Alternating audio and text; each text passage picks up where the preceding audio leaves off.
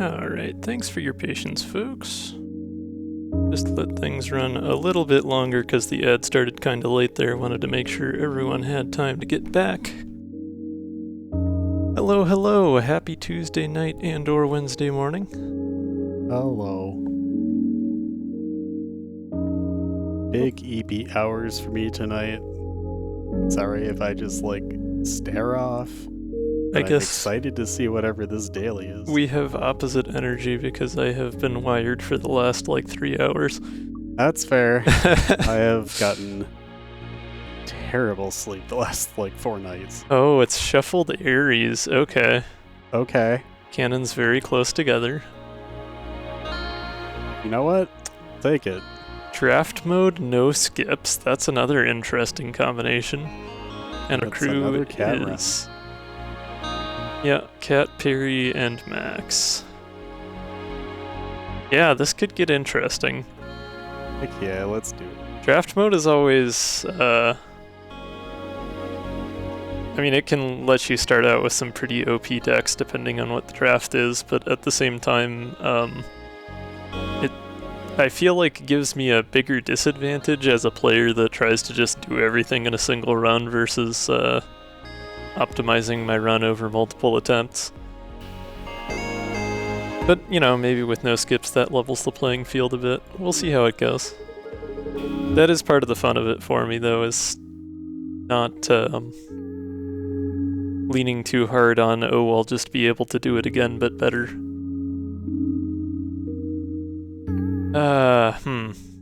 Don't really love any of these. Drake EXEs are notably inconsistent in terms of giving good cards. They can be pretty helpful, but Scoot might be useful for movement.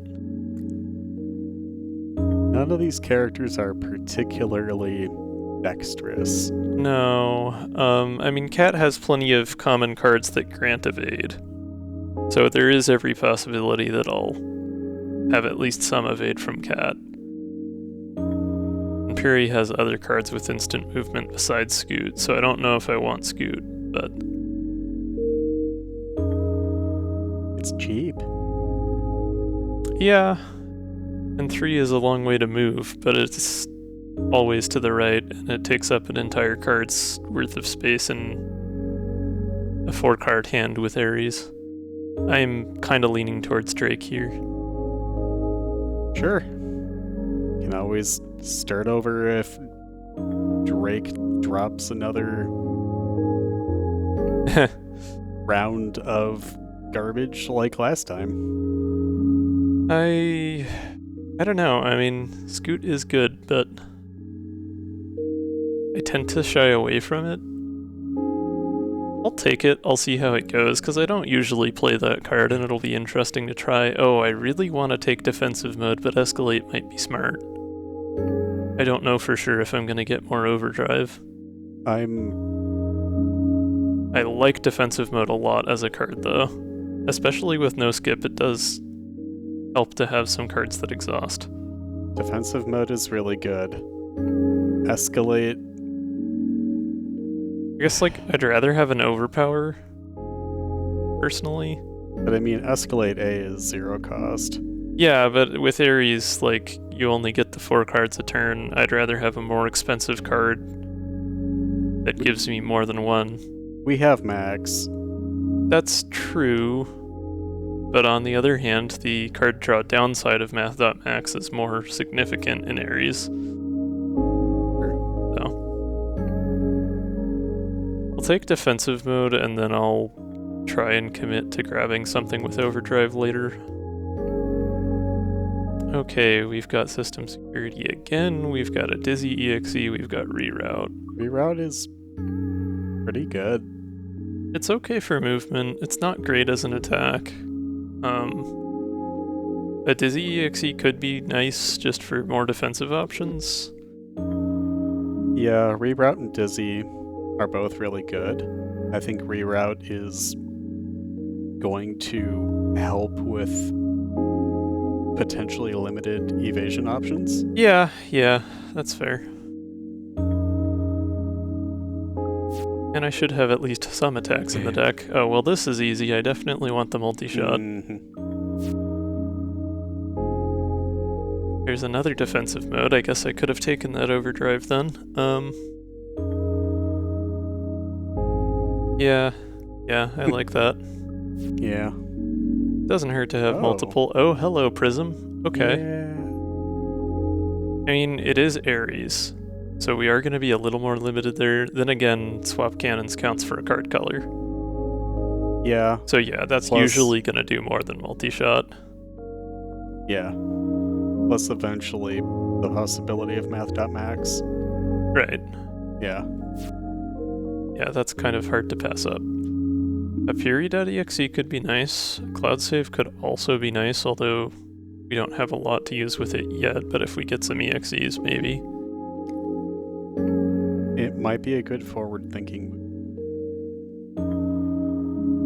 I do like the idea of getting a Peri EXE, because those are pretty consistently useful cards.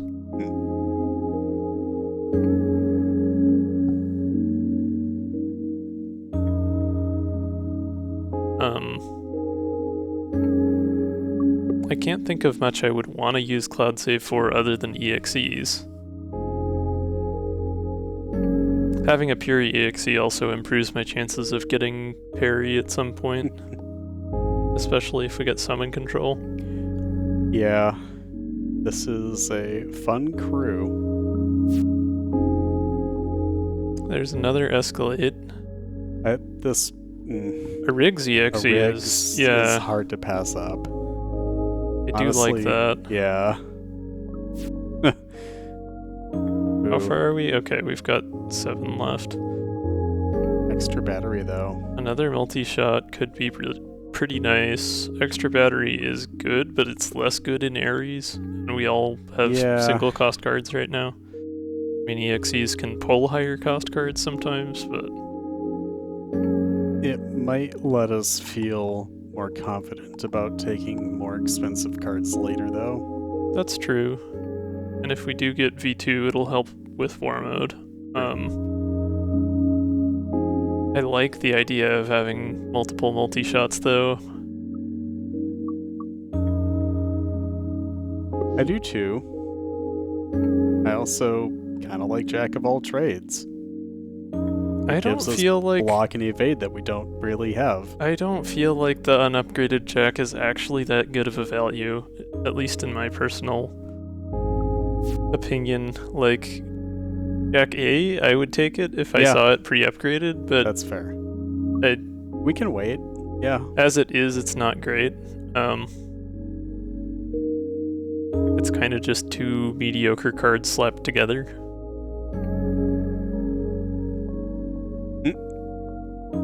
Nice Peri offense deck without rigs, nice, yeah.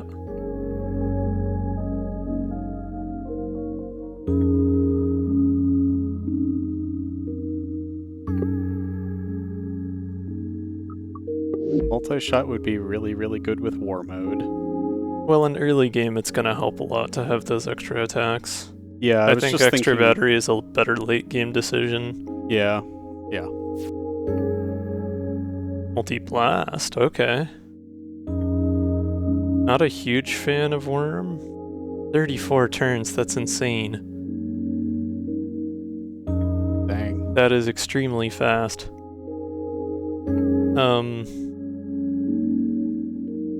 I don't know how much Isaac would help. I mean, having some mid-row for blocking wouldn't be the worst thing, but the Missile Bay is way out on the side.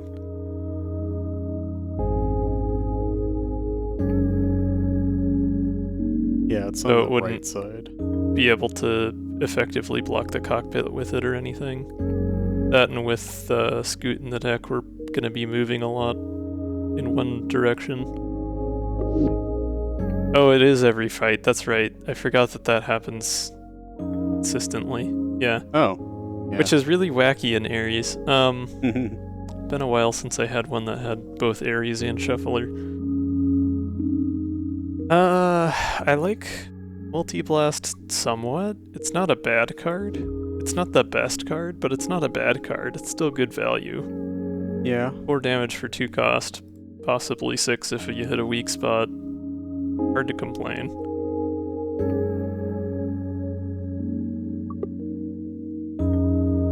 Isaac would mean another card color for Prism, though.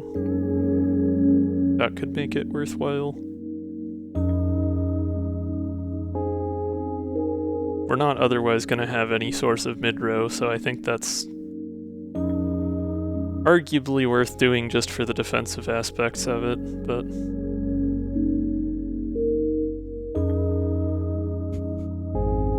And the unlikely Jupiter drone. So we've got 6 cards left to take, yeah. We already have 4 attacks. I guess 5 if you count Peri, most likely drawing attacks. I would really like, yeah, that's a fair point. No skip is also important. Yeah, I would like to see more card draw options and more overdrive options than we have in the draft so far. I did pass up one of 2 Riggs Study XEs, and obviously I passed up both of the overdrive cards so far, but... Let's try Isaac. Yeah. Yeah, we've got pretty good attack options otherwise, and Isaac's less expensive.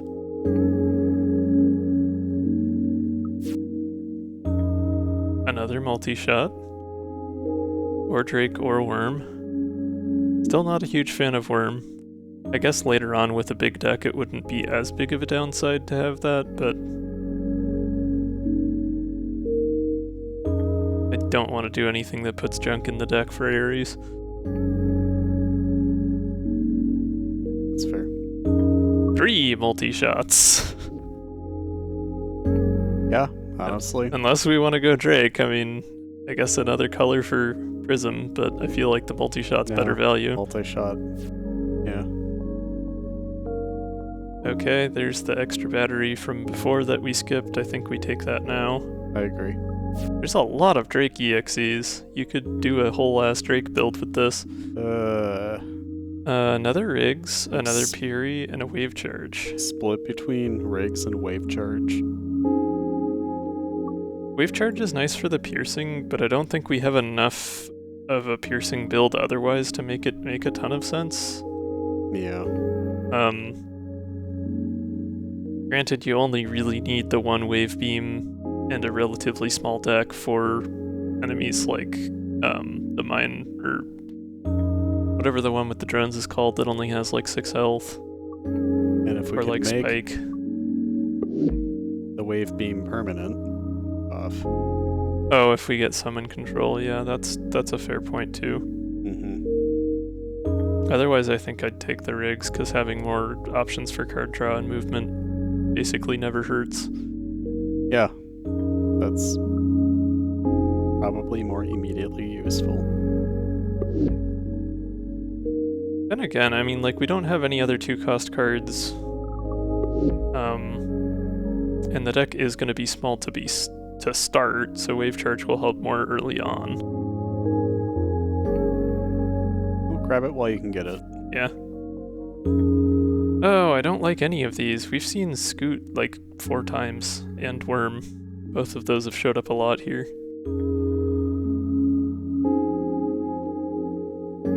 I guess Worm wouldn't be the worst just to have as an option. I don't otherwise have any sources of Temp Shield, and my only sources of normal shield are cards that exhaust. And I didn't take either Dizzy EXE. So I'm really just leaning on these 2 and Isaac right now for blocking a Scoot. But Jack might be good, or Worm here. I really don't like Worm. I think Jack of all trades might be the way to go. Not a huge fan of it, but... Okay, this is the last one, right? Yeah... No? No. That's 12.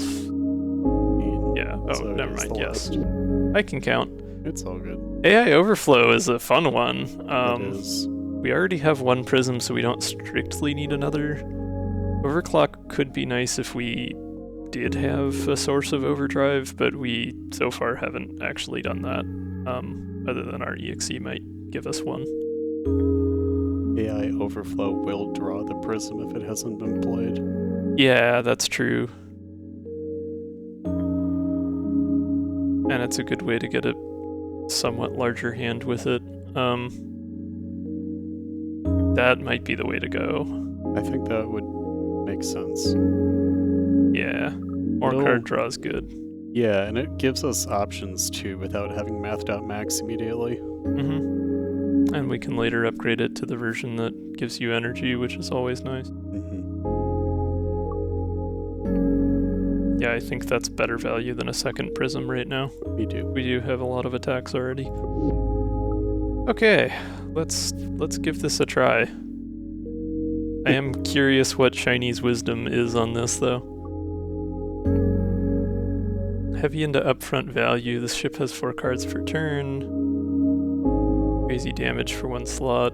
It's also no skip. Chances are I'll never cycle my deck late game. Yeah. Yeah, I was thinking about upfront value as well, at least trying to. It was part of why I grabbed many multi-shots and prioritized having some strong attack, but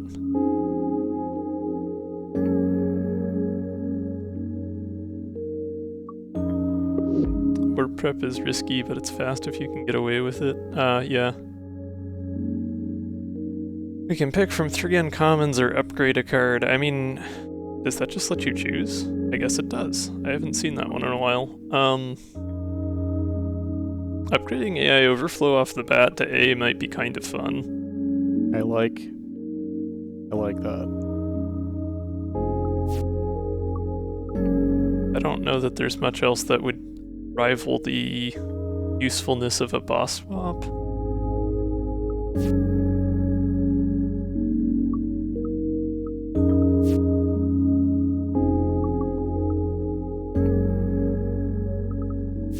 Especially with it being no skip, any card we upgrade we're not likely to draw as often the longer the run goes on. Try the swap, and if you don't like it, start over. Well, you know, I try not to do that, but... Well, if it crashes and burns... Yeah, obviously if I'm forced to, but I try to play out whatever situation I find myself in. No, I think having 2 defensive modes does make the boss swap a little bit less of a downside. Because it only takes playing one of those to get back to where I was at. So that's, you know, a 1 energy deficit, basically. Yep. Like, between those and Jack of all trades, like, I'll probably get one of those 3 cards within the first 2 turns. So. YOLO. Say we go for it. We have a decent amount of options defensively. Or between defense and mobility. Berserker Drive. Okay, yeah, definitely is a little bit risky, but... Yeah. I mean, I think I probably would have gone for boss swap anyways there. I might have done the card upgrade, but there really wasn't anything in the deck that was like a powerful enough upgrade to where it felt worth it. I mean, it's good value up front if you can survive. Yeah, it gives you great damage early game, which is always fun. Okay, we just got an excellent hand for Prism here. Granted, I do need to do something or I'm gonna take damage, so I think we play Peri and Riggs first and see if we get something that moves us or gives us some temp shield. Yeah. Duke, good. Could be good or could be the opposite of good. QT might be worth doing. Sure. Yeah, actually, QT is probably better.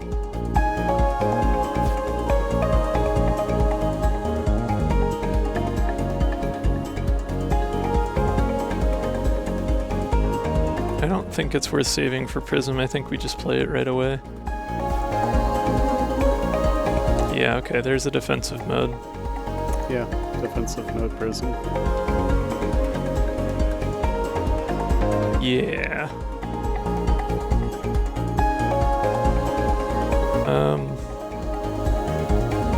Yeah, I guess Prism and Multi-Shot do the same amount of damage here, so doesn't really matter which.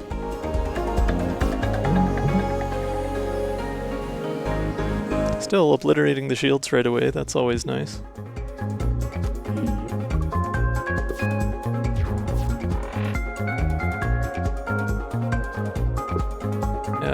AI Overflow would literally just draw a defensive mode here.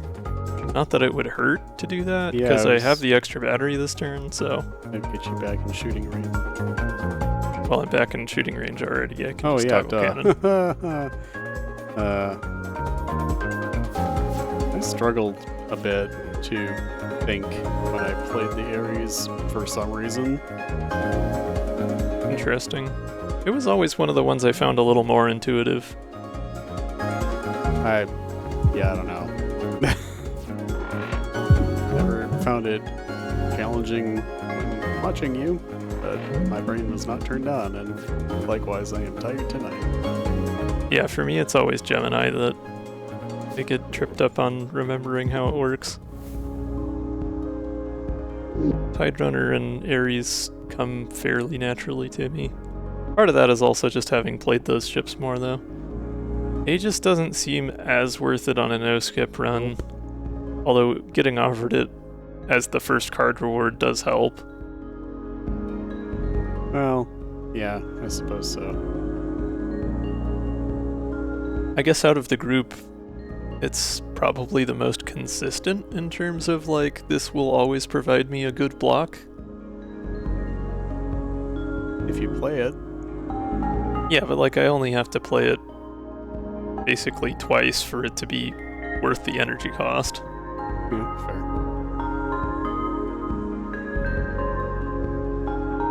And given we have Berserker Drive here, it's going to be helpful to have lots of block. We flip up. Yeah, no, we took a good while to get started because this is a drafting daily, so spent a lot of time hemming and hawing over which cards to take. We also boss swapped our way into Berserker Drive, so it'll be interesting. Yeah.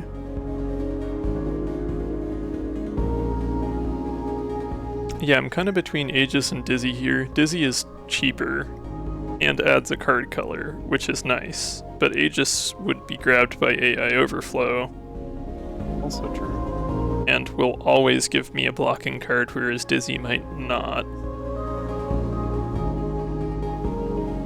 Safety lock, yeah, that's fair, I do have max. It's kind of expensive, but like, I guess I could always upgrade it. Yeah. I'll take it.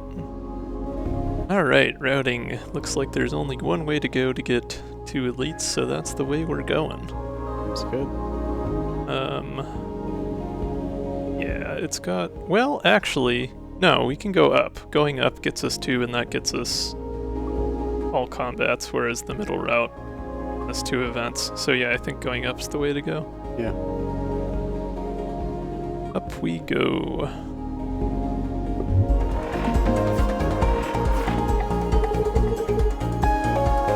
Well, we have an opportunity to get Aegis out of the way now.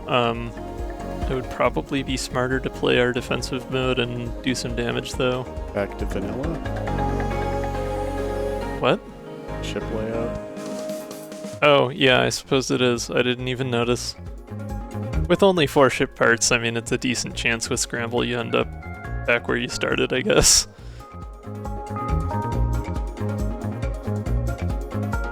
Yeah, I think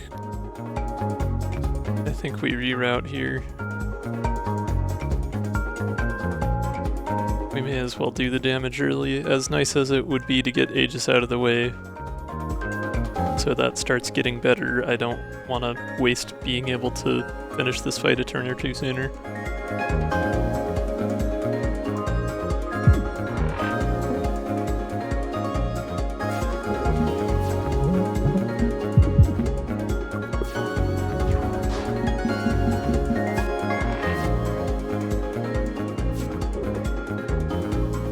I suppose that did remove a card color. That's fine.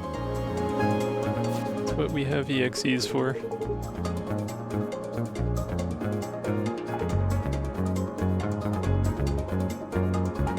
Overpower, yeah, it doesn't change the number of card colors, so that's fine. Oh, clean exhaust, interesting. That's nice to see. I don't know that that would help me a ton. I mean, I guess with EXEs it would make them free. Oh, yes. But I would need extra battery to play it right now. I think it's a nice bowl. I just don't know how much it's going to help with no skip and whatnot. Like, it's gonna get harder and harder to play the more cards I add to the deck. Upgraded to A, it's 3 cost, I don't know. I guess. I mean, if I were to get Lightspeed Boot Disc, I could put it on Clean Exhaust. That would be a pretty good combination. I like that a lot.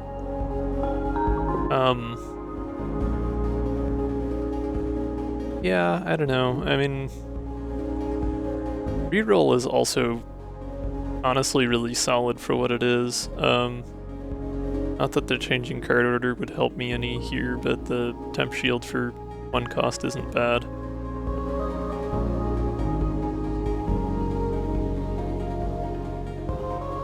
But I did already take Aegis for that. Yeah, I'm kind of between the battery and the exhaust here. I do have a lot of EXEs. It could be really nice if I were to get lucky enough to play it. But yeah, we'll give it a try. Maybe it'll be handy, maybe it'll just be a junk card. It's no skip. There will be plenty of cards we can't effectively use, that's fine.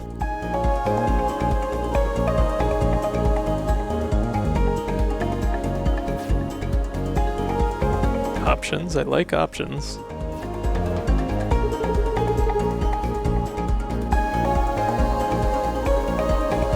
Okay, unless I get a card that moves me with this EXE, I'm gonna have to just swap cannons and blast for less, I guess. Oh wait, what am I thinking? This enemy's only got 4 hull, I should go for wave charge. I don't even need the prism.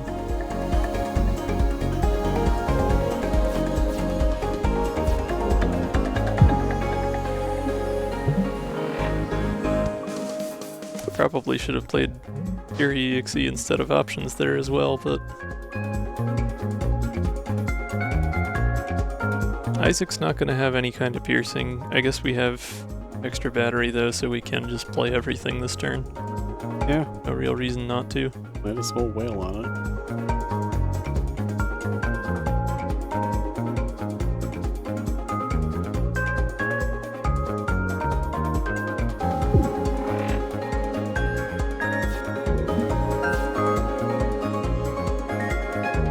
Radio control does not help us here. Yeah, not especially.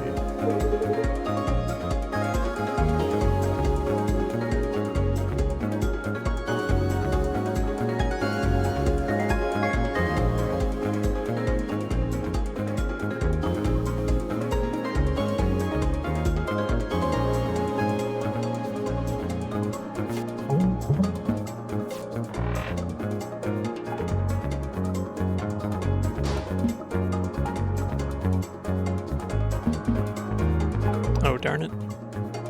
It's fine. It's fine, it's fine.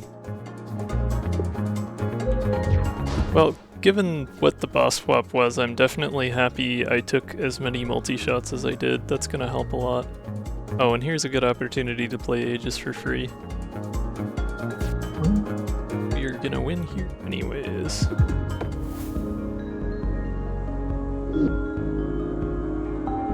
Oh, there's that Math.Max. Also a cat EXE though, that's interesting. Cat EXEs can be pretty good.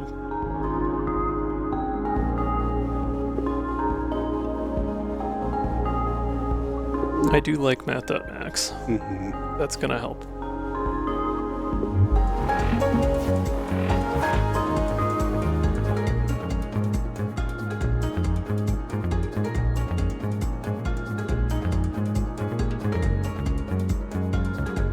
think Prism Aegis is a fine way to start things off here.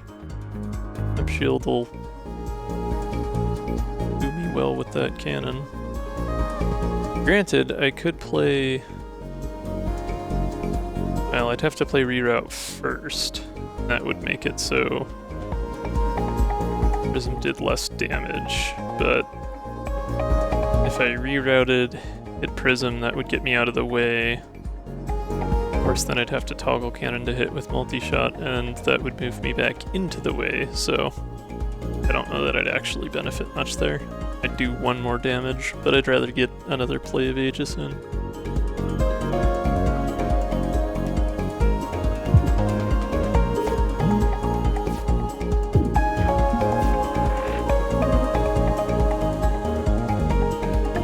Piercing's not gonna help hugely here.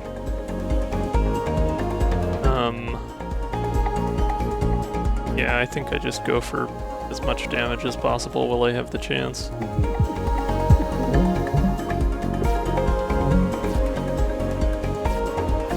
Especially with the trash cards we get from Pupa, it's better to finish that off quickly. Got AI Overflow and extra battery on the same turn, that's helpful.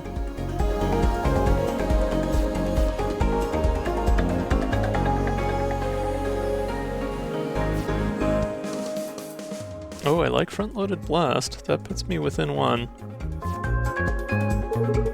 An attack, Riggs. Nice.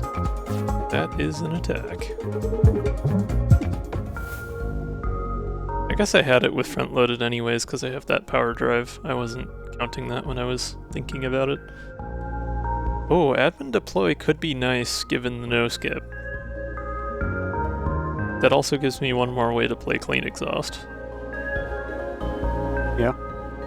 I don't know how often it would come in handy otherwise, but I do like it for those reasons.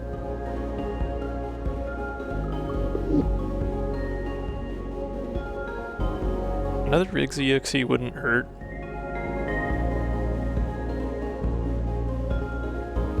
So far that's been pretty helpful to have. Kinda between those two.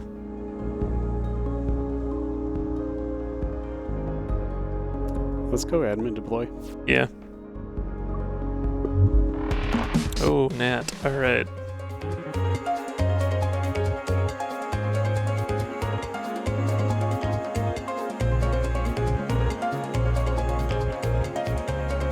Well, turn 1 it hasn't moved yet. We have defensive mode, so we're okay on block. Let's just do that and then go all out with attacks, I guess. Peri first, see if I did not get overdrive. Another multi-blast is, or wait, multi-blast is, yes, yeah, okay. That would still do more damage than playing the multi-shot here though.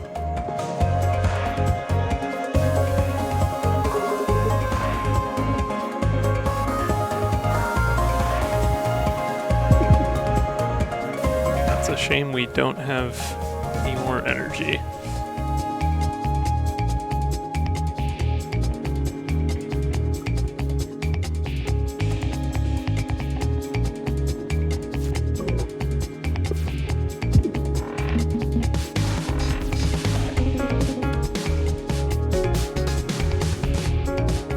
Can admin deploy Aegis here, that's fun.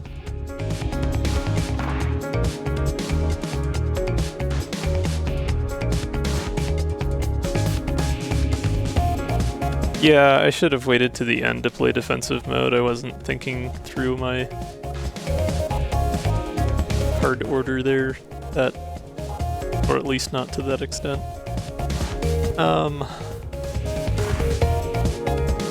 I guess if I get an attack from Isaac, which is unlikely but possible, that would let me end it here. So let's see what Isaac's got. Those are not attacks.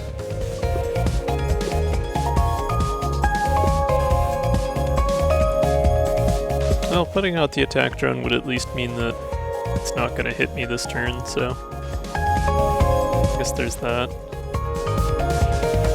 Can't really think of any other way to make this work in my favor.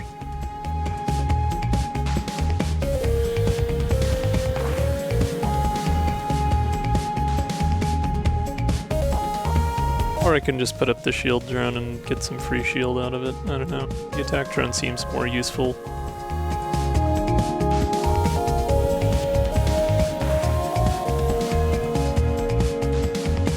Admin deploy to get that temp shield. Throw the attack drone. I guess if I prism it'll move anyways, but...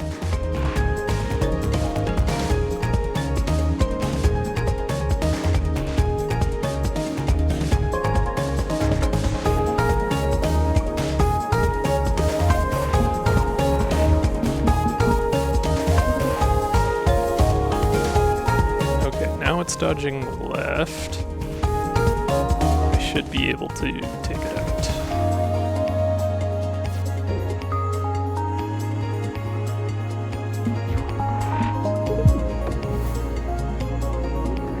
Shame to lose 2 turns like that, but I only had the 1 attack, so wasn't much I could do there. Temporal Anomaly or Dizzy. Temporal Anomaly is not quite as good. Given the whole Berserker Drive thing, I've already got a lot of ways of doing a lot of damage without the downside. A Dizzy EXE could be handy.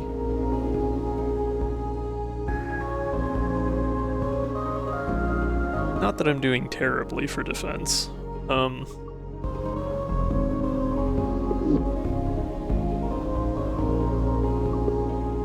Temporal Anomaly is still a lot of damage, though. Yeah.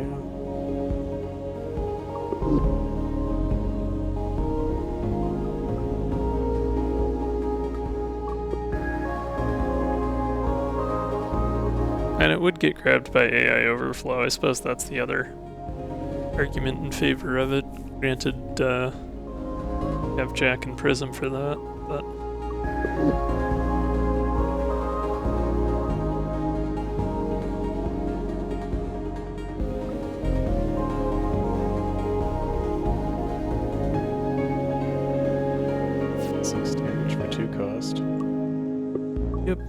Oh, sticky note. Ooh, we could put retain on clean exhaust. That would keep it on the left side for whenever we draw admin deploy if we happen to draw it first. Honestly, that's pretty solid, but... well... maybe math.max? No, I think clean exhaust is probably smart. Or prism. Trying to think of anything else that would make good sense for that. Aegis would actually be nice. So then I would just have a continual available shield option.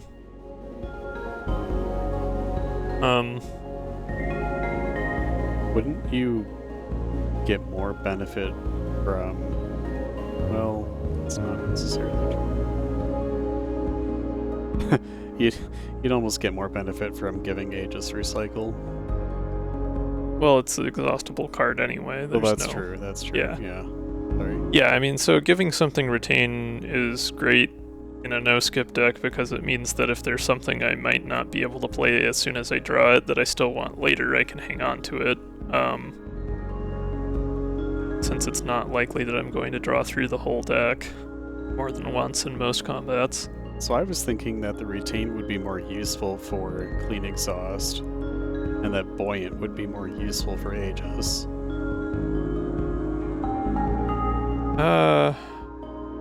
Because then... I don't like buoyant for Aegis, because I'm not always going to want it on turn 1. I'm more likely to want it later on. Well, I guess. I'm thinking in terms of you being able to more reliably build it up.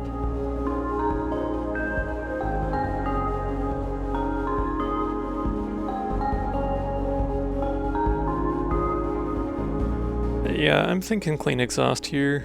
Me too. Or Aegis. Yeah, I don't know. If I got Lightspeed Boot Disc, I think I would give Buoyant to clean exhaust, no question.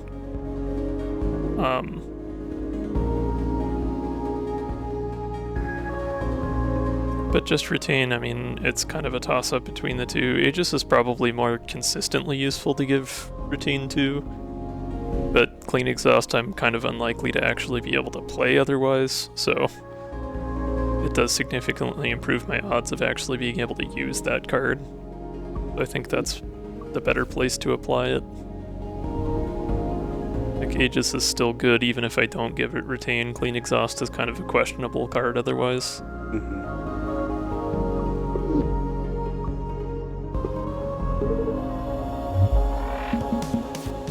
And this way, even if I do get Lightspeed Boot Disc and put Buoyant on it, I don't have to play it turn 1 if there's a better option that turn. Yeah, true. Okay, we got a defensive mode so we can get out of the way of that 3 damage attack. Might be a good time to start up Wave Charge.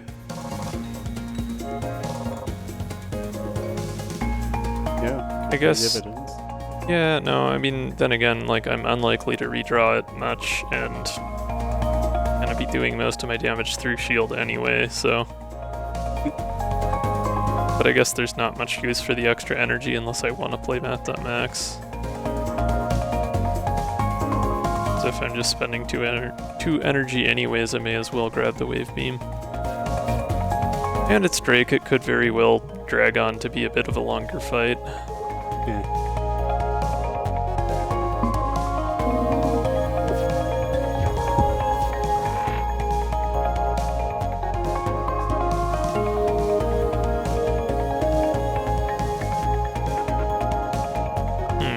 Got AI overflow pretty early this time. We aren't lined up to attack anymore since I moved out of the way. But it could be a good opportunity to just play some EXEs.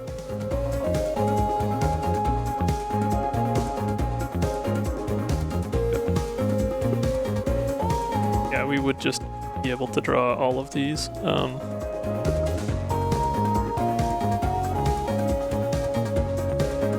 Yeah, and if I get lucky with Peri EXE, I might get a extra battery, in which case I could play Clean Exhaust here, so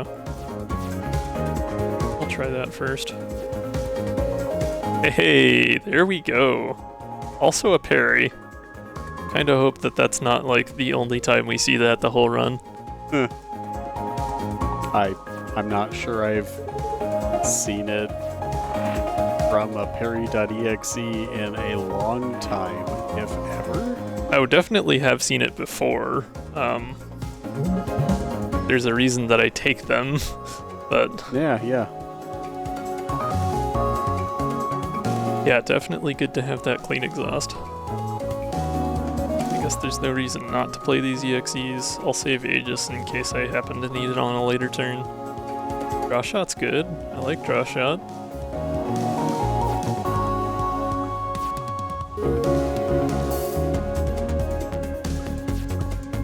Take an attack drone. I'll save these for later since they're discounted. Pretty good turn, considering we couldn't attack.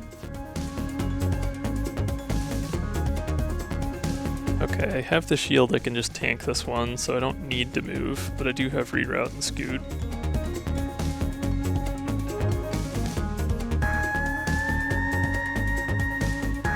And I have the energy, so I may as well scoot anyways.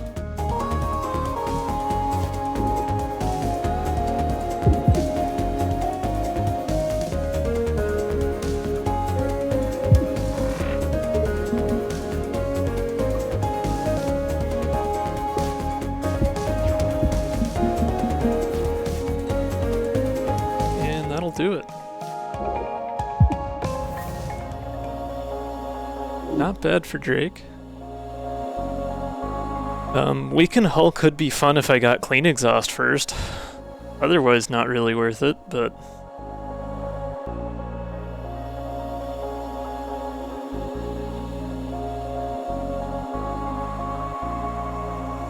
Probably a safer, smarter option to just take the Riggs EXE here.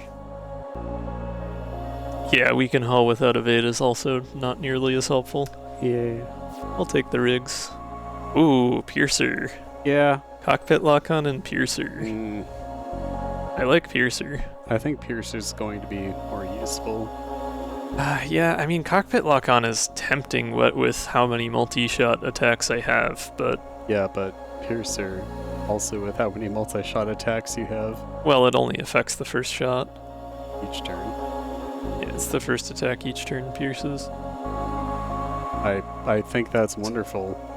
So for a multi-shot, it would literally just be the first of the two. Okay, that's fair.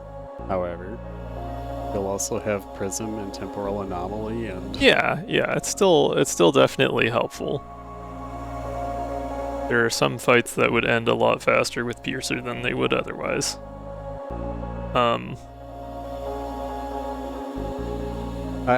It's probably better value than Cockpit Lock-On. If I had more consistent evade, I think I might take Cockpit Lock-On over Piercer here, but seeing as I do not. Oh, hey, it's Spike. Speaking of times when Piercer is helpful. And we can add and deploy Jack of all trades. Nice.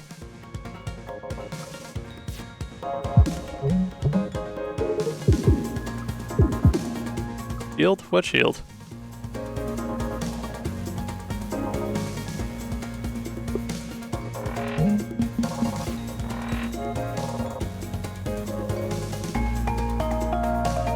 Well, if I get really lucky with EXEs, there's a chance. Okay, options puts me in range. Do I get an attack out of Peri here?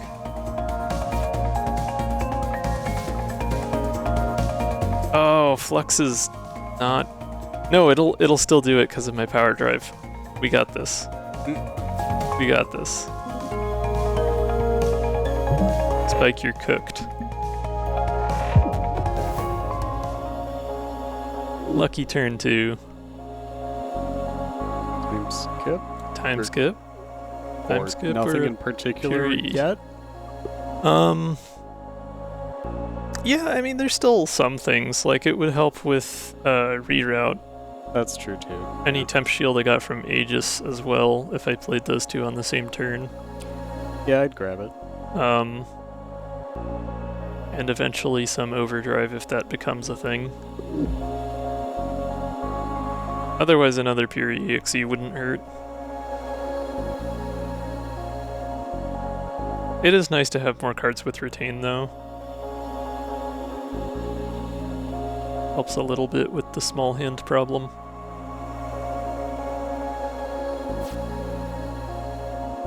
Prepped batteries, sharp edges, or overclocked? Well, sharp edges is definitely not the pick here.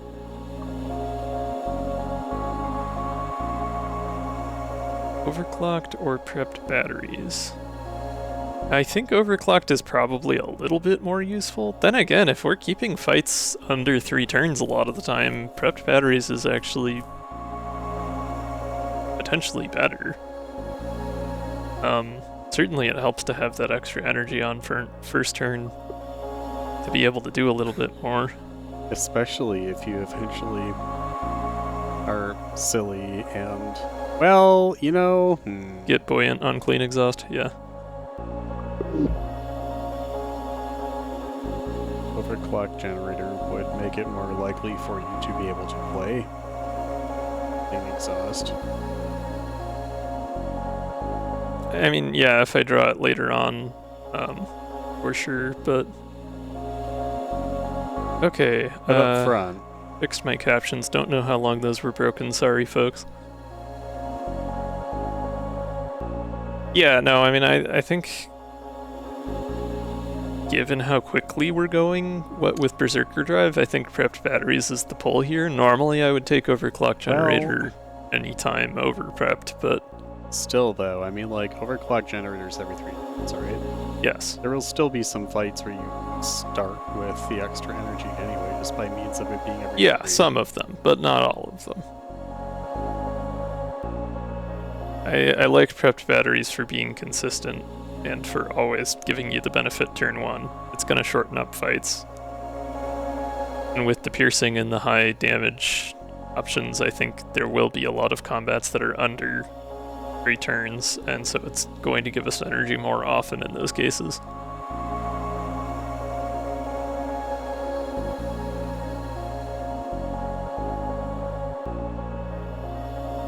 Yeah, that's kind of my thinking as well.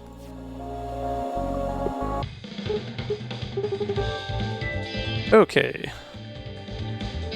We could go for an upgrade, or we could fight our war of attrition trying to keep the deck from getting too big. Main Exhaust A could be worthwhile. Would make it a little more likely to be able to play. But I kind of, at this point, want to prioritize either admin deploying it or I guess extra battery in most cases would let me do it. Temporal Anomaly A is pretty strong. Multi-shot A would be nice, given the power drive.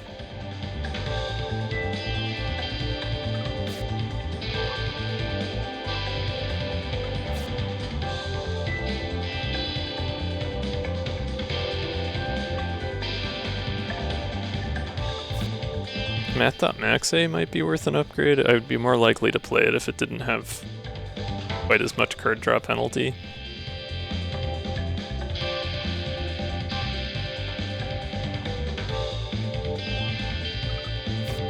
Oh, we also like AI Overflow A. I forgot about that. That's a solid choice. Pretty good option.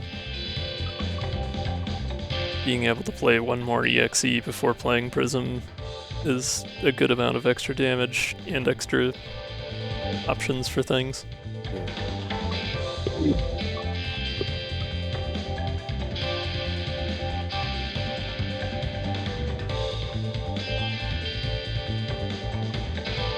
Yeah, I think it's kind of between that and Math.max, and it's probably going to help more to have the energy. Because I'm always going to play AI Overflow, I'm not always going to play Math.max. Yep.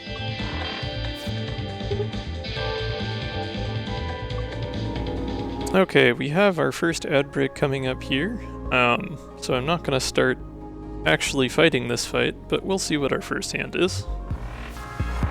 And it is Big Crystal and not Alternate Crystal, so our Piercer is not going to help much here.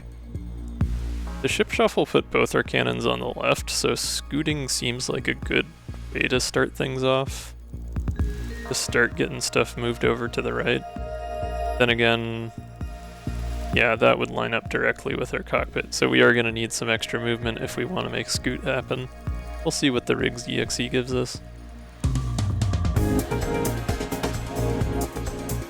But yeah, we've got our ad break coming up here, so I'm just gonna get up, stretch, get some water, get a snack. We'll see you back here in just a few minutes, and we'll see how this crystal goes. Snack time.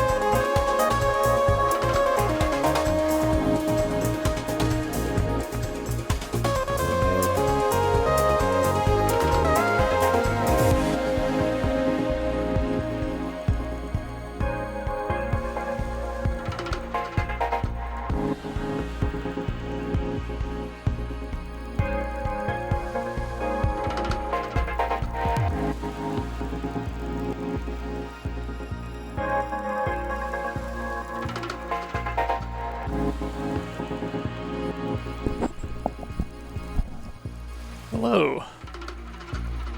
Back again. That is actually the worst flip. That is like... I feel like that kind of ad should be banned for accessibility reasons, but it is pretty much a way to guarantee that I very much do not want to spend any money on your product. Ever. The misophonia is real. Anyway. Oh, we got options. I do like it when we get options.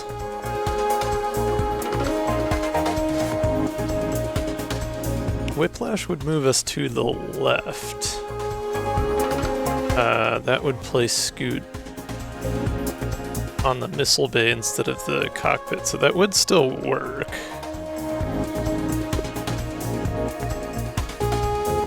I kind of like options better, though. I'd rather have the evade to move one more to the right. Get the extra card draw next turn.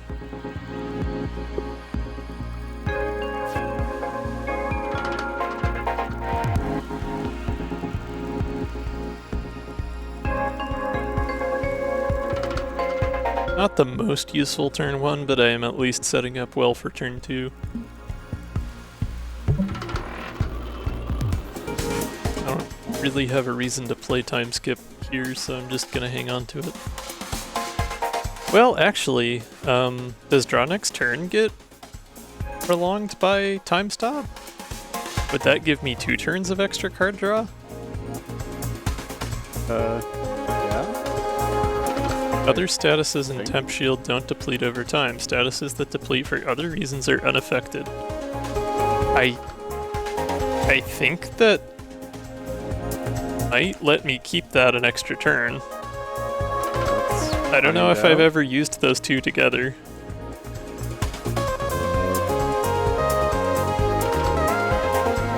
Yeah, okay, that's what I was thinking, is it wouldn't necessarily make a ton of sense for it to work for that. It is specifically next turn, Yeah, it says timer, that. Yeah. Yeah, it is a free shield next turn though. That's also true. I mean, what else would I really be saving it for? Maybe Aegis? Or reroute?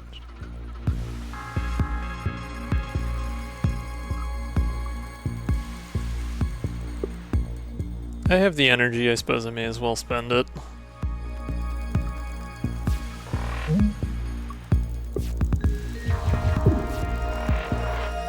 Well, guess we didn't especially need it after all, that's fine though.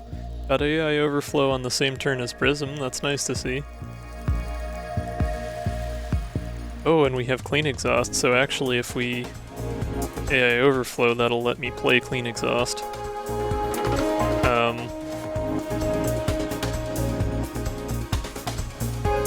Yeah, I like that.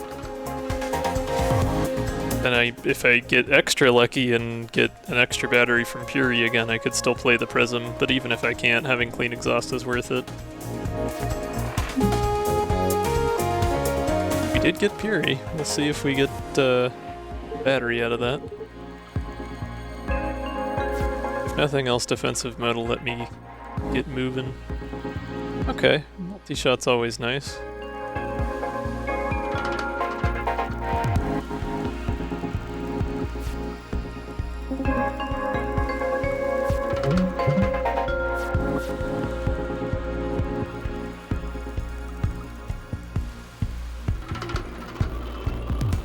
Yeah, I think Cat has that dialogue exclusively for 4 or higher energy cost.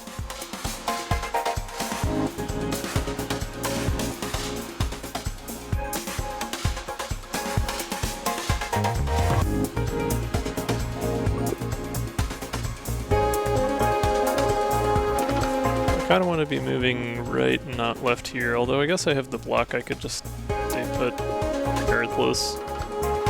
So if I whiplashed and move one back to the right, I'd be fine. Yeah, let's do more damage. I like doing more damage.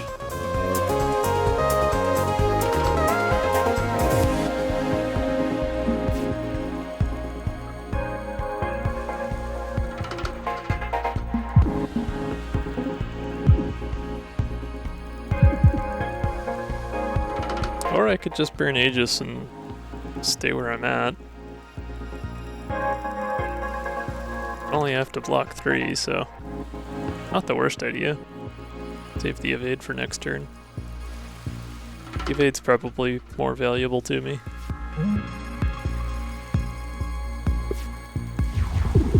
Don't have as many ways to get that, so. We do have extra battery and math.max on the same turn here though, that's nice. I can use reroute first to start getting out of the way.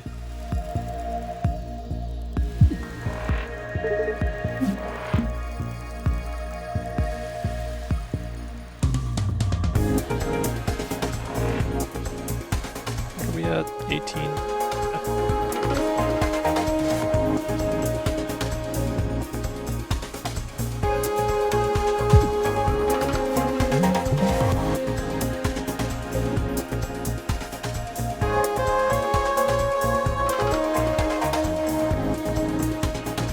I'll actually get more out of the multi-shots than I will out of Temporal Anomaly. I could play those and then play options, and that would give me extra card draw next turn to counteract the Shaken. I think that's a pretty good hand.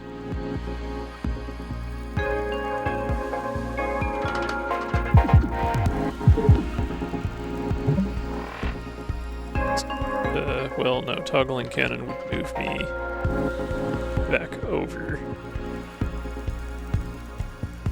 I guess I could just use my evade to get back where I was.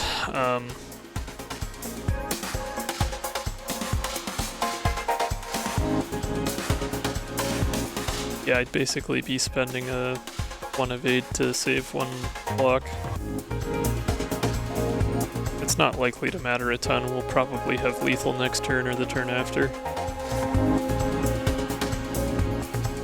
I'll just stay where I'm at.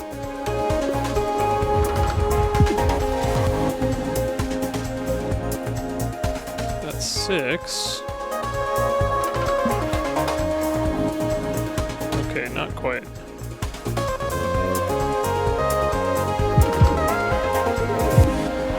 Annoyingly close, but not quite.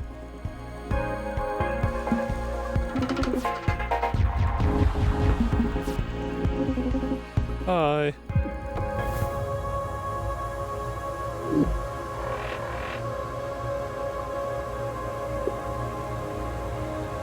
Oh, hey. Look at that. I think we gotta take that.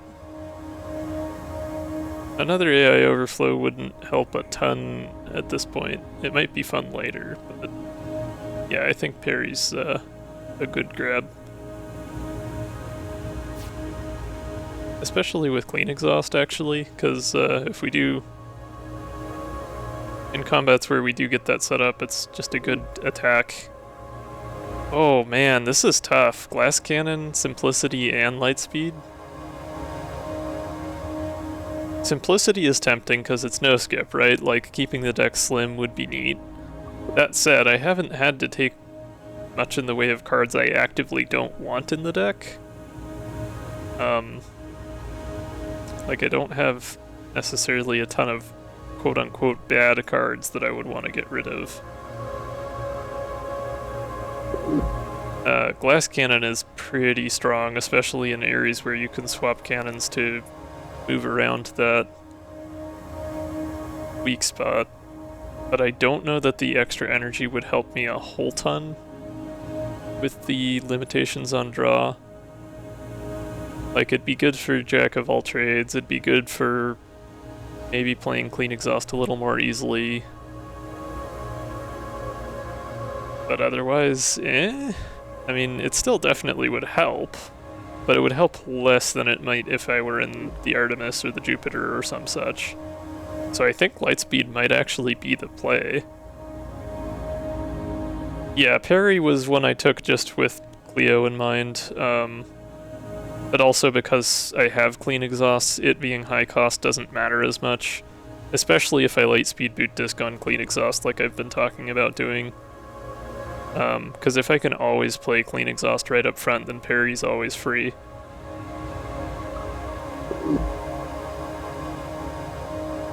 Oh, Buoyant on Peri for turn 1. Yeah, that's not the worst idea. That's definitely the safer strat, but I think for everything leading up to Cleo, having clean exhaust would be more helpful with Buoyant. Because, like, being able to play all my EXEs for free, being able to play Aegis for free, being able to play Peri for free, like, that's all pretty great.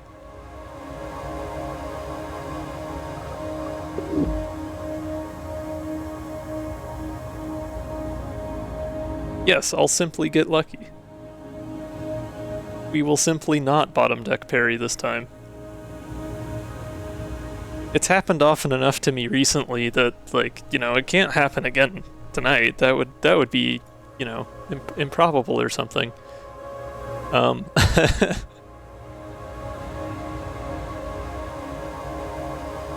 Yeah, I mean, no skip definitely. Yeah.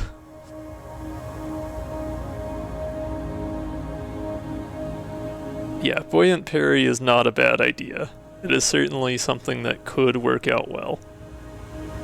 Dunkel literally just bottom decked Peri. Okay, yeah, I mean, fair. I guess I'm kind of wondering though, like, yeah, I don't know. I really like the idea of clean exhaust Buoyant. It's just, with only drawing 4 other cards in Ares, if I get a bad first hand, especially with Berserker Drive, that would just be it. Like, I would just be toast.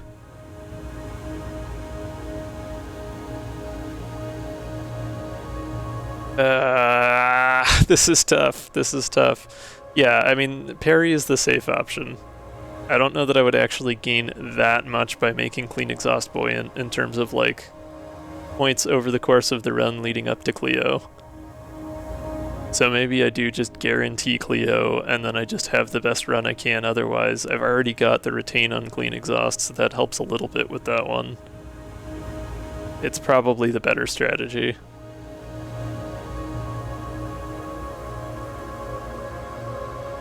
As much as I would really enjoy the synergy of having Clean Exhaust every combat.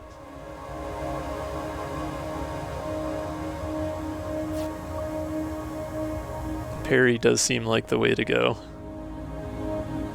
Because, like, I've got Piercer. That's guaranteed Cleo.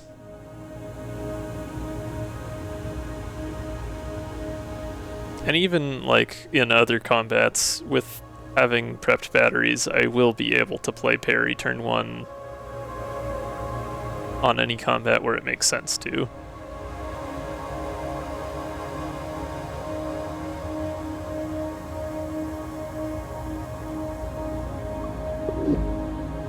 I could do Cleo right away, yeah. That's true, actually. That would give me the glasses early. That might be more helpful than the extra upgrade. We'll see what the layout in Zone 3 looks like. It's not really worth, like, going way out of my way to get an extra repair yard just to do that. Or at least it probably isn't.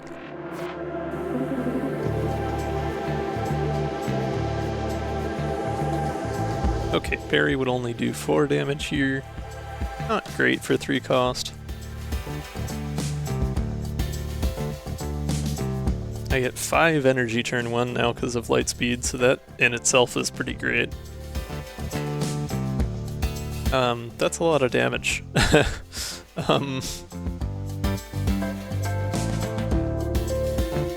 EXE, please, maybe? Well, let's think about it. Peri would do 4 damage piercing, and I get another 3 damage piercing out of wave charge. I would still have 8 to go.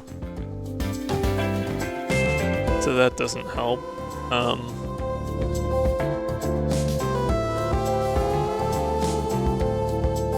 Yeah, we kind of need a good EXE here, otherwise we're getting blasted. Oh, faint. That'll do. That's good. That helps.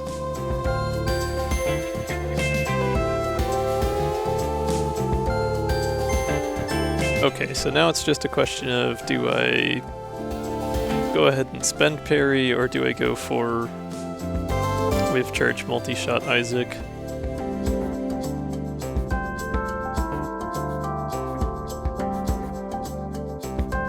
I mean, Wave Beam is going to only do 1 less damage, and it's still going to pierce compared to Peri, so I think it's probably better value to do that.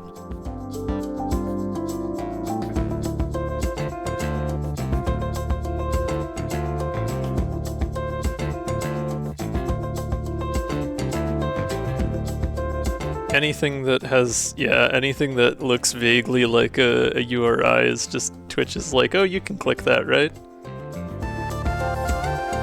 Oh, that's even funnier. If you mouse over it, it'll give you a server error. It tries to actually do the embed for it.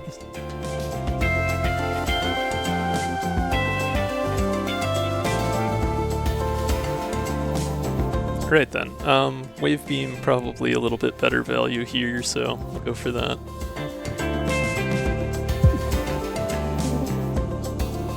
Oh, that still uses a piercer even though it's already piercing?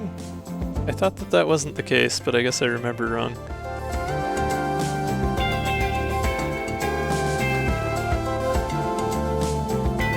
Yeah, it is still technically the first attack. Missile Shot would do just slightly more than Multi-Shot. I'll go ahead and do that. It gets us out of the way.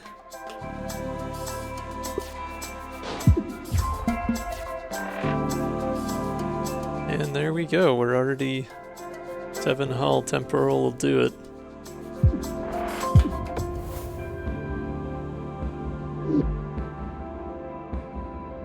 Feint B, multi-shot, or flux. I mean, getting evade out of feint, that's pretty nice. Mm-hmm. Only moves you 1 instead of 2, but you get to keep the evade if you don't need to move as far that turn.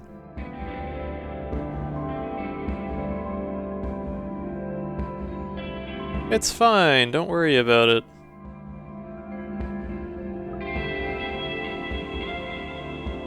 Another multi-shot would be funny. I think I have 3 already. Yeah. 4 multi-shots, no duplatron. Anyway.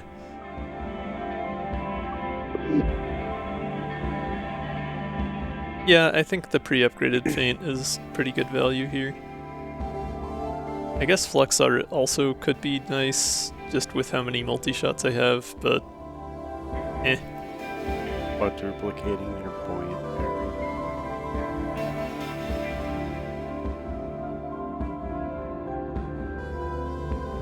I mean, that would be bad, because then I would only have a handful of Peri on turn 1. Uh-huh. Okay, if I want 2 elites, I gotta go down. I could take Cleo early if I went straight there, but yeah, no, I'm gonna go down, and then I guess I can decide if I want to do Cleo at the end of Zone 2, as opposed to waiting till the end of Zone 3. We'll see how things look by the time I get there. But yeah, down we go. Ah, early tooth. We have power drive, so buckshot would actually be pretty great. 3 damage. It's 1 less damage than a multi-shot, I guess. So maybe not great, but still pretty good. Then again, like, this is an opportunity to not take a card. Yeah. And probably better to not take a card. Lightning in a bottle could be fun with clean exhaust, but I don't think that's going to be a consistent enough combo to be worth taking it. Okay, buckshot can go up to 5 shots, yes. But then you're spending an upgrade and we're trying to kill Cleo. I mean, yeah, we could still take the upgrade Zone 2 and wait till Zone 3 to kill Cleo. It's not necessary to do that right away, but yeah, I feel like we should skip the card. We've already got a lot of good attacks. This is hard mode, so you don't get all of them. Yeah, you only get 3 options on hard or higher.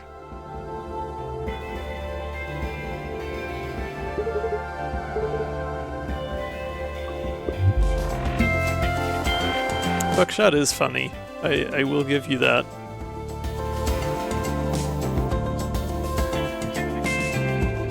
I am very specifically aware of that because I was trying to get Bruise as the last card to fill out my codex in the base game for several runs, and I did encounter Tooth at least once in that time and just wasn't offered Bruise.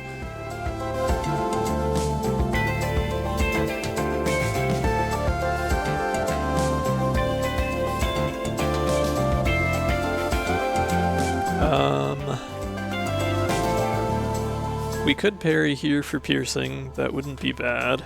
You don't even have to move. Nope.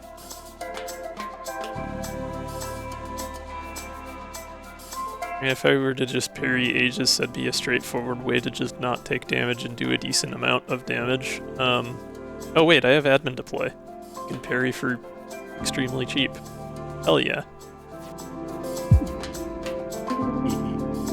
That is a great turn 1 admin deploy.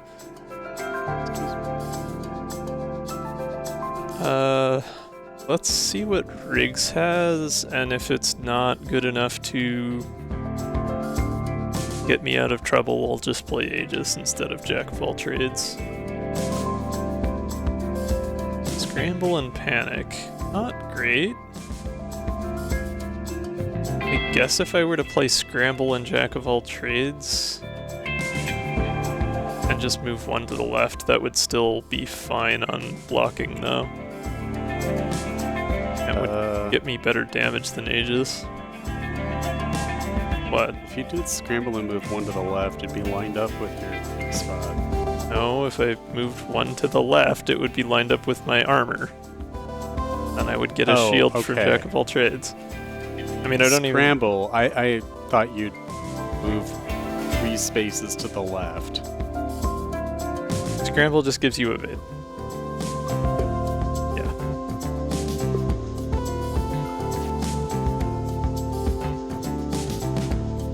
Oh, you were talking about spending all the evade. Yes. Yeah, no, I would just, I was just one like, to the no, left. Yeah. No, you're one off. Nope, there's no reason to spend more than the one.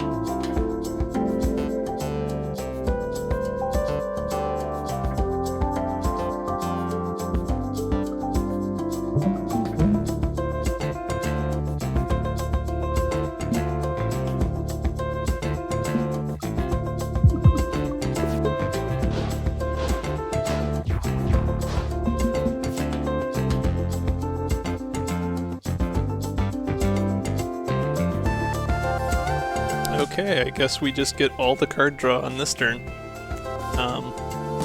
Thankfully, also all of the energy, yeah. Yeah. I think we might want to math.max first in case we get clean exhaust. Not that it's likely to matter, because I think either way we're gonna have enough energy or enough damage to just finish it here, but... Wanna toggle cannon first? No, because we might get Prism.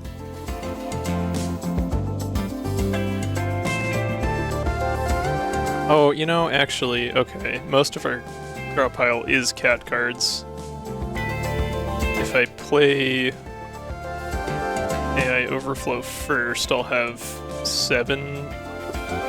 So yeah, I'll just draw all 6 of these.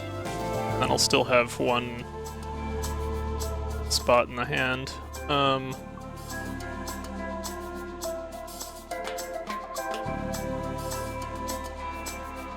So yeah, maybe I do play AI Overflow first and then give myself a better chance of not missing the clean exhaust with math.max. Again, unlikely to matter here, but...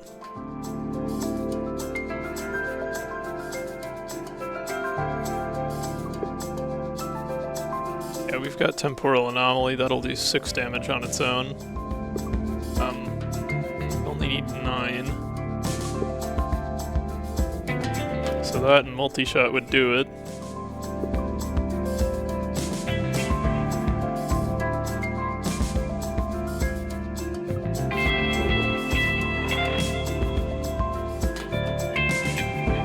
Or Prism, because that's mine. Prism... what? There's 3 and Temporal Anomalies. Oh, yeah, duh. It's already not... yeah, I see what you mean now. It's fine, it's fine. Do I have Aegis? No, that's already in discard. Okay. I'm gonna say it'd be nice to play that, but... I guess I still have energy. I may as well play math.max, see if I draw Aegis and play it. I just need to leave myself 3. So yeah, I'll just play that and see what we get. Nope. Right, of course I'm not going to get it because I only had room to draw 3 cards. I wasn't thinking that through. We're fine, we're fine. Yeah, we've got plenty of damage. We do need to Prism first, because otherwise Temporal Anomaly gets rid of Cat, which... have that.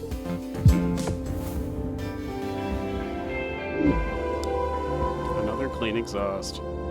Another one. Yeah, I like that. I suppose it would make it a little easier to get. Yep. Not feeling super excited about the others, so... Yeah. Yeah, and if I already played one, the other one takes up space in the deck, but it's at least free to get rid of. Yeah, I was gonna say, it's more free exhaust. Yeah. That is not a status that it is helpful to boost, but yeah. Don't worry about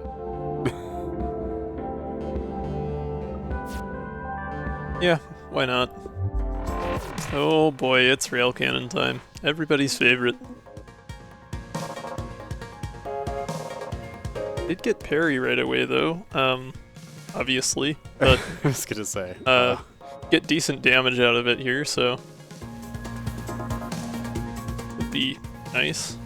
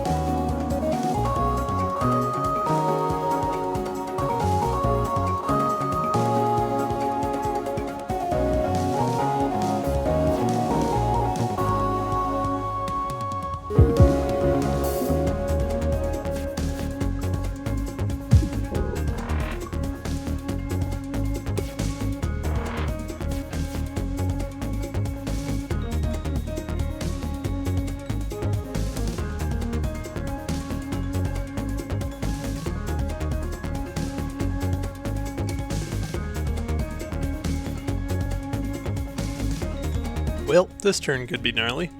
Getting a butt ton of temp shield seems like it might be okay.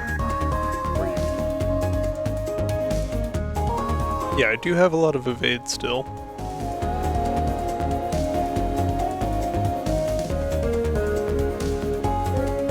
Had you had clean exhaust, Aegis would have been the no questions asked answer to this problem, but yeah.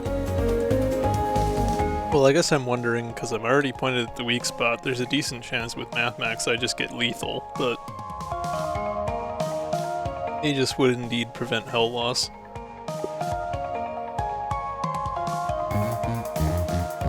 If I Mathmax a multi-shot, which I will,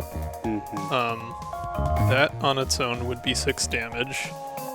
I would only need another 4 out of Prism, which I definitely already have. Yeah, you're gonna have 5, so yeah. So I have lethal already. Alright, well, GG.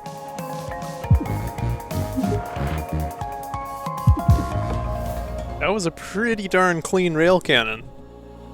Yeah, being able to do a bunch of extra damage is useful. Yep. Yeah, that phase 2 was real nice. Cache wipe is kind of an interesting proposition here. I'm not usually a huge fan of it, but given that it's no skip and we have a decently large deck, and potentially clean exhaust to make it free, could be worse. Could be a lot worse. Of course, my hand size isn't usually going to be all that big. Lazy Barrage is 6 damage for 2 cost. That's not bad. Not bad either. I'm always a fan of that silly card.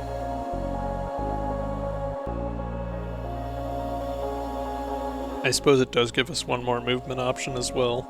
Yeah, sure.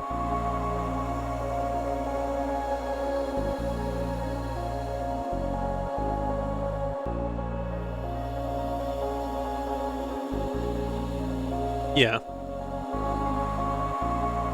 Somewhat more strategically versatile multi-blast, yeah.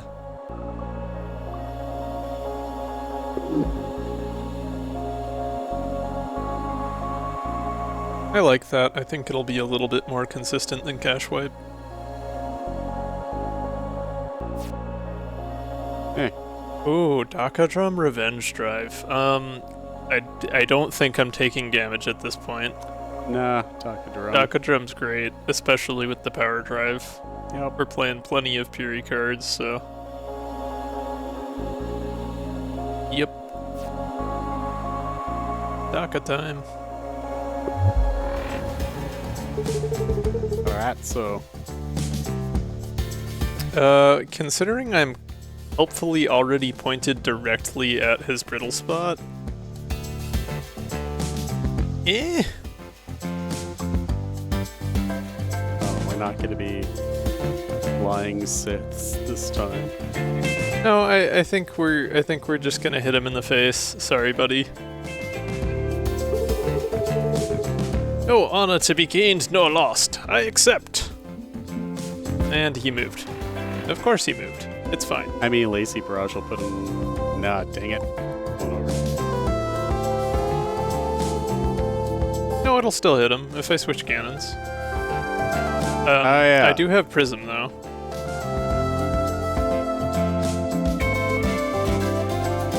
Yeah, I have quite the hand here.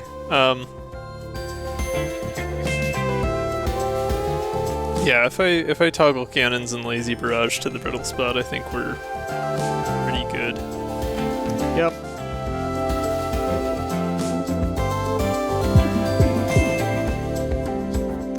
So Temporal would do 12. That's already one off. Yeah. Goodbye. Hee hee.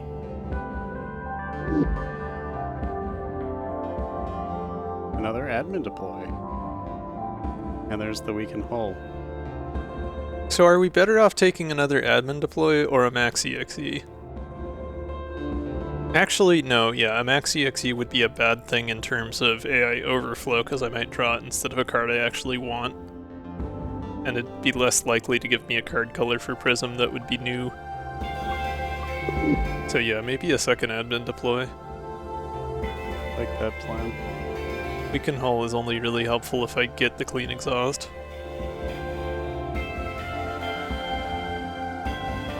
No, no, no, no, no, no, wait. Yeah. Yep. Yeah. Hey! Crosslink, wonderful. That helps us a lot. Yeah, things are looking up. Although the lack of movement to position right now is a bit annoying, but I guess I can just toggle cannons. I don't want a lazy barrage here because that would move him out of range after I toggled cannons. I guess I could do that as the final attack. Yeah.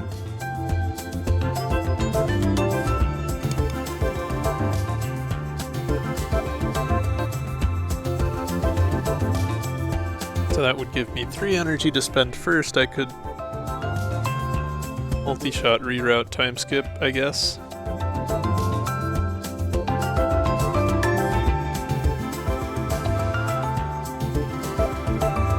Well, I'm gonna want to toggle cannon first so I actually hit.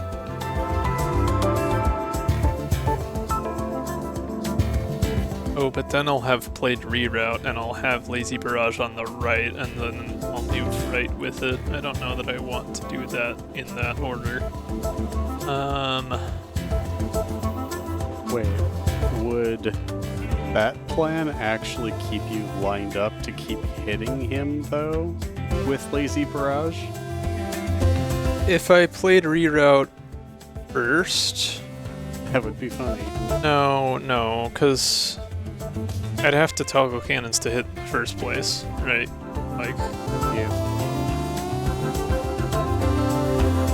Or use Peri to move left. No, I mean...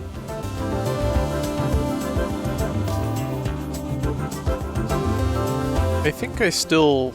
Yeah, so if I toggle cannon first, reroute... Yeah, toggle cannon first, then multi-shot, then reroute. Oh wait, I can just wait to play time skip until after Lazy Barrage, duh. Yeah, no, I'm good. I know what I'm doing. So toggle cannon, we multi-shot, then we play reroute. Lazy Barrage moves him over. And then we just either play time skip and that keeps the autopilot for next turn, or we just don't play it and save time skip for later. Kinda in favor of playing it. I mean, it's probably going to be over next turn anyway. May as well play it. Maybe. But yeah, having the extra mobility options next turn could be handy. Yeah. I suppose we do get a trash card out of this, but I doubt it's gonna matter.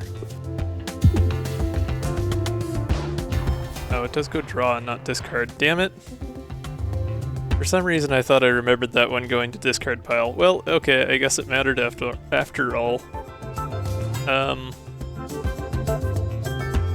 Probably better off trying to move left. I can just temporal anomaly and then use my evade to get out of the way. That still gets us pretty close to finishing off Spike. That'd leave him with only 4 hull, so... Yeah, we're fine. Still not a bad turn.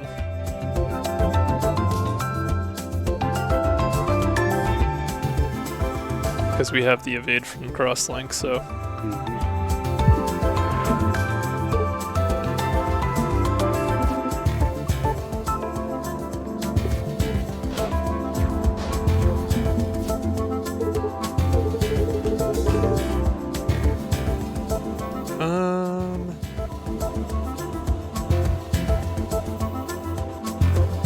If I toggle cannon first, I can play wave charge for cheap.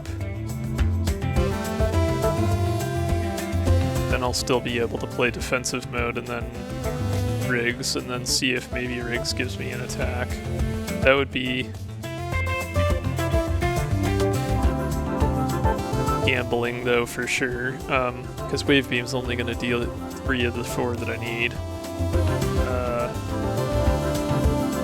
If I played the rigs first, then I could play defensive mode, and that would definitely keep me from taking damage here. But if rigs gave me literally any attack, I would win.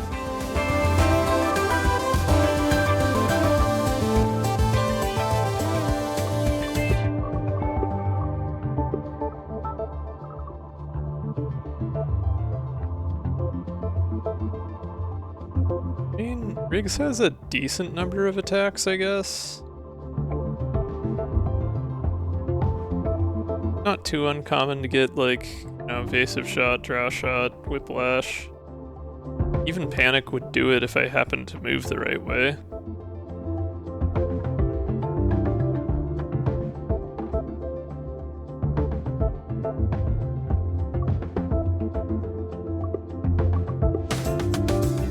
The risk of taking hull damage is pretty significant though. Like, I could save 1 point by finishing it this turn instead of next turn, or I could lose 3 points.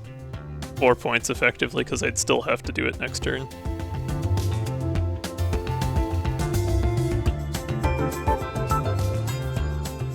Not the best risk reward. I suppose it is also possible that Riggs gives me something that doesn't let me kill but still lets me get out of the way, like options.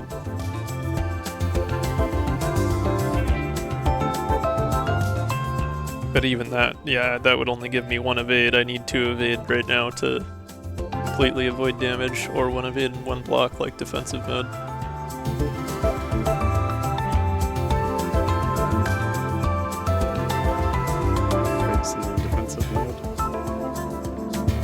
Yeah, I think we play it safe. It's 1 point.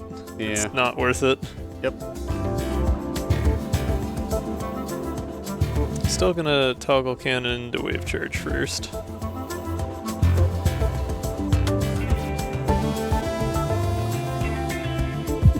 May as well do the damage while I can.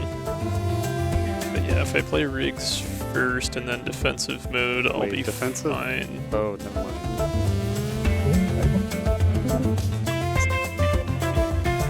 Good. It's like, wait. Jack of all trades, hey. That's not that card. Nope. So that's still too cool.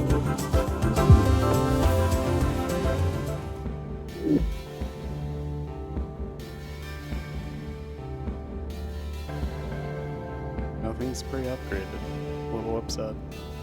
I think we just take another EXE here. Yeah. Or temporal anomaly, but eh. I don't really think having more than one of those is going to help me a ton. Sure. EXE gives me a better chance at getting some overdrive. I have had that once this whole run, which is kind of weird. Ooh. Oh, chat, we are finally at our first decision point of the night. Do we go up or down? I have 2 elites here. Dunkel is still quick on the draw.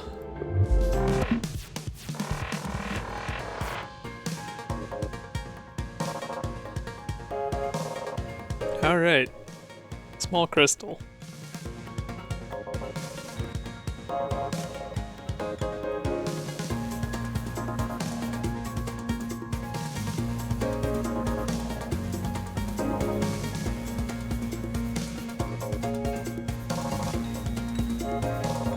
Well, we've got clean exhaust. That's an interesting one. You like that. You'll still have an energy. Too bad you don't also have admin deployed. You know, yeah, but if I clean exhaust, then defensive mode is free. I can move over and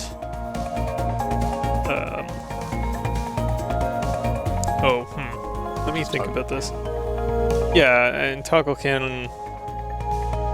Right, yeah, if I toggle cannon prism, it'll still do 4, which is the same as multi-shot, so I guess it doesn't matter either way, but... Flipbot, you know what you just said, right? I don't think anyone can one-up Uncle.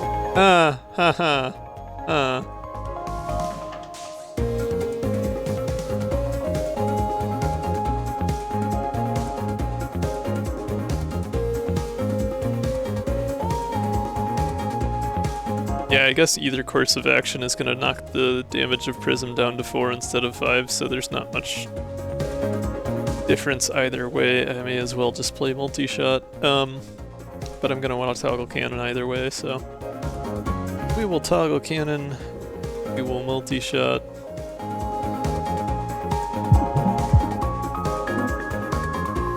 Oh right, we got a movement out of that anyways because of crosslink. Hooray! Yeah, still gonna clean exhaust defensive mode here. Because it's free. Oh yeah, and Peri is free too. Right, forgot about that. Extra damage. Okay.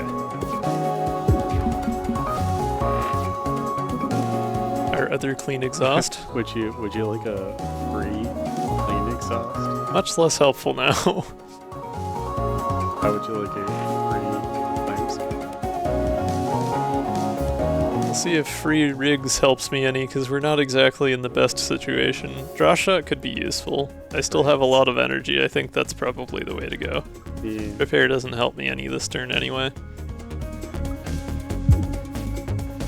Another rigs? Oh, a reroute. Hey, look, reroute. That's pretty handy, actually. So let's play that. Yeah, let's play that first and start moving. Yeah.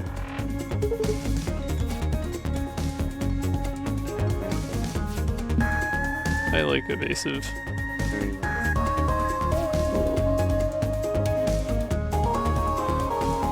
Might as well attack first. Because if I... Well, okay, if I multi-shot first, evasive shot moves me 1 hour over, and I have 2 evade, I can get completely out of the way. I'll also get an extra evade out of crosslink, so I have plenty of movement. Yeah, that's I'm fine. I didn't see that. Crosslink was about to break. Yeah, crosslink with multi-shots in the deck is always a great time. Oh, you don't want to keep...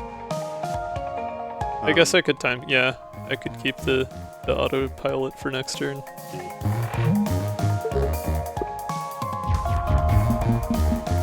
Reroute is just like Tide Runner we have at home. It's great. This is the...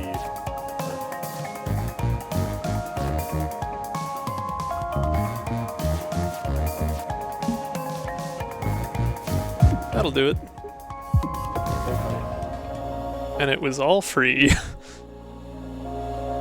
Front-loaded blast. Iframes. Not really helpful since we already have Cleo solved. Front-loaded seems kind of bad, because it only does 1 more damage than multi-shot and gives us a bunch of fumes. Yeah. Iframes wouldn't really help me any. I don't think there's anywhere I would use it. It's just too expensive with the taking hull damage, so I guess just taking a second jack here is the least bad option. I do like that.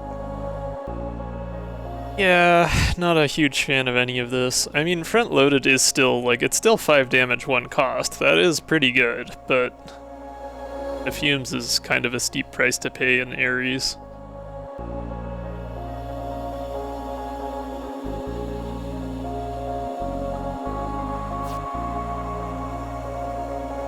Oh, there's overclocked back and energy refund. Actually, that is useful for clean exhaust.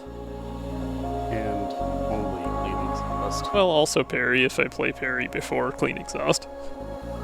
I still think that overclocked is better, yeah. Yeah. Yep. I'm very happy to see that again. Oh, add. Yep, I know. I was just trying to get through the end of that. We do have another break coming up here, so we're going to get up, stretch, drink water.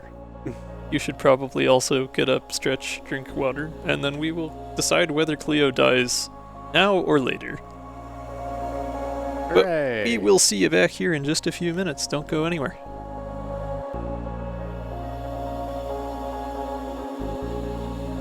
Except to get up and stretch, because you should do that. So do go somewhere, but come back.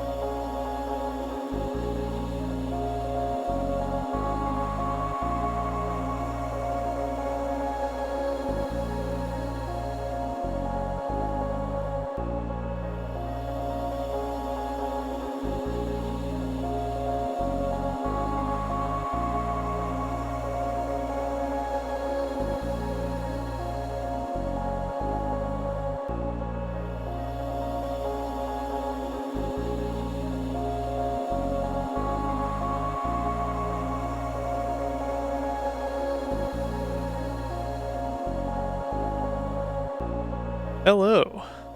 Goodbye, Cleo, maybe. Well, I mean, let's decide what we're gonna do before we do it. Hey, bud. Time to die. Anyways, we could upgrade...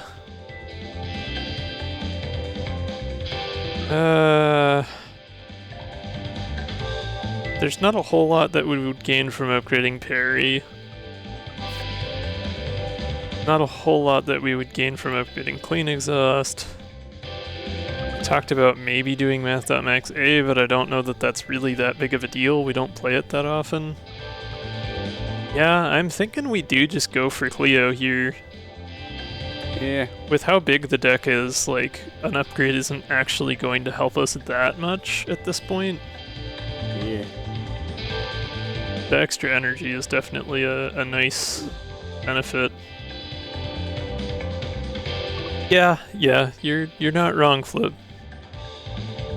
I think this may be the first time I've actually, like, done an early Cleo, though. I pretty much have always just waited until the very end. Bird up.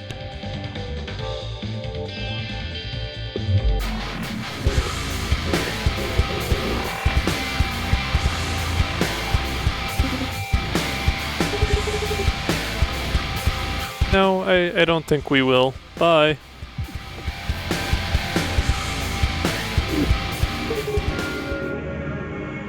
Wow.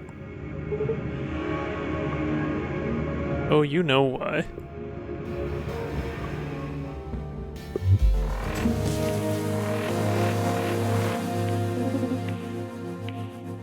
Yeah, I think it was worth it. For once, I'm actually slightly disappointed we got Mecha Rigs and not the Dreadnought, because Peri would be pretty great turn 1 over there.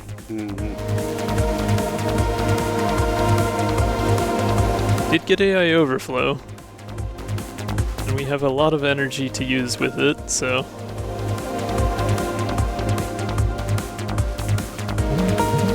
Play a defensive mode to get that out of the way. How many do we have? Oh, we have 10 pet cards, so there's no guarantee of getting Prism no matter how much I slim the deck first.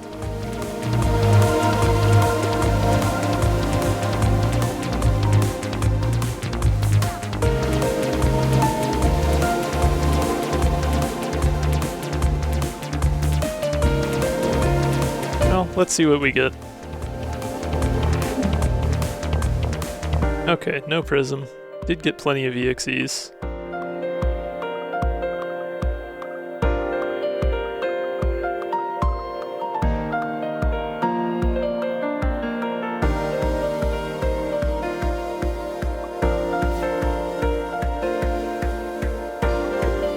Don't like either of those right now.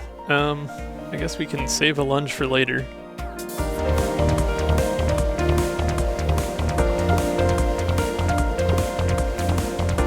Rev at least has Retain.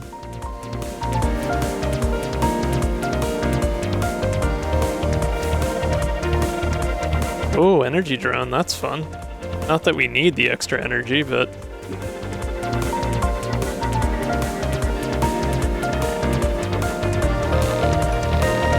Oh, Peri B lets Berserker proc. Yeah, that's fair.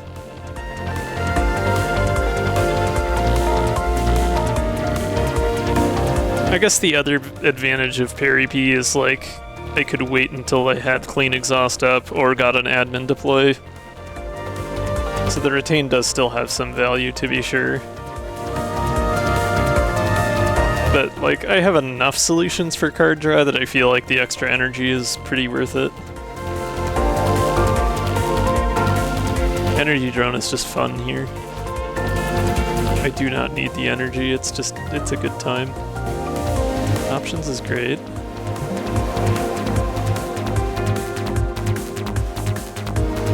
And I guess we'll just play that extra defensive mode.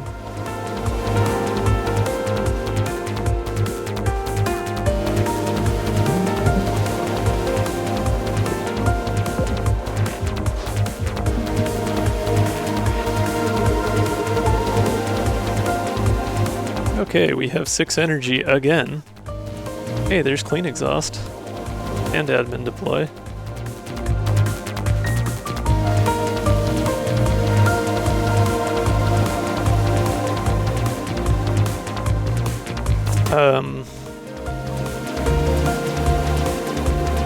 I mean, I guess if I play...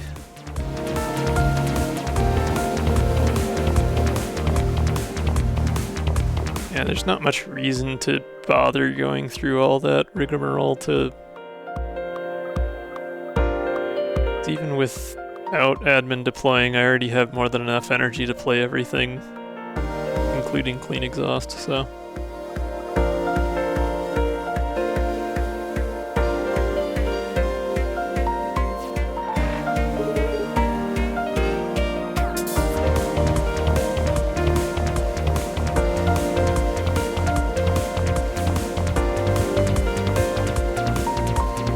I guess if I reroute, I could maybe get over far enough to get rid of the punch, but like, eh? This is me 3 spaces, right?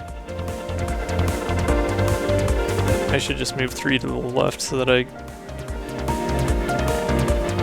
don't get knocked into the cannon.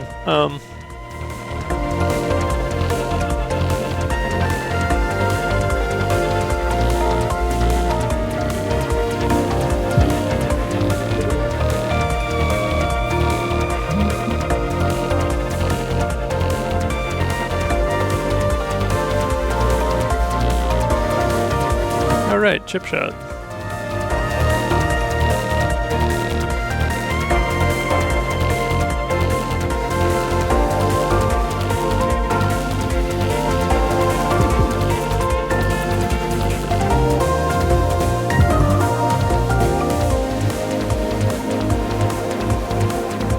I guess if I play all my Peri cards here, I'll get an extra chip shot. May as well.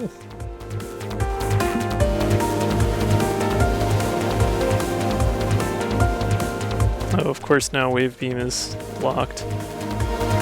But not if I extra battery first.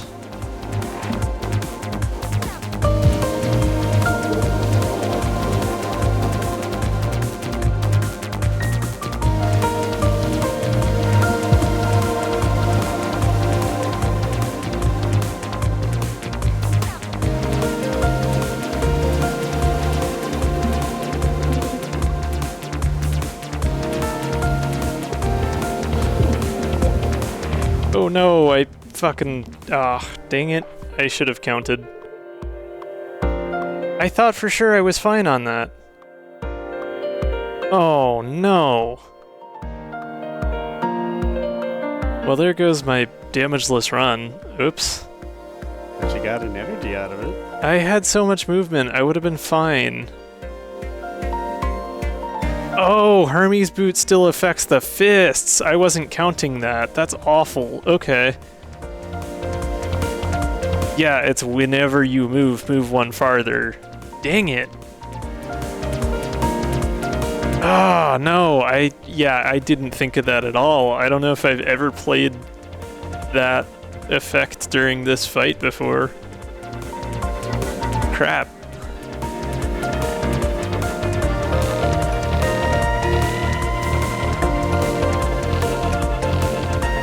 Alright, let's see what Riggs EXE has. Dang, that was a rough way to find that one out.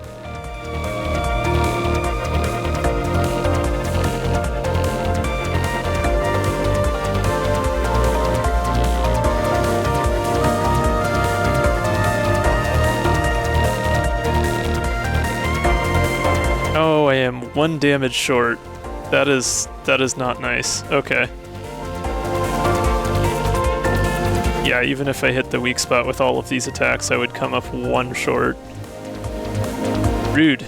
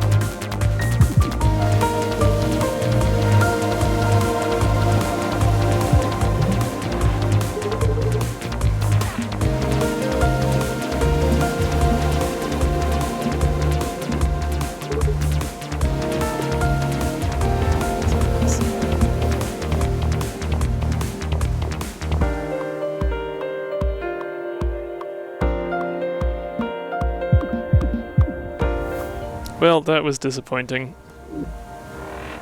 That fight could have gone much better for multiple reasons. Ah, jeez. I should have just not played that. I didn't need to play that. I just got greedy and was like, oh, I can get that extra chip shot. I could have just stayed where I was at. I would have been fine. Dang it.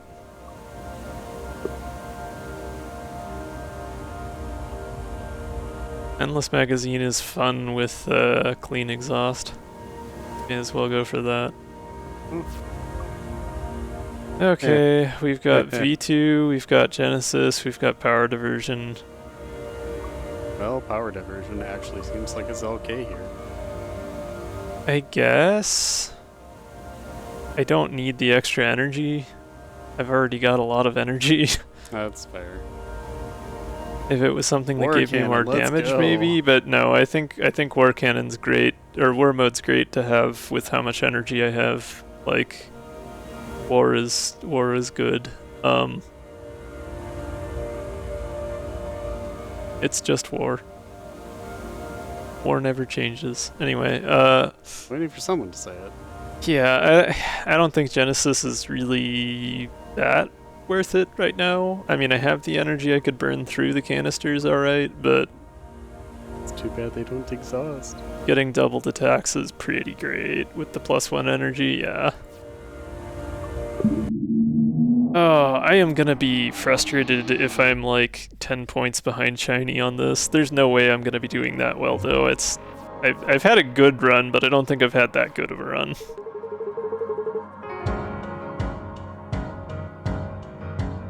Alright, we could play Clean Exhaust right away here. That would give us Peri.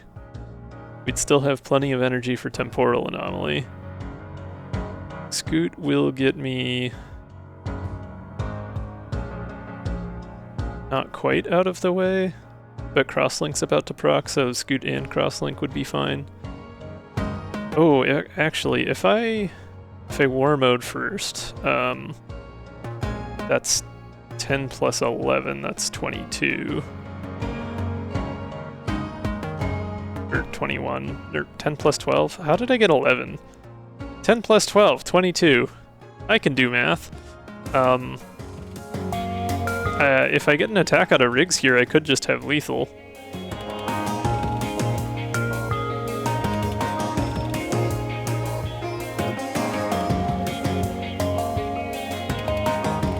Let's Clean Exhaust first, because there's no reason not to do that, and then we'll play Riggs and see if I get an attack. We did not get an attack. We did get Free Strafe. That counts as an attack. Yeah, I love that. And Scoot. So, Yeah, okay. So we War Mode.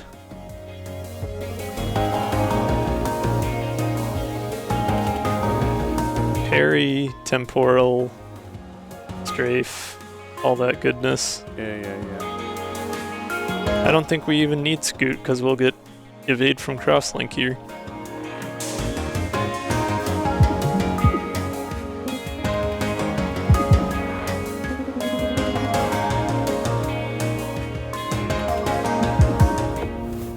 That's fun. Multi-blast A, you say? Twist my arm. We have two options to get to mutants. Yeah, down looks much better. The Points-wise. middle route right Yeah. there is all combat. Yeah. Pretty clear tracking here.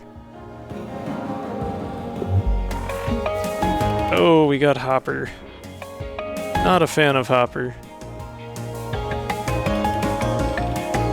Ooh, did get Admin Deploy and Peri though. Yeah, there was really only the one decision to make, and it was just between the two elites in Zone 2. Okay, so if I War Mode, the left cannon shoots first, right? So it would still... If I War Mode and then Wave Beam, this one misses, this one causes it to move over here.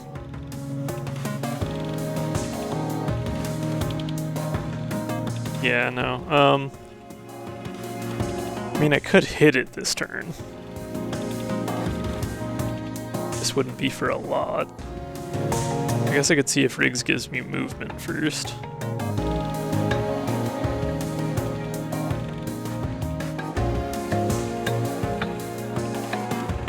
Or maybe I just don't even bother with War Mode. I don't know that it would help a ton.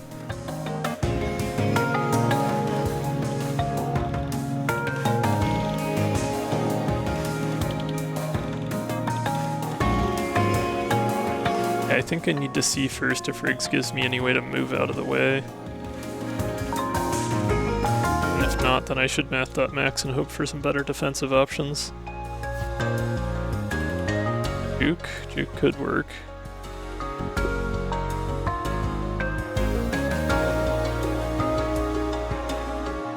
Wouldn't be great if it moved me to the left though. Flash would run to the left, which is also not helpful here. Yeah, not liking this.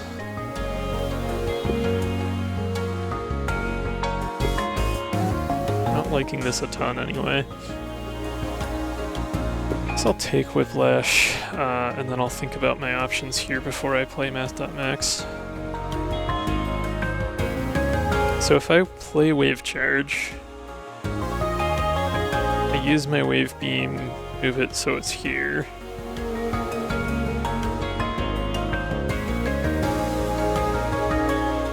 Then I War Mode and Whiplash.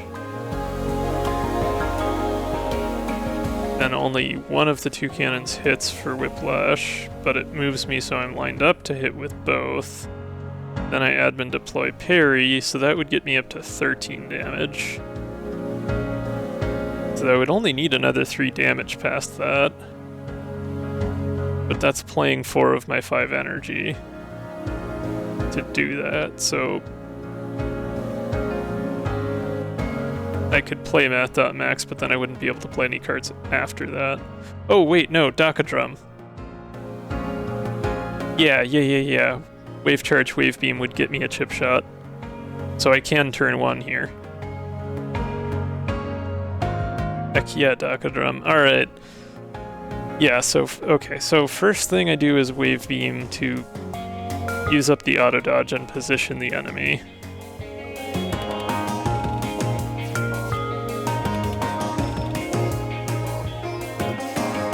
That gives me my chip shot. Then I War Mode to get both cannons out.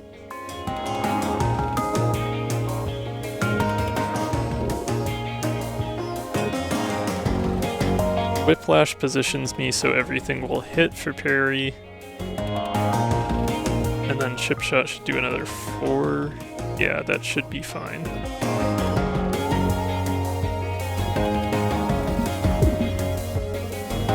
We admin deploy Peri. And then we chip shot. Very nice. Wave Charge B, Books EXE, Lunge. Both of these are pretty good. I kinda like Wave Charge B from a Clean Exhaust standpoint. Books EXE is pretty great usually though.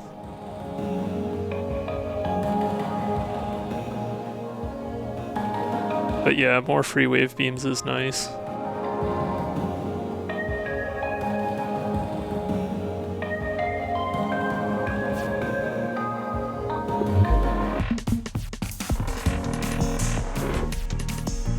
Go, my Scarab!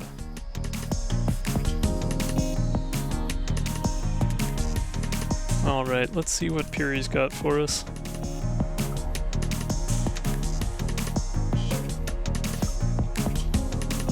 Multi-Blast and Barrage.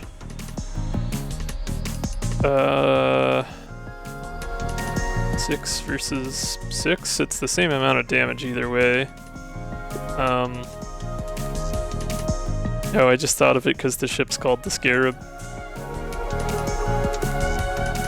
I guess the Barrage would do less damage because I'd end up hitting the armored spots.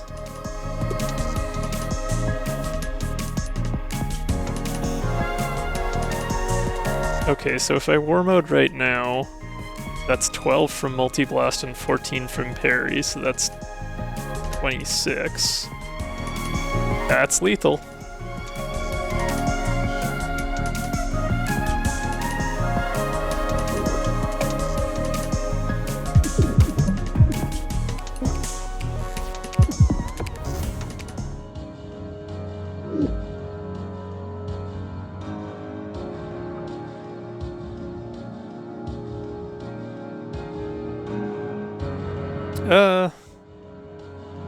Cloud save, I guess, maybe? Shrug?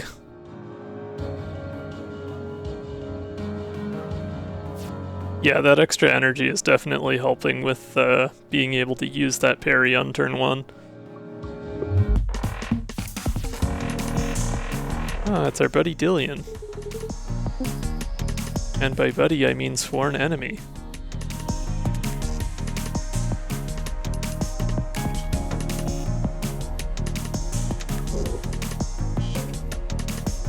Okay, if I reroute and then war mode, I can get both cannons lined up for 2 cost.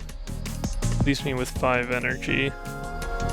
Let's see what we get from Peri here. Oh, and I've got admin deploy, so I can play Peri for 1 cost. Which we have piercing, so granted that Oh, true, yeah. Yeah, but yeah, I don't have... That's not nearly enough damage. Let's see what we get here. Escalate, that helps.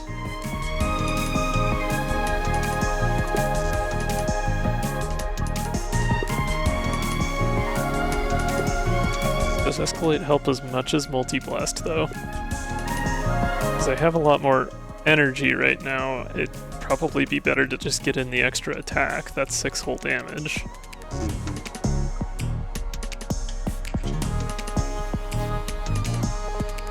Let's hope that Riggs gives me some card draw.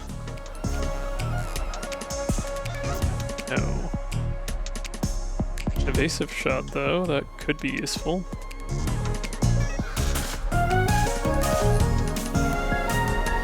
We're definitely going to want a war mode here, but we've got to get into position first for it to make sense to do. I guess if we just evasive shot, that'll move me into position.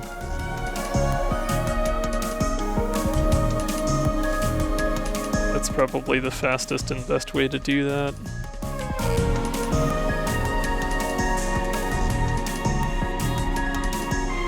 I do have to think about... Okay, so evasive shot will deal 2. I line up and get war mode. I'll have 6 from Peri, 12 from Multi-Blast, and 4 from reroute. That gets me 22, so it'd be 24 total. That is enough. This is nuts. We just keep getting these turn 1 kills.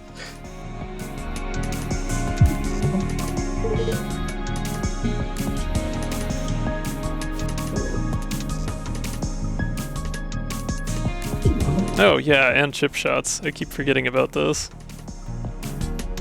Not that we needed it, but we may as well play it so Dakadrum procs slightly faster next time. Yep. Nice.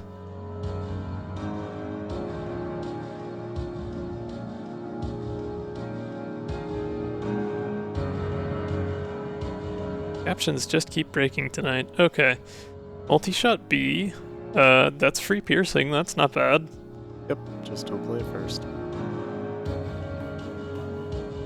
I feel like with already having the power drive, the Escalate's not really as good value. Like, I'd rather have the multi-shot in my hand, because it's probably going to be more effective.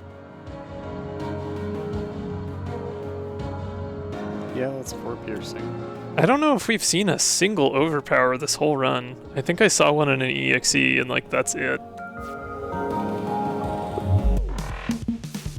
Kinda weird.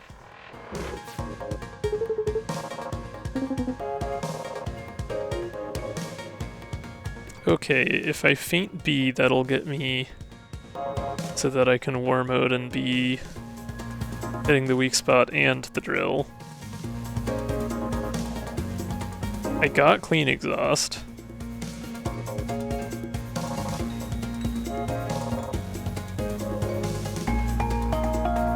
Ooh, but if I clean exhaust, I'll only have 2 energy left, and I need 3 energy to play war mode, feint, and the multi-shot.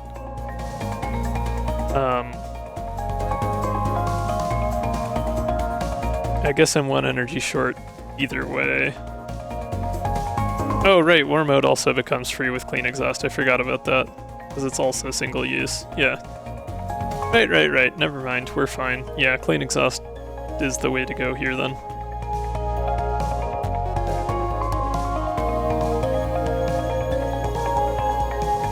So the only real risk is if I don't get lethal here, I'll only have the 1 temp shield. That 2 damage attack would still hit me for 1. So I guess we'll see what the EXE gives me. Yeah. Gotta see what the EXE gives me. Oh, right, yeah, duh, I can still move. Yep. Evade, what's that? I don't know what you're talking about.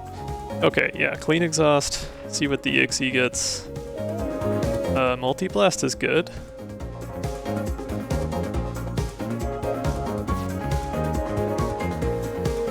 Problem is we only have the 2 energy. But it's still more damage than multi-shot, I guess.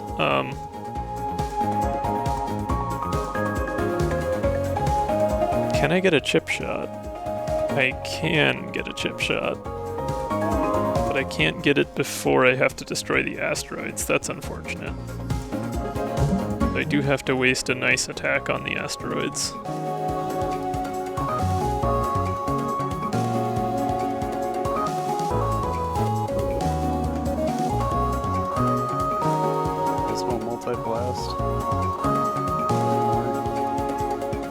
Well, it's asteroids first. It doesn't matter what I play, really. As long as I... Yeah, but it attacks twice. Oh, duh, yes. Yeah, 2 cannons and attacks twice. Duh.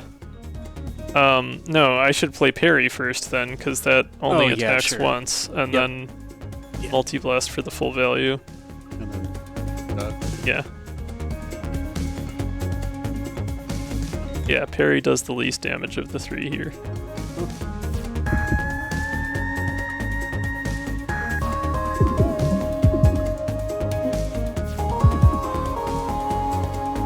So if I had had just a little more energy, but no.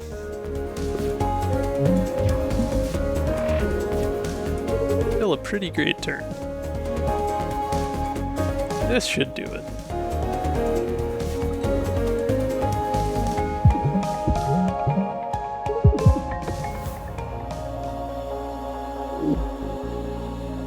We can hold B, alright. It's not as fun as A, however... I think it's more fun than A in some ways, I don't know. I mean, it is brittle. Brittle is pretty great. Being able to play that for free with clean exhaust on the Cobalt would be really funny. I doubt it'll happen, but... Standby mode is not terrible, seeing as we have a bunch of energy. Yeah. Right click is a fickle bastard. It is, and we're not going to use jumper cables. No. Yeah, I think standby mode. Yeah, we'll grab standby. Razor beam, okay. Sure. Especially with war mode. That doesn't hurt at all. Oh, Smith, you're going to die in a turn. Yeah, maybe. Just lining up, buddy. Oh hey, we got the original layout again. Oh hey, it's we can hull B. Oh hey, you could play that and Peri and kill him. What? War mode, we can hull B, Peri.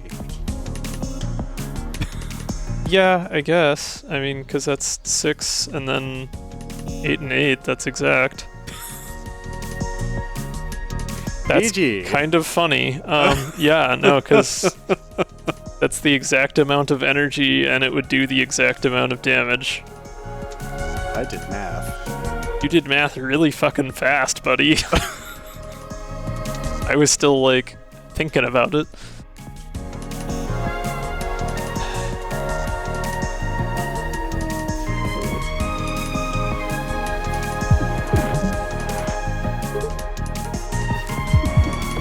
That's kind of great.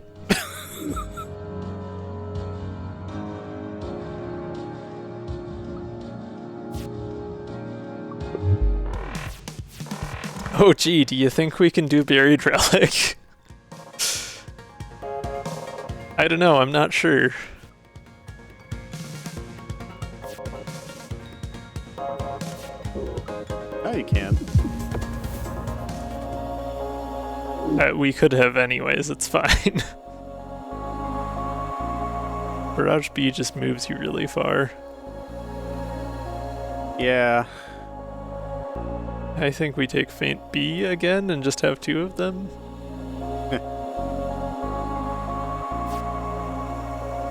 Well.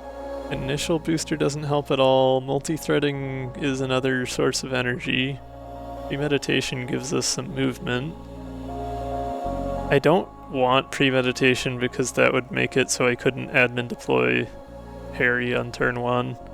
Yeah. So I think I grab multi-threading here. Yeah. A little bit of extra energy ain't gonna hurt. Dot. We must have pre-programmed the jump coordinates. Yeah. Well.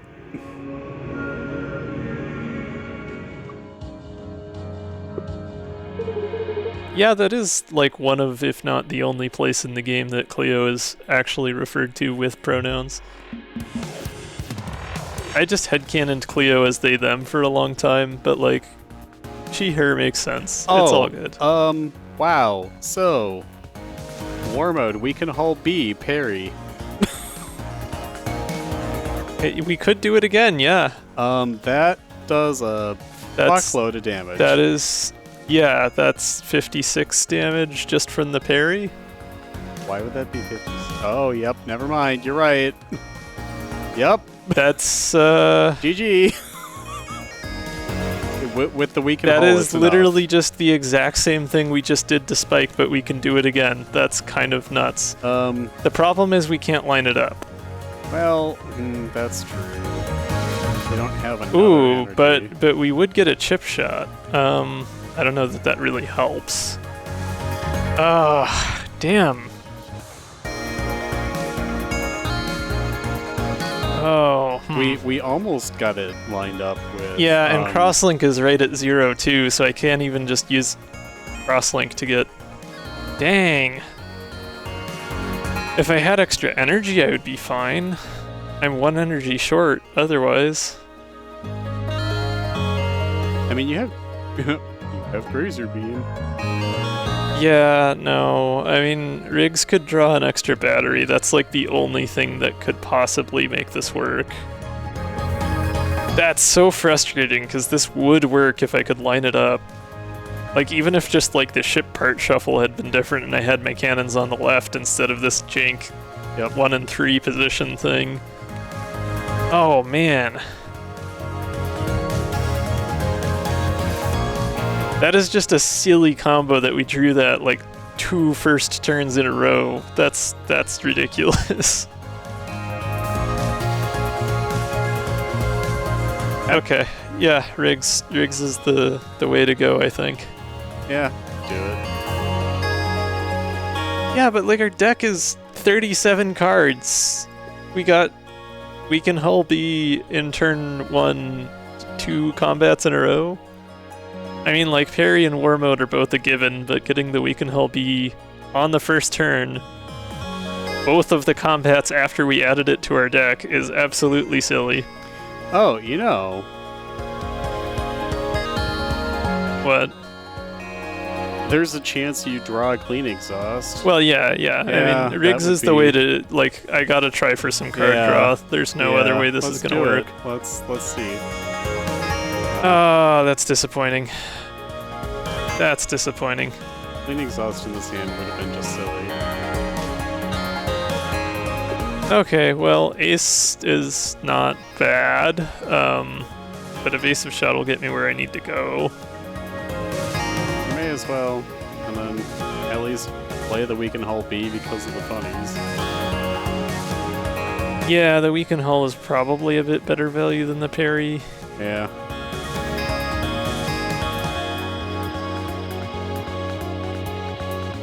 I guess if I don't war mode, I could still play both. I mean, that's still like 31 damage. If you played... More if I play it before evasive shot. I don't know, I feel like you'd get more value out of having 2 brittle spots. That's all you'd have to do next turn. Yeah, is just continue to war mode and just play. And if I don't, yeah, if I don't leave myself any energy to play Feint, I'm gonna take damage here, so I do kind of need to do that. Okay, yeah, so war mode, Feint. Oh no, that still actually would put me in a bad spot for taking damage.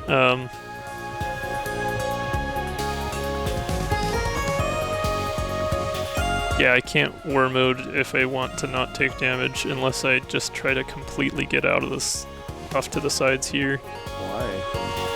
Oh, well. Yeah, because if I move left 1, then I have to have shield on, or armor on the left cannon. Yeah, I think we just don't war mode here.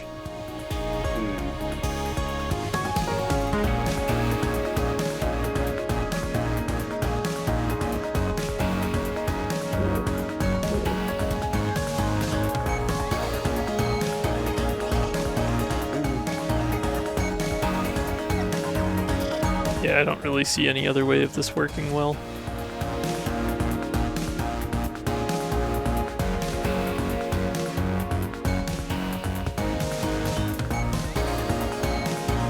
Probably still weaken hull instead of Peri. I mean, Peri's good damage, but without war moding and without it being brittle first, weaken hull's gonna be better value.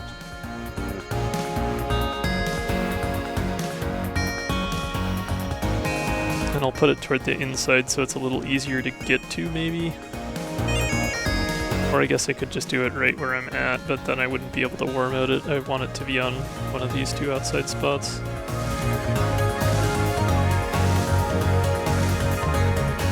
Yeah, okay, so Feint first, so that I can survive here. Weaken hull, make that brittle spot. Evasive shot and chip shot because they're free. And I guess we just sit tight.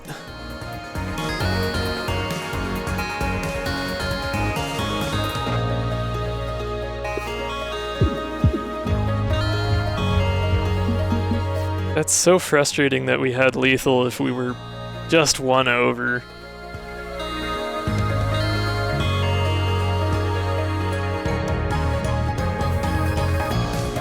I don't know how rewind would help here.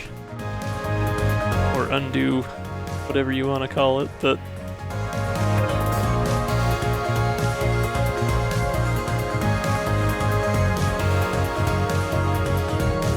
Okay, we got Aegis, that's helpful. And if you move over war mode, you can get rid of 4 damage.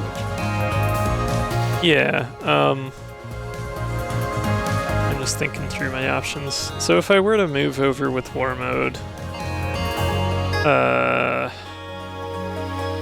problem is there's still armor on that one part. Yeah, I think we got Aegis here if we want to not get ganked. You can do both. Yeah, I'm just thinking through because I'm 1 energy short of being able to just play everything, so...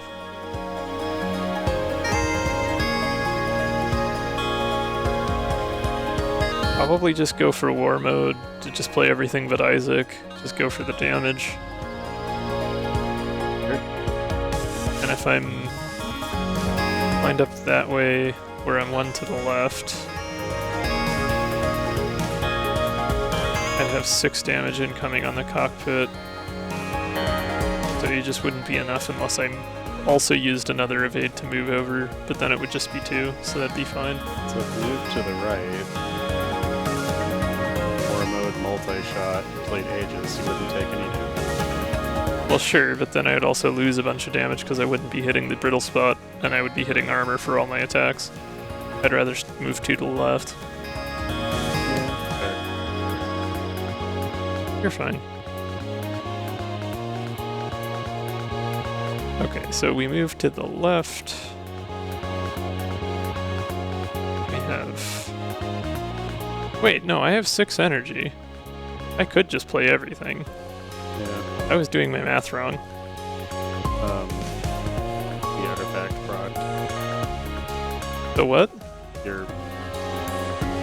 I forget the name of it. Multi-threading? No, the other one. Overclock generator? There you go. Yeah. No, I saw that I had 6, I just did my math wrong. Yeah, no, we can just play everything here.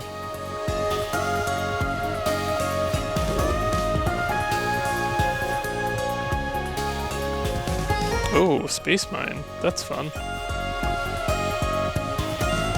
That actually almost makes me want to... No.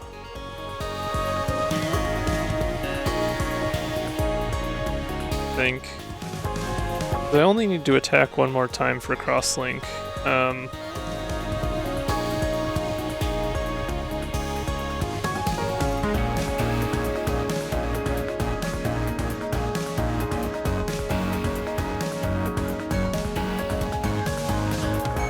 If I prism here without moving, that does 6 damage.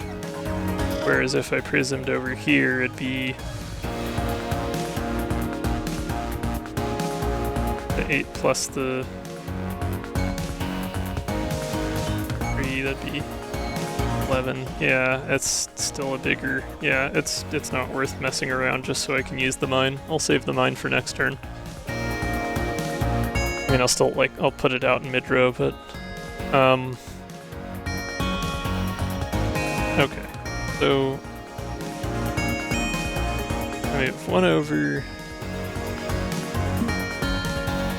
I'm gonna attack with Prism first while I still have Piercing.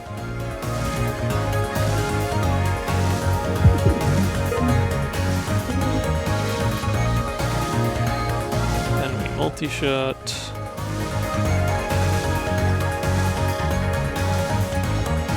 Or wait, actually, I could get 2 more damage out of multi-shot if I spend all my evade to go left.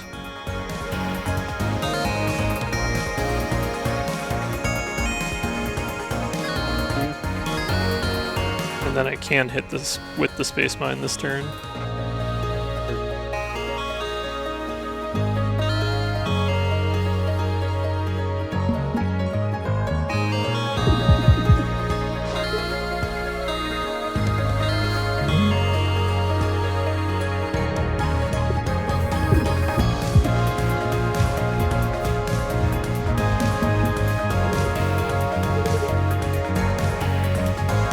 Wave Charge B does not help me any here.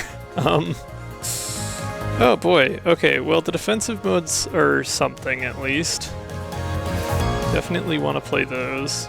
And I guess Time Skip gives me 1 more.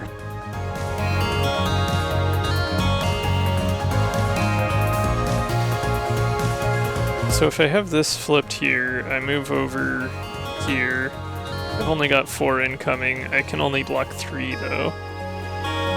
Crap.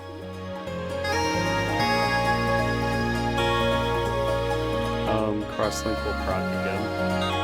I don't have any attacks. Oh, right, draw file. Yeah, I don't think there's any way I can weasel my way out of this one. I can't even get Daka Drum because that's at 3 and not 4. I only have 1 Peri card to play. Yeah, no, I might be taking damage here. If it wasn't Wave Charge B, I would be okay. If it was Wave Charge A, we'd be fine. But it's not, so that's unfortunate.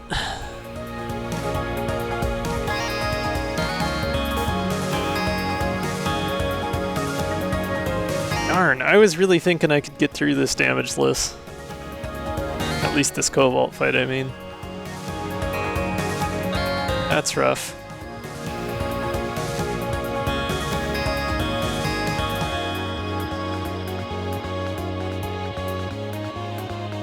Well, it's still better to only take 1 damage instead of 2, right? So...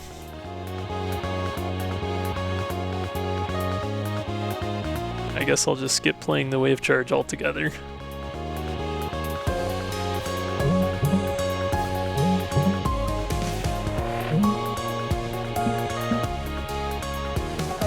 Oof.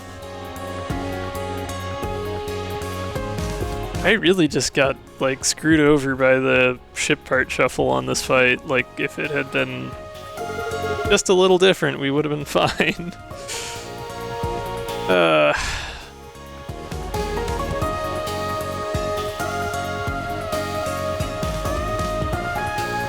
Well, we got normal wave charge, we got AI overflow. Don't have any evade right now, but I will get at least the 1 from crosslink. I guess if I play that and Jack of all trades, I can get over to the brittle spot.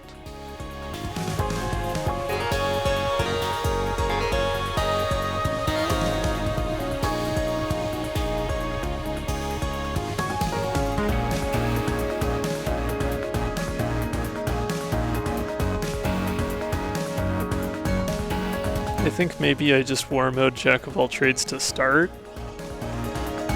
That gets rid of a lot of the nasty attack coming at me here. Then I see what I get out of AI overflow.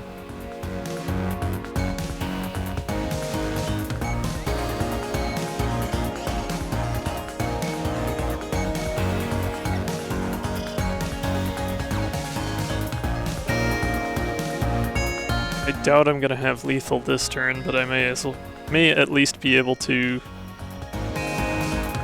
get myself to a decent spot where if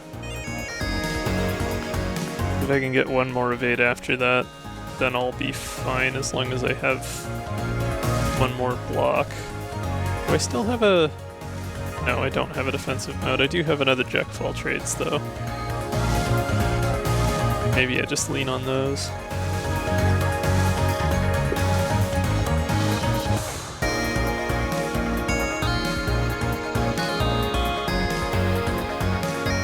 Not great. It's not great.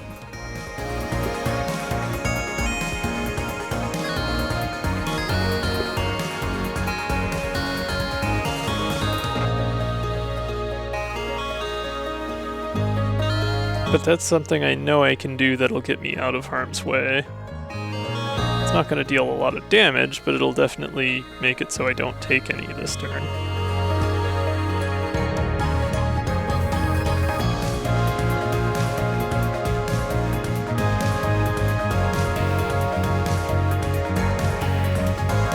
Alternatively,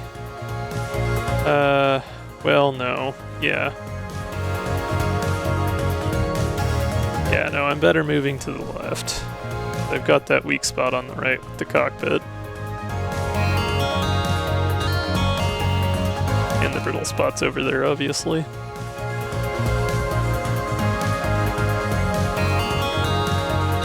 Okay, let's go for it.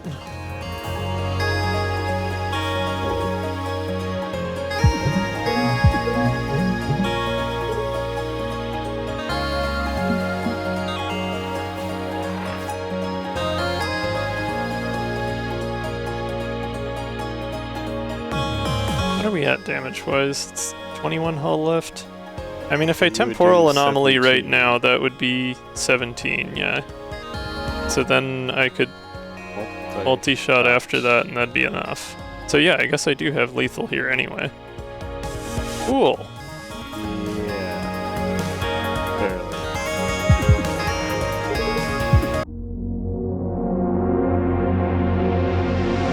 Barely. Well, that was, Hey, 1003. a bit stressful at the end there, but It could have been a 1012 if I hadn't made that silly mistake on rigs, but you know. Today I learned that Hermes boots apply to rigs fists. That was a good run. That was a fun time. Not too often that I get into scores over 1,000, so I'll definitely take it. And under 60 turns, just a hair. Yeah, definitely massive deck. Oh, wow, I was closer than I thought I would be. Wow. Even if I hadn't taken any damage there, Shiny Diamond would have still beat me by 2 points. So definitely you had your deck a little bit more optimized than mine, but considering I did that all in one shot, I don't feel bad about it at all. That was great. Yep. Very nice.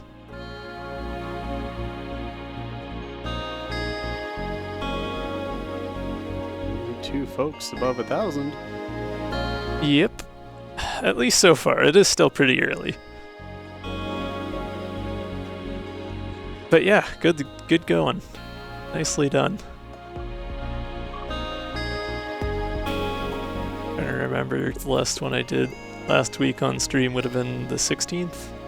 Ah, Mossy slid in there with a 888. Nice.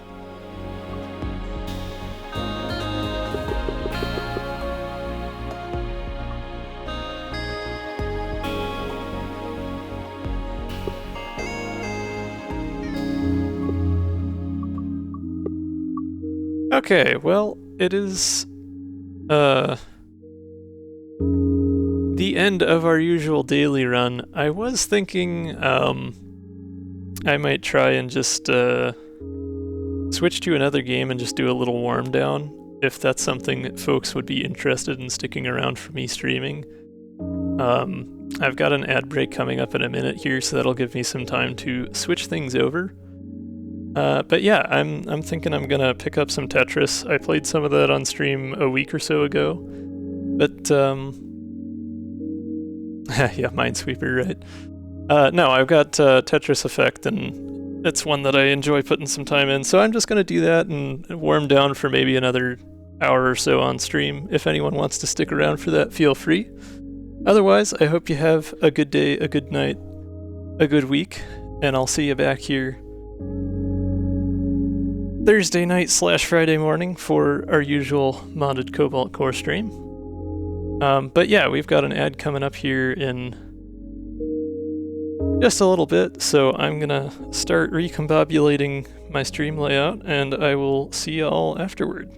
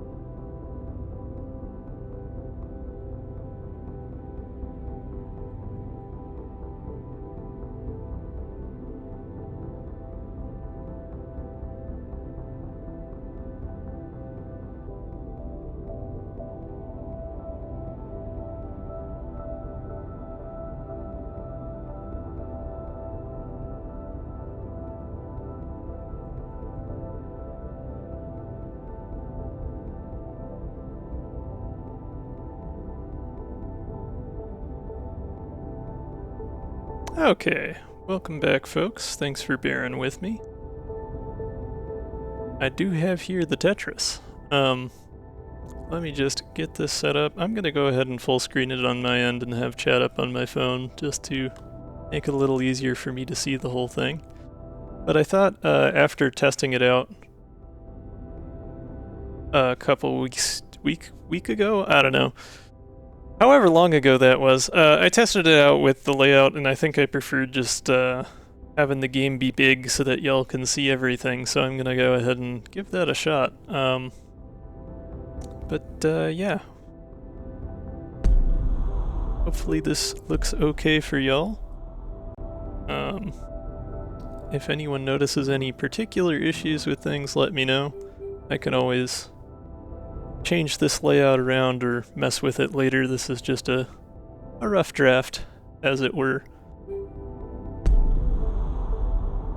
But Tetris Effect is a game I enjoy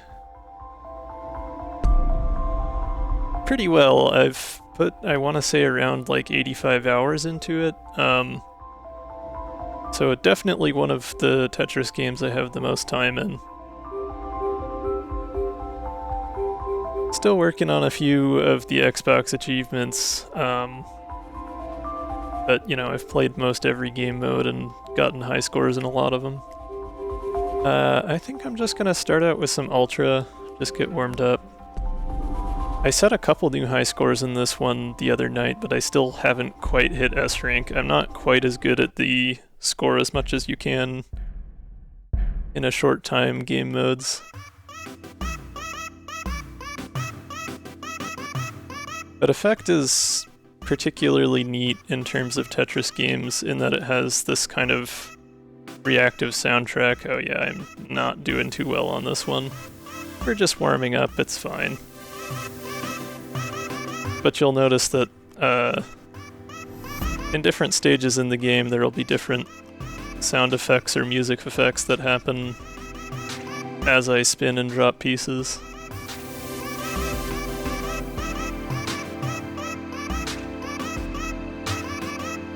This one's kind of simple because it's just, you know, it's the Ultra game mode. You're supposed to be focused on playing fast, not on having cool, pretty things going on, but we'll play some Journey later and show the game off in a better light. I don't like that. That's a bit better.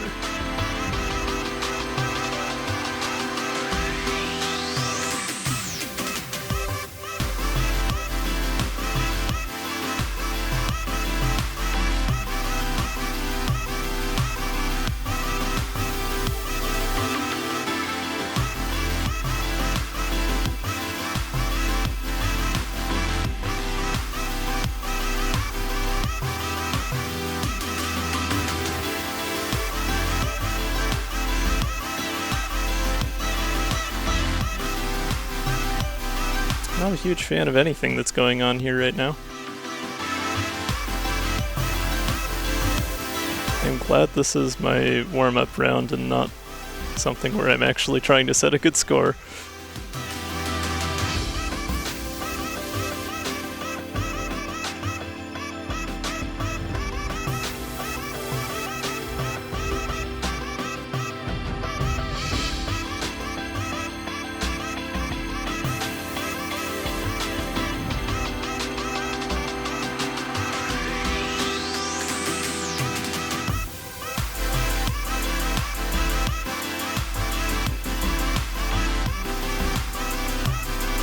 How is the audio leveling, by the way? At least on my end, it sounds like it's a little quieter than Cobalt Core was, so I can boost it a bit if it's kind of poorly balanced with my voice.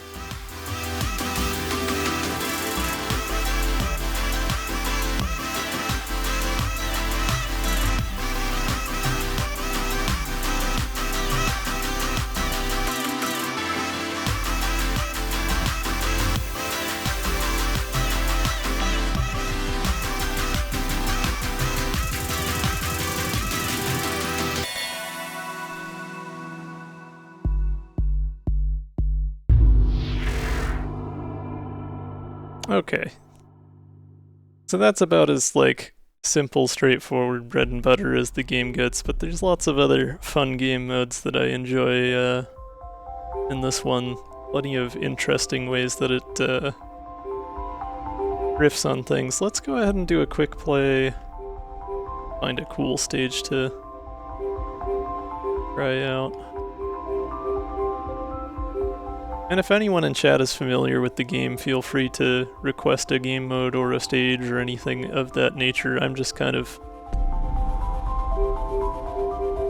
playing around, so don't have any particular goal in mind, nor am I grinding toward any particular goal, so, or score rather.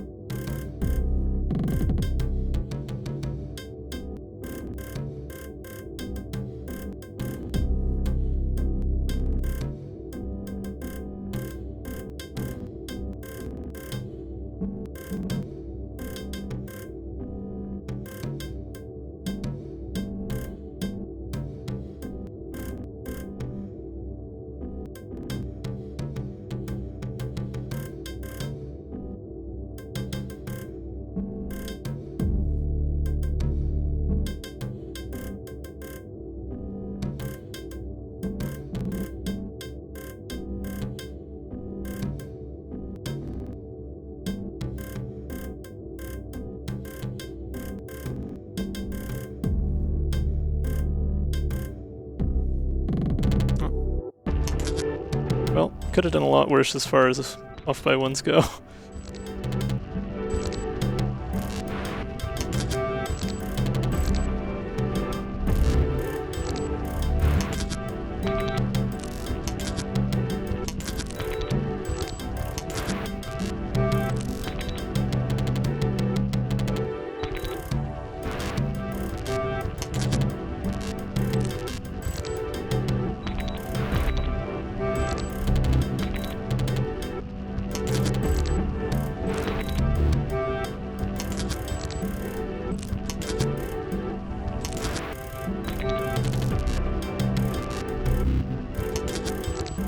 Okay.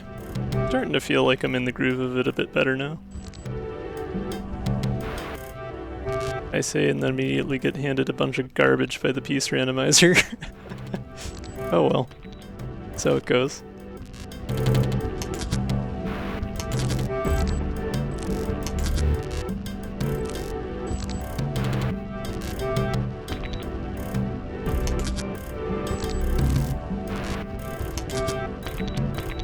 I don't know, maybe there's never really truly any garbage in Tetris and it's all just in finding the right ways to play it.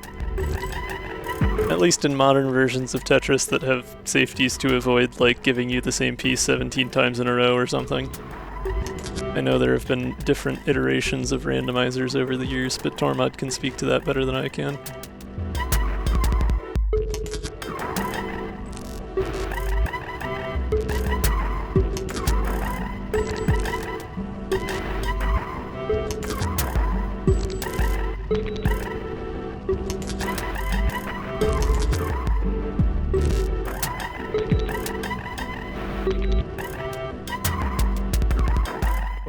That at all.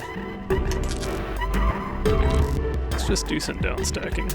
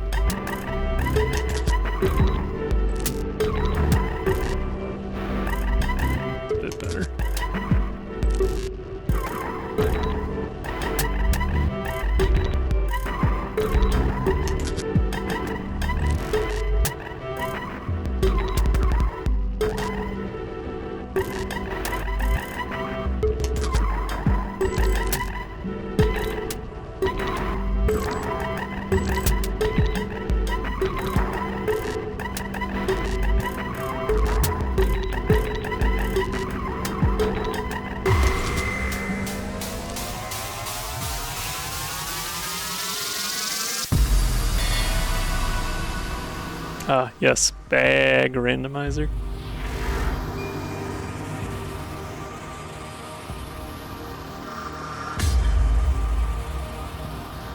One more level. Just 8 more to go.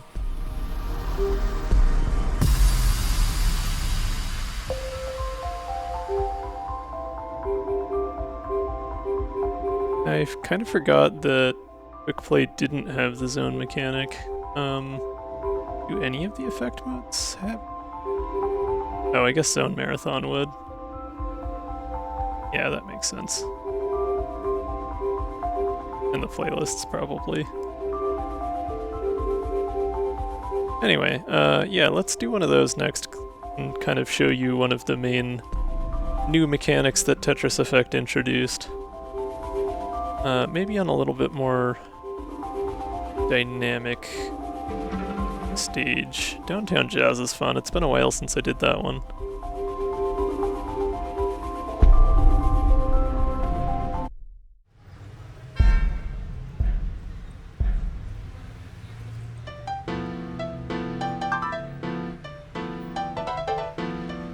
It's the only instance I can think of canonical love honk in a video game.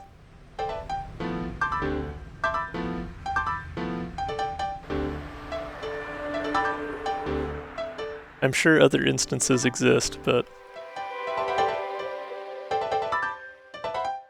this is the only one I have personal experience with.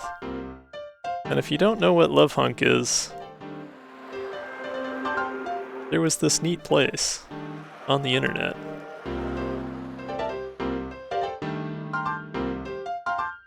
There was a bug, it was made of egg, etc.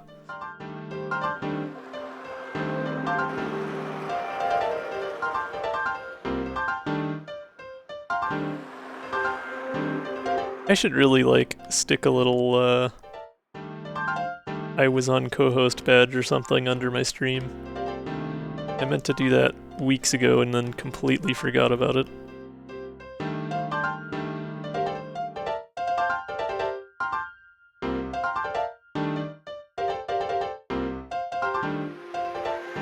Anyways, as you can see in the bottom left, there's a little zone meter. And once that fills up, well, I don't think I actually have to wait for it to be full to use it, but I get the most benefit out of it if I wait until it's full. But that allows us to go into the zone, and once we're in the zone, we can basically freeze time, so pieces no longer drop until I manually drop them, and then I can clear as many lines as I want.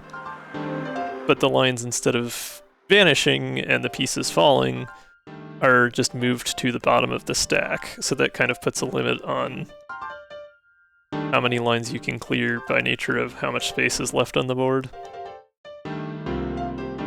Oh, off by one. Just kept pushing a little too hard. The D-pad on the Xbox controller is not the best. That's also not what I was trying to do there. I might top out here. Oh, okay, we're good. Anyway, I do have that at max here, so I'm just gonna go ahead and use it to show off what it does. As soon as I get line piece, there we go. Anyway, you can see now time is frozen. I can kind of just do things at my own pace. And I'm probably... oh, I got another line. Might be okay, yeah. Sorry for the flashbang, the game just be like that. So that wasn't a particularly good one, but you can kind of see the intended mechanism there. You can get a whole bunch of points by clearing, I think it's like up to 20 lines max at once. I know I was looking at my stats the other day and the most I've ever gotten is 19. You kind of have to have like everything perfectly aligned to do that, but...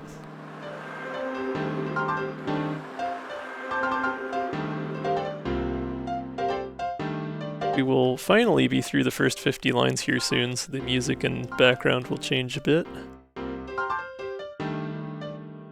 Generally, each stage has 3 kind of sections, and once you clear a third of however many lines is required to complete the stage, you'll get to the next one of those. So the music and the background will progress.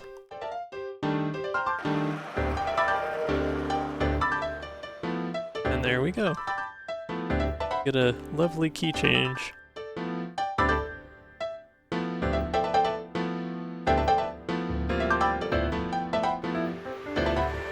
A little bit of piano going on besides just what happens when I move each tetromino.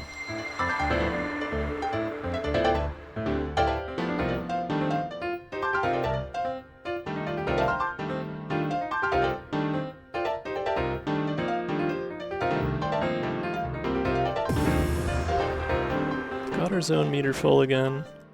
Wait till I get one more line. There we go.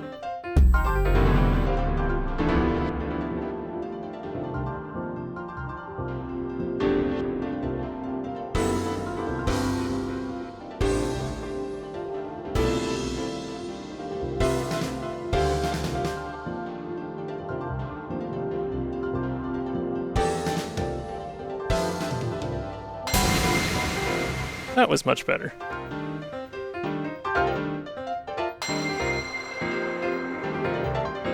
Went up another speed level here. Pieces are dropping even faster. Oh, that was close.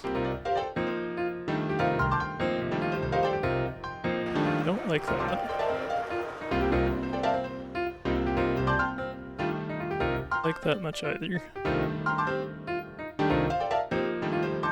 That's better.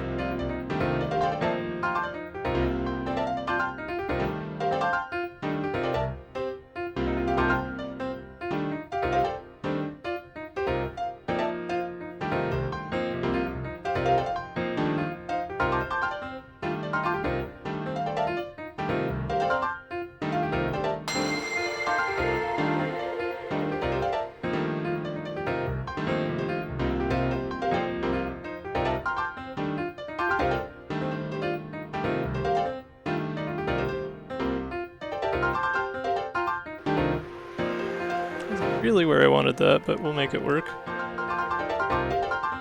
Like that either.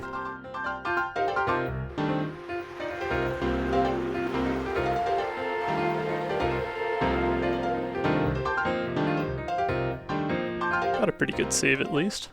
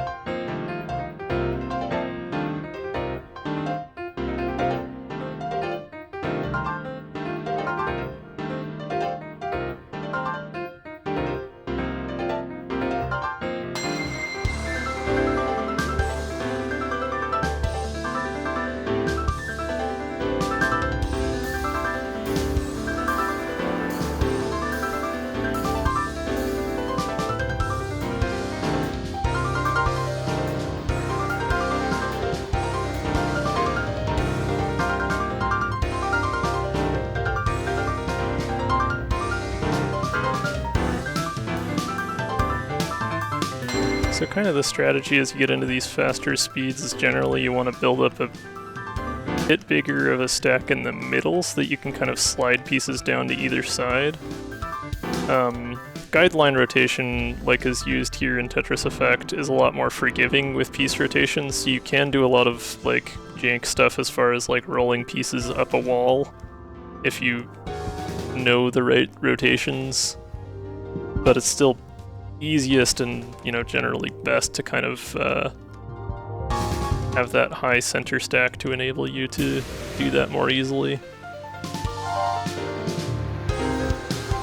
First Perfectress of the evening, a silly word made up entirely for this game.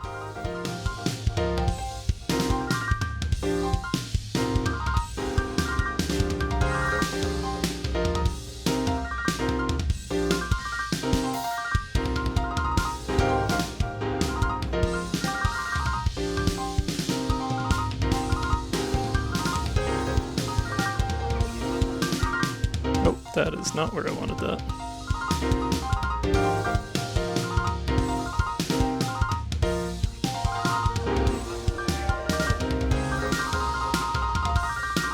I didn't quite make that work. Okay.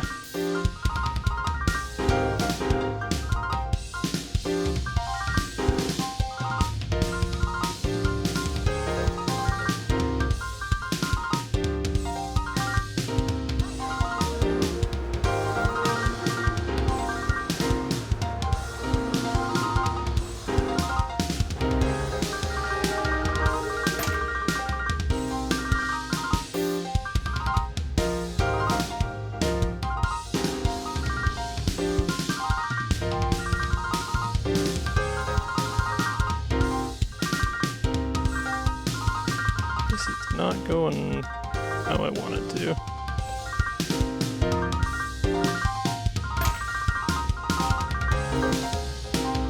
I'm losing my cool. Alright. Might top out here. Hopefully not, but...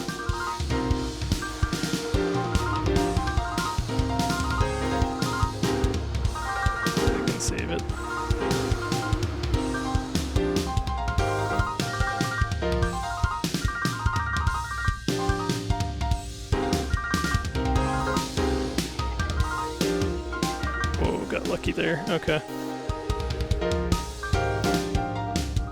Not out of the woods yet. Yeah, that's not happening. Okay, that's it. So close, but not quite. I was a little cocky starting the speed level that high. I kind of forgot how long 150 lines can be. But that's fine. Still gives you a decent idea of what the mechanic is like.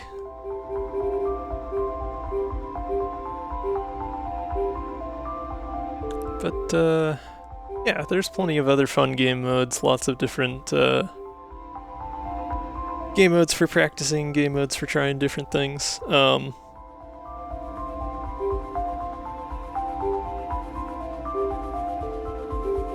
Countdown is usually, like, a pretty good chill time.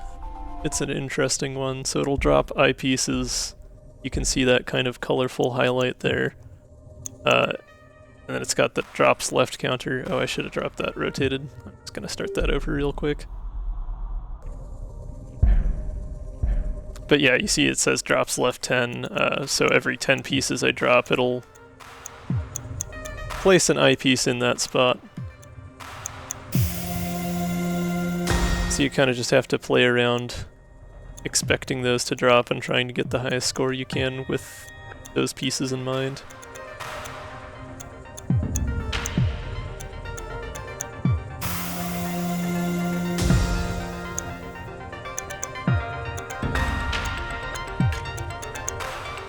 Still rewards playing quickly. Hey, don't like that. Oh, I shouldn't have put that there. I wasn't thinking about it being blocked off right away. Oh well.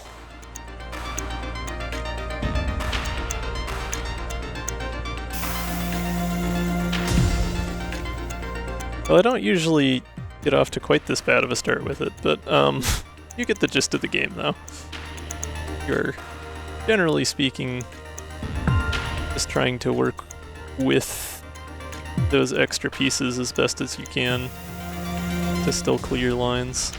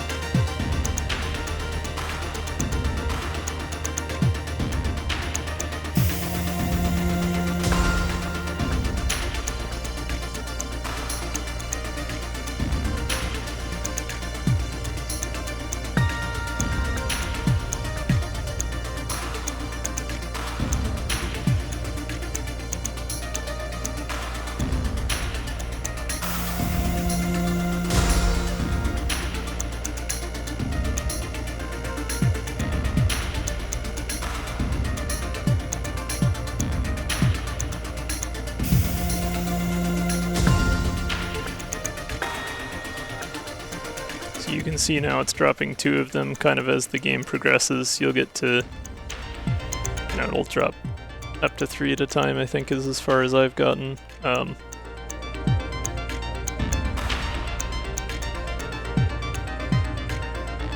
So it sort of has a built-in limiter on, you know, the better you're doing, the more of the line pieces you have to contend with, which can get to be pretty awkward with the placement.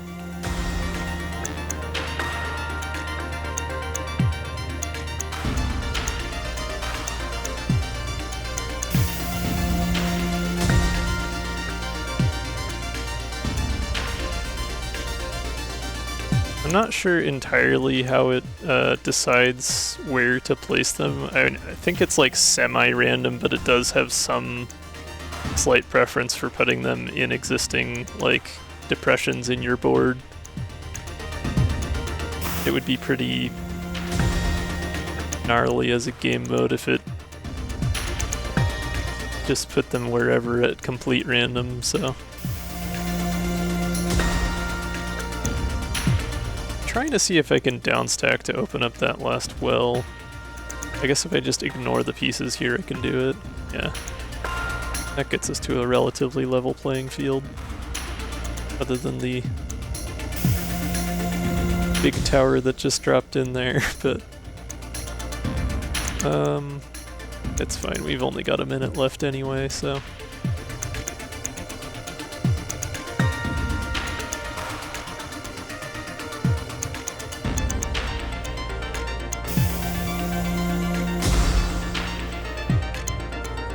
That's kind of like the two schools of thought with this game mode. You don't get any extra points as far as I'm aware for clearing lines with the pieces that drop, so you can kind of work with them and try to like leave open gaps for them to fall in, or you can just kind of ignore them completely, do your best to stack the way you normally would and get points that way, and then just deal with them after they're down.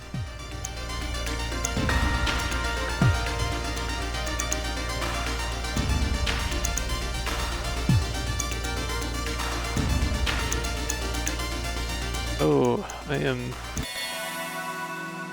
done anyways. But yeah, that's kind of the general idea with that one. Don't usually struggle quite that much with it, but...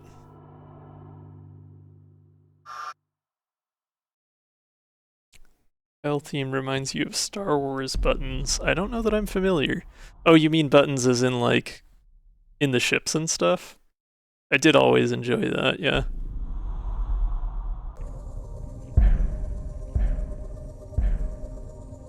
Let's see if we can set a slightly better score on this mode before moving on.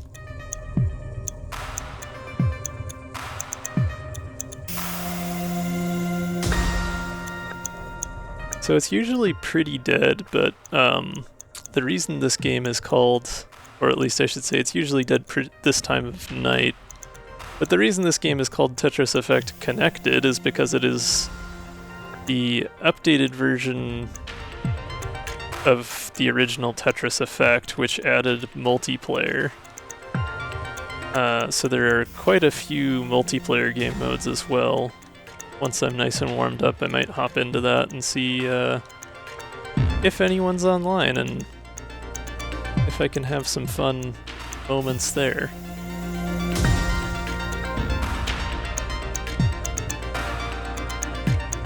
I'm kind of a fan of just the straightforward score attack. You both play, and whoever has the highest score at the end wins kind of deal, but there's a zone battle that's more like some of the other multiplayer Tetris games, where the zone mechanic is enabled, and then also any like Tetrises or combos or multi-line clears that you get sends junk lines over to your opponent's board. So that's probably a little more familiar to any of you who have seen some multiplayer Tetris before. Which I am fine with and enjoy that kind of gameplay as well. It's just a different sort of vibe. I like the score attack mode because you're kind of just both doing your own thing, but the fact that you're competing gives it like a sense of, you know, like it's still competitive, but it's not competitive in a you're actively trying to screw the other person over. It's just competitive in a like you're both doing this feat of puzzle game athleticism trying to see who can get the better score, you know?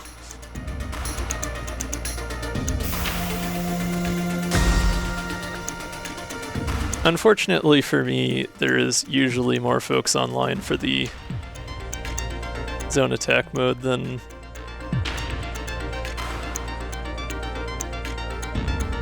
for the modes which I prefer, but score attack, I mean, yeah.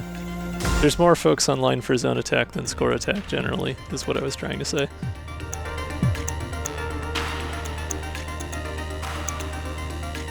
Is a piece dropping on the right there. It's a little low contrast sometimes on this one. That is one kind of gripe I have. I wish they had made those a little brighter. I don't know how well it shows up on stream. But you can see where those pieces are going to drop.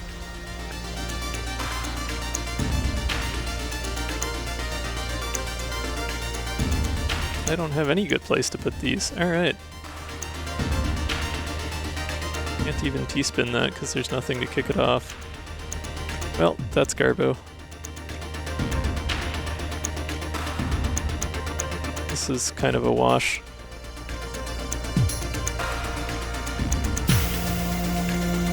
Got my board all screwy for no reason. Ugh, yuck. Yuck, yuck, yuck. Well, so much for setting a better score.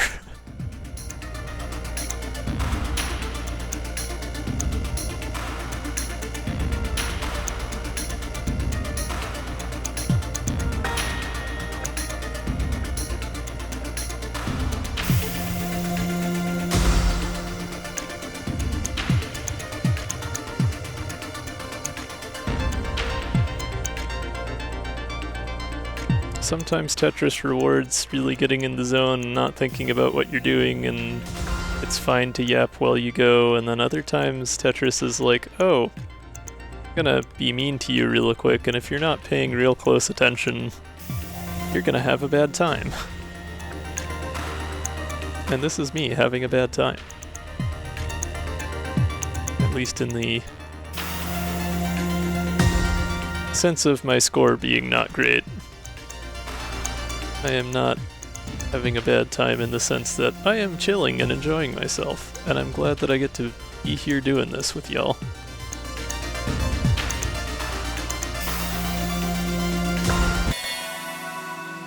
Certainly a better score.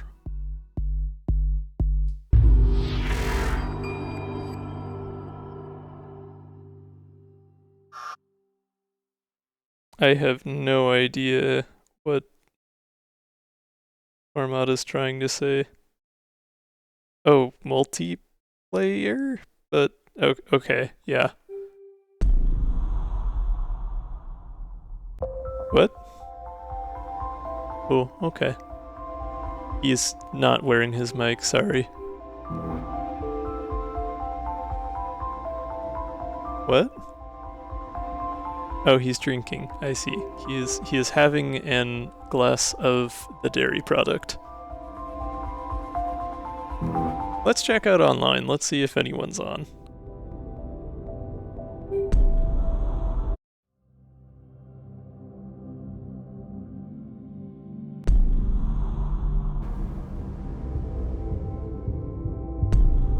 I am a ranked competitive Tetris player.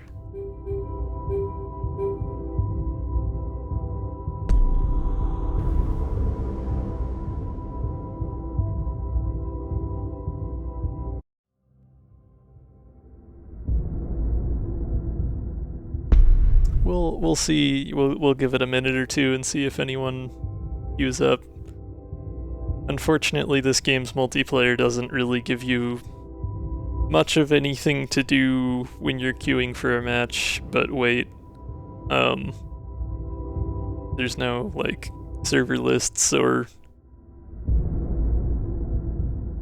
estimated time to connect or anything like that. You just kind of gotta sit around. And also, of course, because it's got a skill rating system and it doesn't just drop you in a match with anybody, being higher rated makes it kind of hard to find opponents sometimes, but I don't know. We'll hang out a bit. We'll see if anyone shows up. Oh, well, hey, that wasn't too long. Australia, also way higher skill rating than me. I may be cooked, but we'll give it our best. Oh, they turned the speed level all the way up right at the get-go. Okay, that's fun. Yeah, one of the two players gets to set the speed level to begin with, so you get to, sometimes you get to decide. That's like maybe the only real, like, direct impact you can have on the other player as far as making it harder for them. That button double pressed. That's not what I was after. I really need to, like, learn a different controller or input method for this game.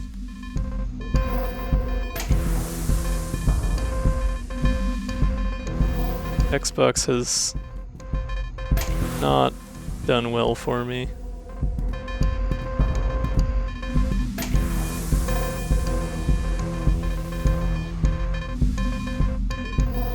Go. Took me a minute to figure out getting that to where I wanted it. As you can see, my opponent is pretty skilled at this game and is definitely more warmed up than I am right now. But we'll hang in there for as long as we can.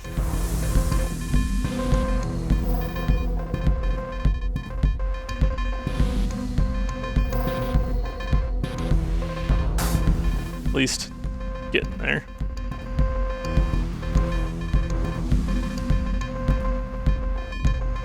So you can also see, like, next to my score how it has the minus 81,000.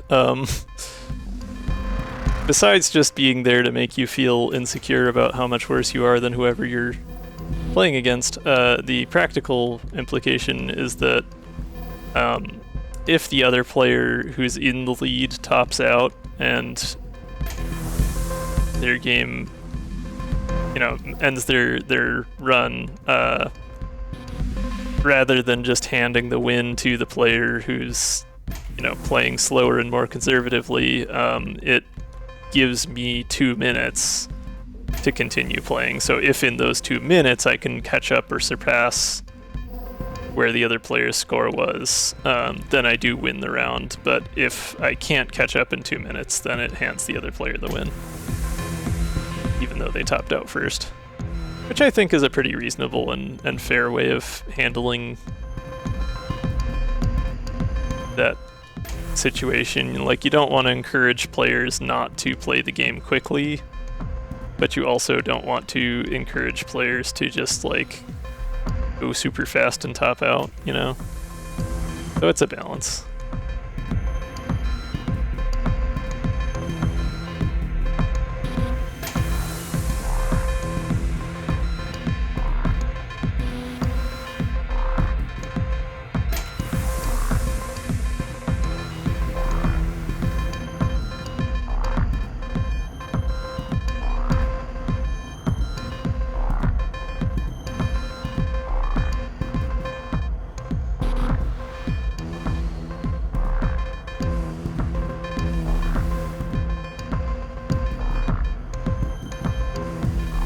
I haven't been paying too close attention to my opponent's board because I can only really watch things so well at once. Oh, you know, I hope the layout isn't covering my board. I didn't look. I think chat might be partially obscuring my pieces here. No. Oh, okay, that's good. Yeah, when I moved things around, I just had single player in mind. Oh, I don't like this. I don't like this at all. Okay, we recovered. We're fine.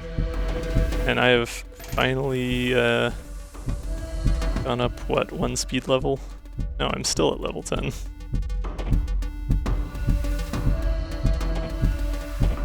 You can also see my opponent has their settings such that they can see piece colors still.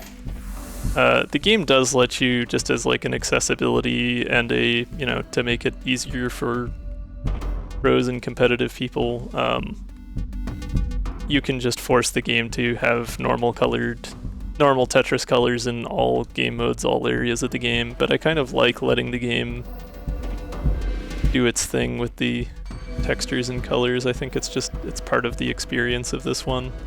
It does definitely make it harder sometimes, but I find it fun.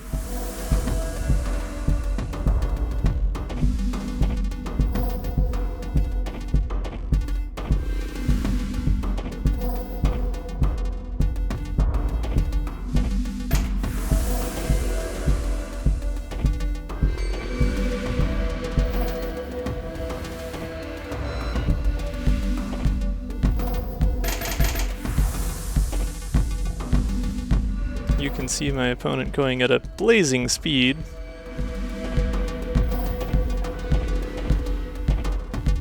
And I'm just plodding along. So I think we are going to run into that scenario where they top out first and I just have no way of catching up in 2 minutes allotted because I'm definitely not keeping pace with them. We just got to speed level 11.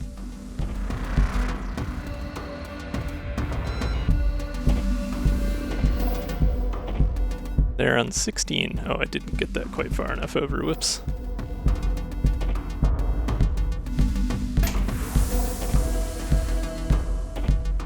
And that button press did not register because I definitely rotated that piece.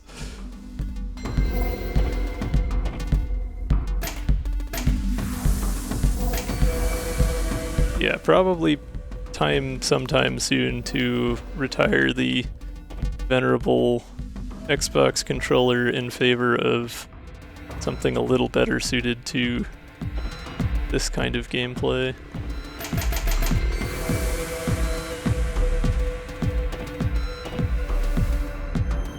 Which, you know, for ergonomic reasons probably means I should learn to play this on a fight stick, but that's gonna take a lot of retraining.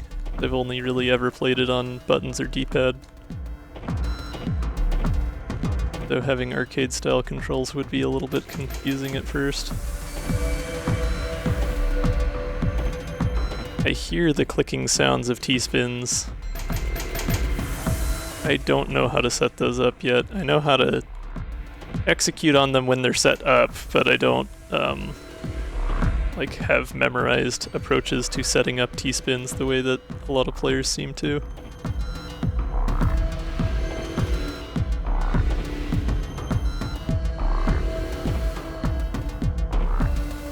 I am okay at Tetris, I am not a pro.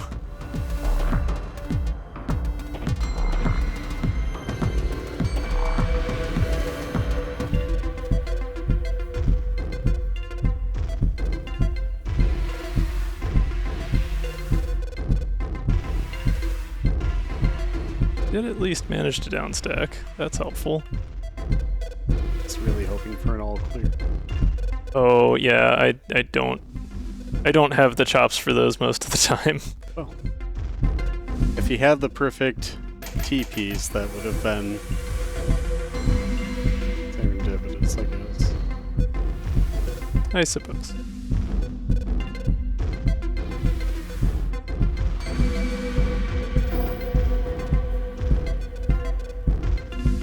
I don't feel too bad about holding my own for this long against someone whose skill rating is like 2,000 higher than mine. Or however much it was.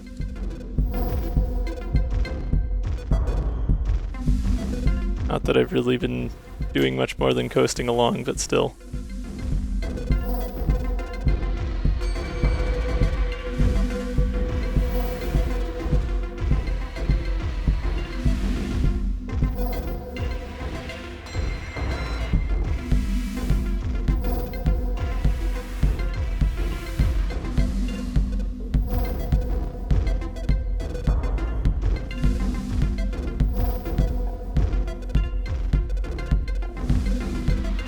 Was mean.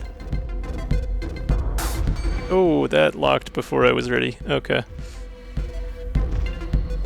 Yeah, now I'm starting to get into it, I guess.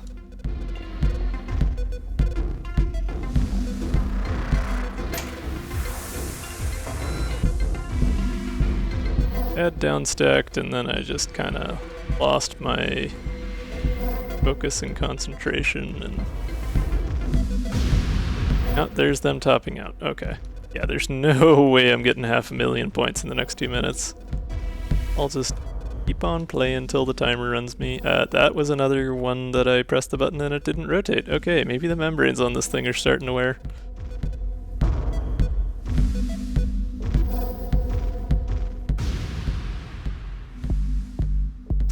Well, I definitely didn't need to top out when I did, but...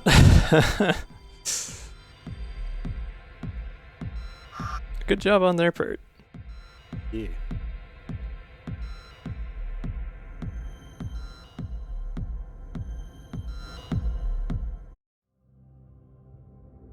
A TDR pad? Yeah, gosh.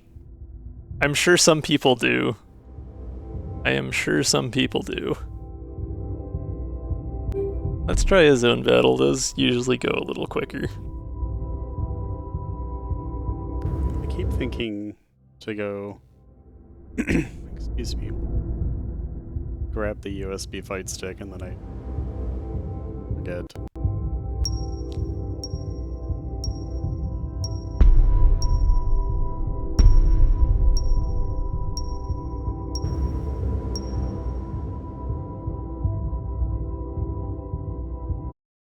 Oh, I wasn't looking. What was their skill rating? I didn't read it, sorry. Oh, they're a little bit lower than me, but definitely a much more even match than last time.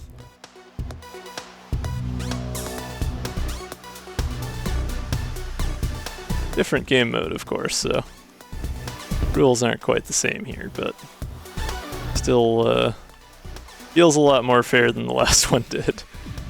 We'll see how it goes. Yeah, they are definitely off to a better start than I am.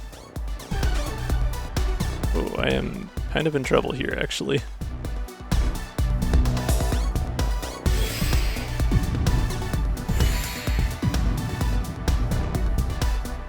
Oh gosh darn, I am just not having a good night with the off by ones. This might be it. We may already be cooked.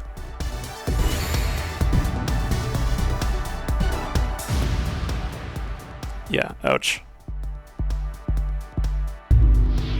Because it goes so much faster, zone battles are best of 3, so we do at least get another try at that.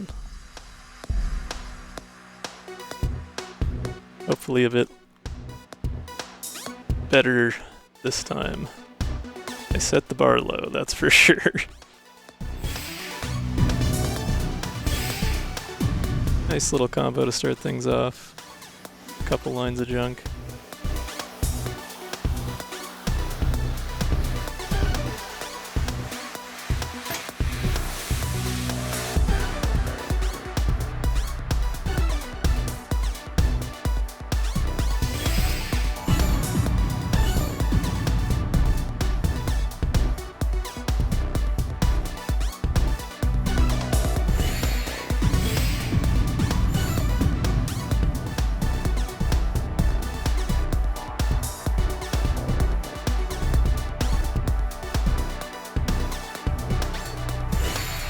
I played that poorly. I could have set myself up much better there.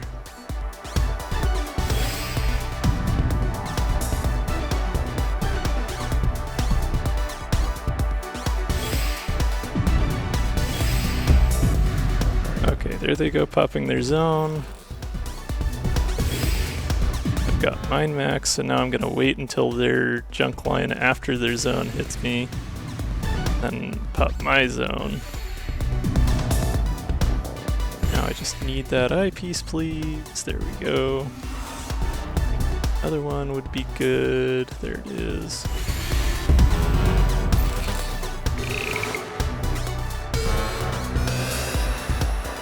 Pretty good combo here.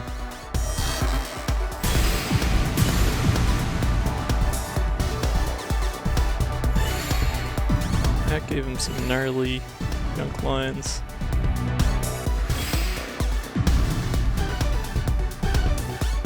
Oh, off by one again.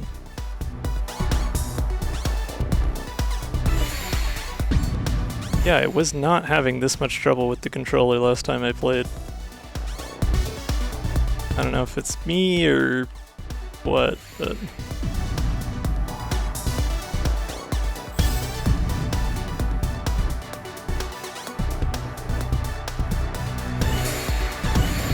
Oh, come on. That was an execution error on my part. I just goofed that. Okay, well that was a fair win on their part. I just made some mistakes.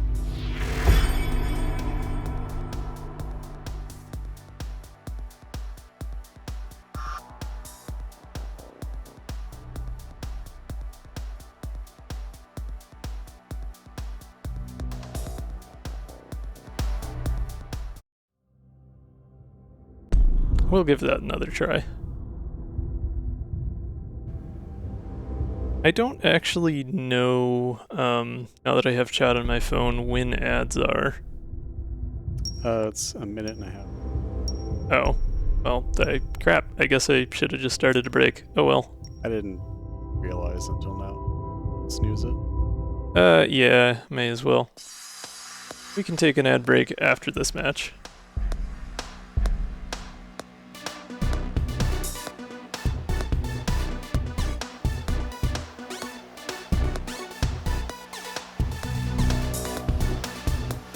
I played that wrong. Played that wrong in multiple ways. It's fine. Nothing we can't recover from here.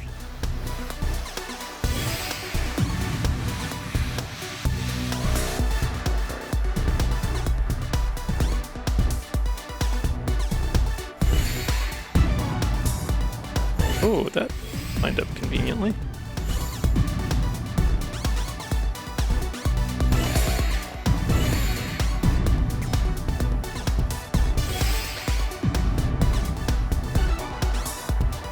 Bit dangerously high on the stack there.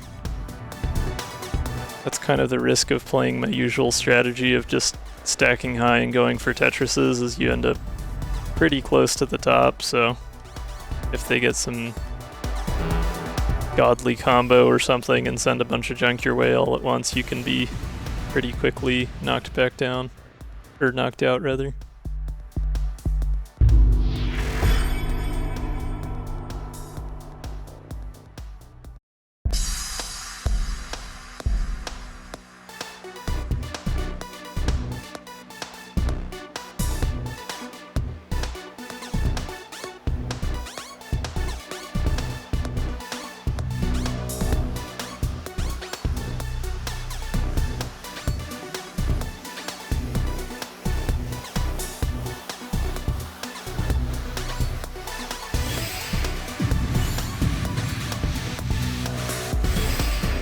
I am a little bit highly rated compared to this player, so not too surprising that I am outspeeding them. Seems like we have a fairly similar approach in some regards at least. But I wasn't watching too closely what they were doing.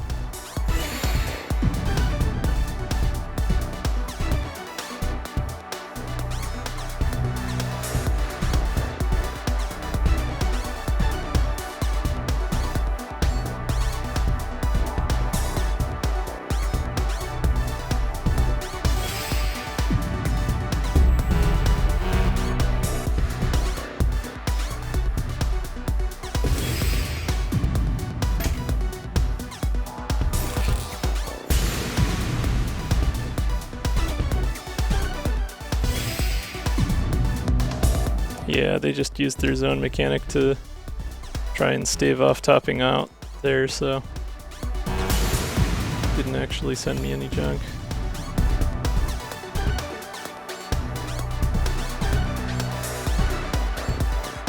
I'm just gonna hang on to my zone and see if they can come back from it. I don't want to like absolutely dog on them, you know?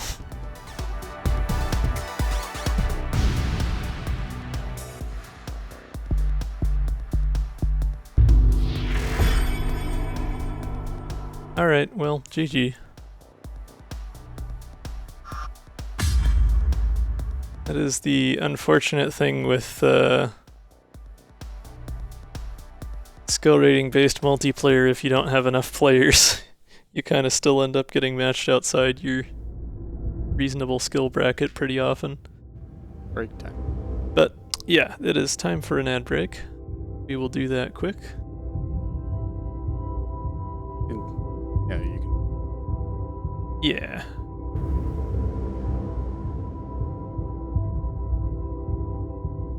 So, now's a good time to get up, use the bathroom, get some water, all of that. I think I will still keep playing after this for at least a little bit, so we will see you back here in just 3 or 4 minutes for some more Tetris.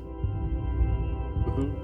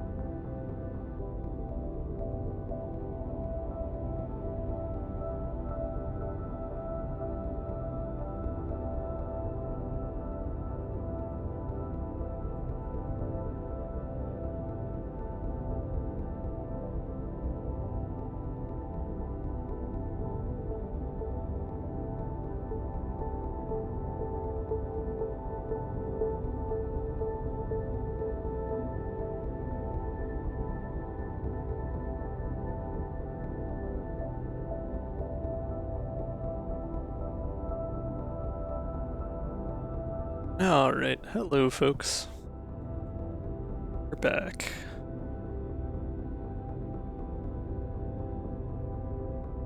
Yeah. I think that was enough multiplayer for one evening. Let's move on to then a little more chill and just wind down the last hour or so.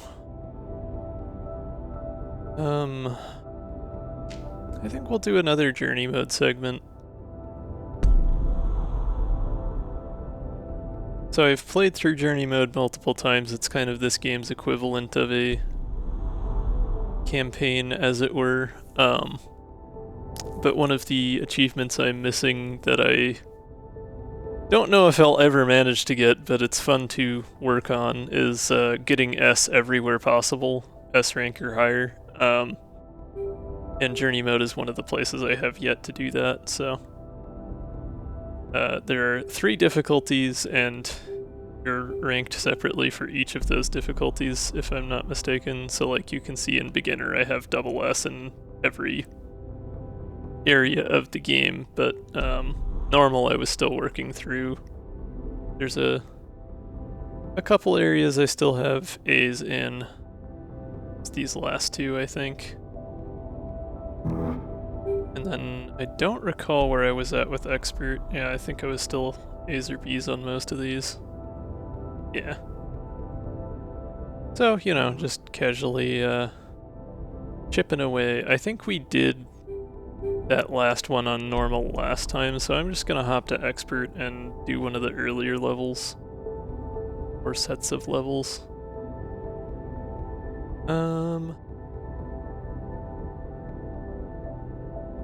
Let's just do the first one. Start at the beginning. I'll just play this set of 3 and then we'll switch back to effect modes for some more chill time.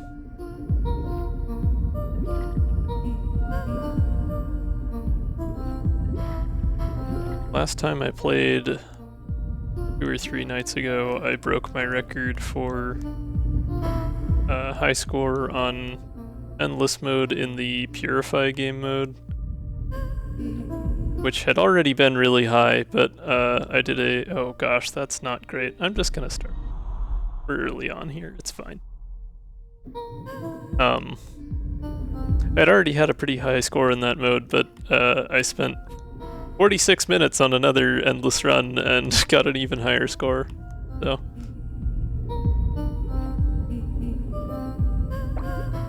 This is the kind of game where I can just sit and play the game and think about other things. It is quite nice sometimes. Sort of meditative flow state kind of activity.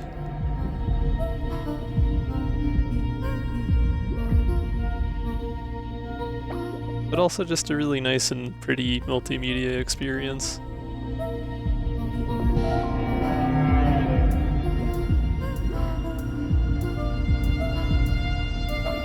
Especially with a good, like, if you got a good subwoofer, you know, a nice sound system with bass so you can, like, feel it, that definitely is a fun time as well. I think, honestly, that's one of the things I would miss most with this game if I did switch from Xbox controller to a fight stick or something like that, is the haptics. Because there is a lot of use of controller vibration this one. Like, it vibrates to the beat in addition to reacting to things happening in the game. This makes it that much more kinetic.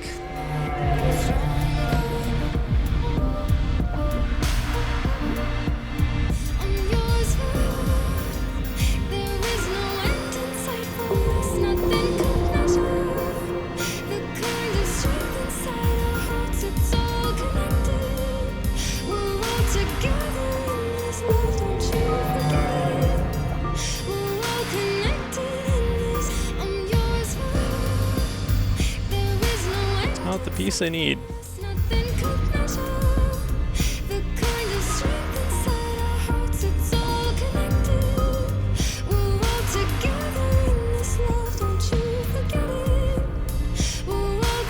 That was not where I should have put that. Alright.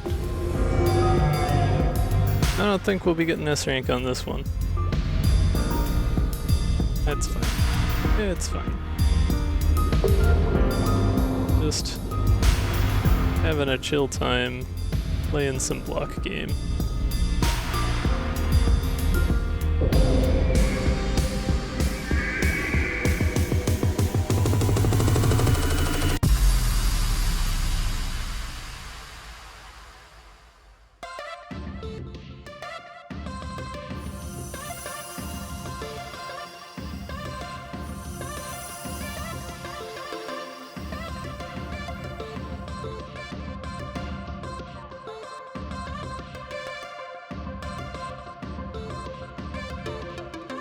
Your eyes so you see my vision. Unite the souls so there's no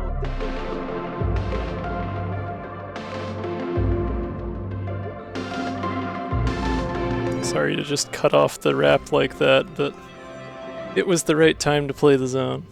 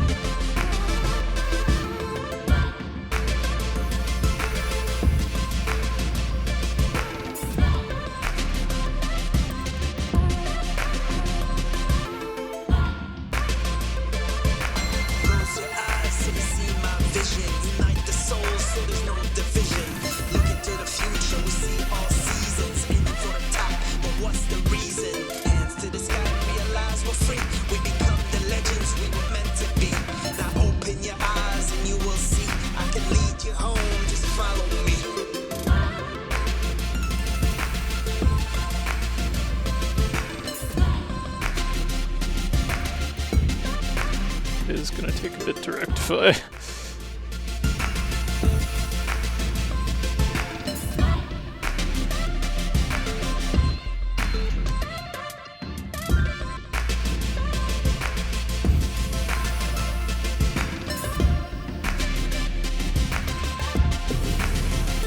Point, you just gotta start stacking them blocks.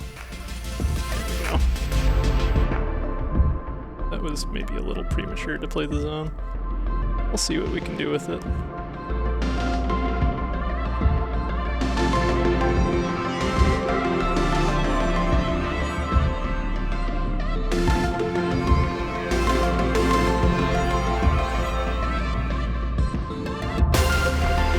Ran out of time, but still could have been worse.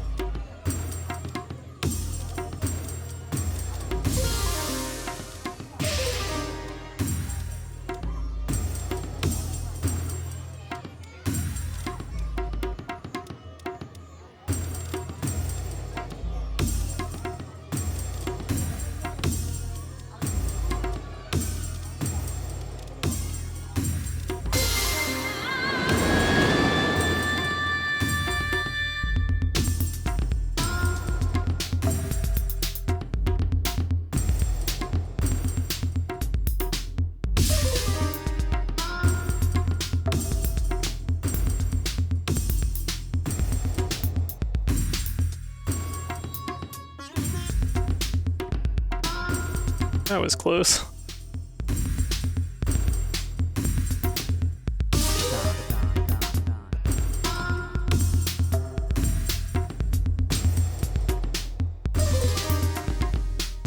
Nope. Oh, I thought that locked. It did not lock.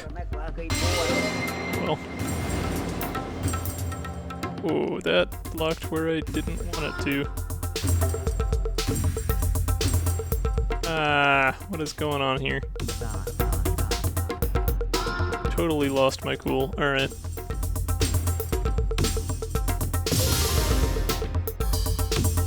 Probably should have popped into zone there just to figure things out, but...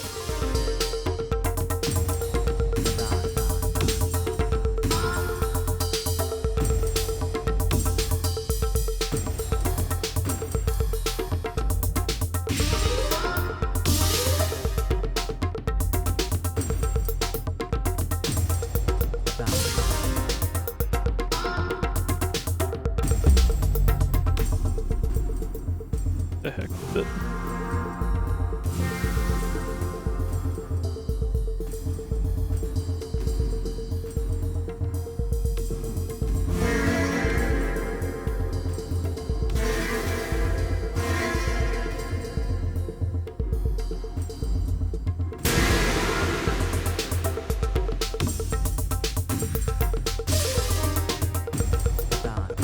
I was doing pretty okay up until this one, but I definitely don't think we're making it past an A rank for this. I'll be genuinely impressed if I get to S. Got a good combo there at least.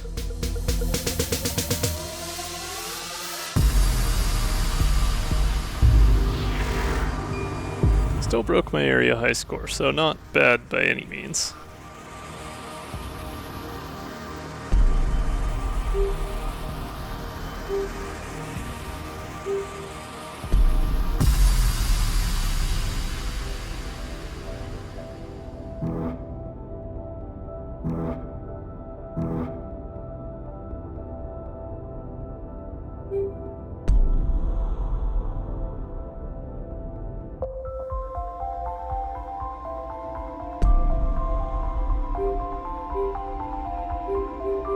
Alright, I think it's time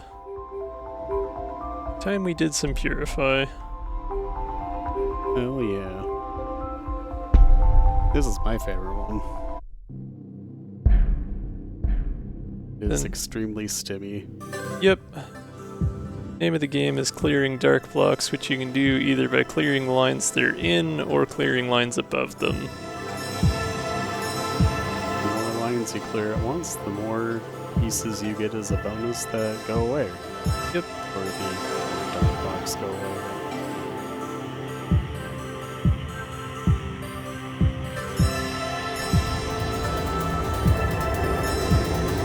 And you just kind of keep going like this indefinitely, or in the case of not endless mode, for 3 minutes.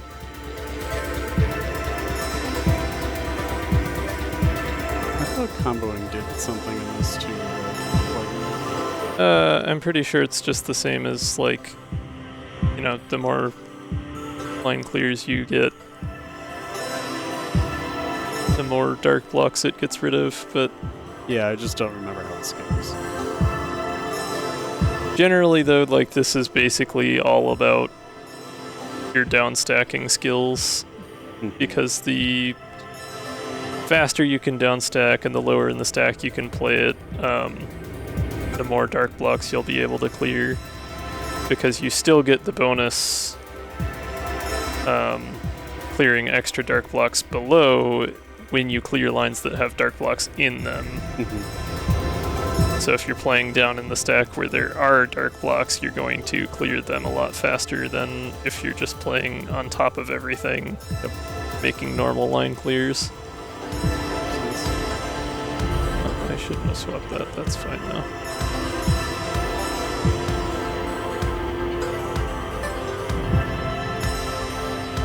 But yeah, generally incentivizes you to get good at down stacking and at coming up with good combos. Oh no! Ah! I just barely off by one to that. It is just the evening of off by ones for me. Definitely happens with this game.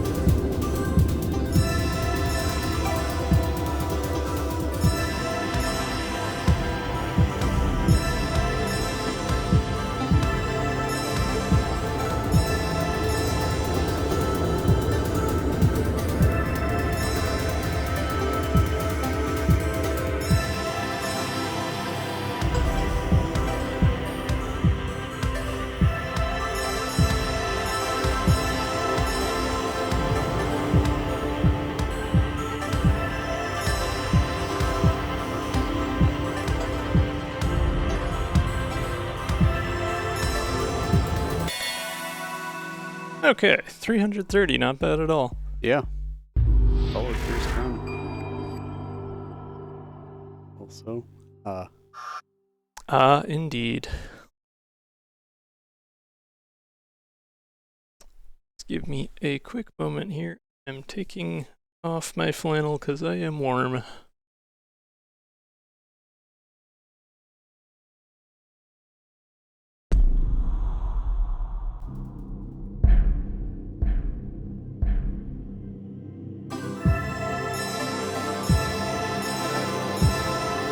That's a nice start.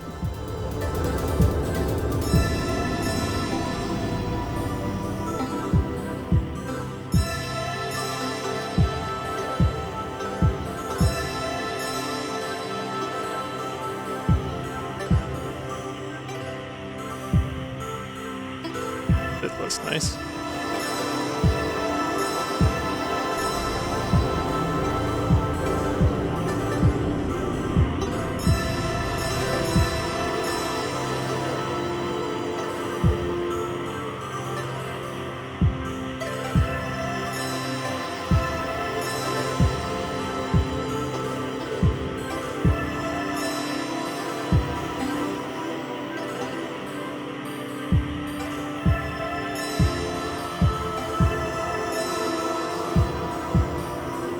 Dang it, I shouldn't have put that O piece there, I blocked myself off.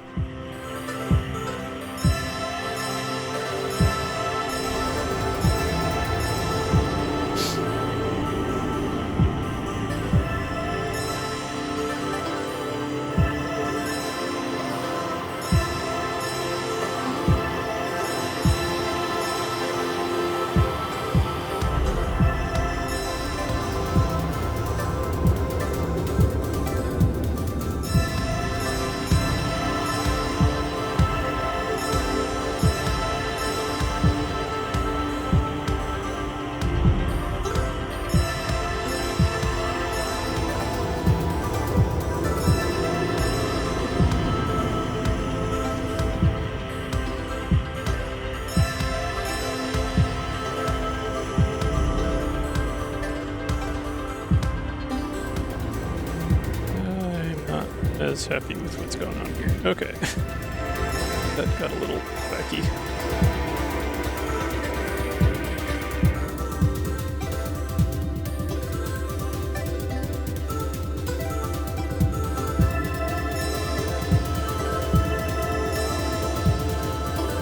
Yeah, so this is where we're getting into what I was talking about earlier, where we've just been playing on top of the stack and it takes a lot longer to clear through dark blocks that way. But, you know, if the game doesn't give me the pieces I need, it's a little bit harder to work with. That's better.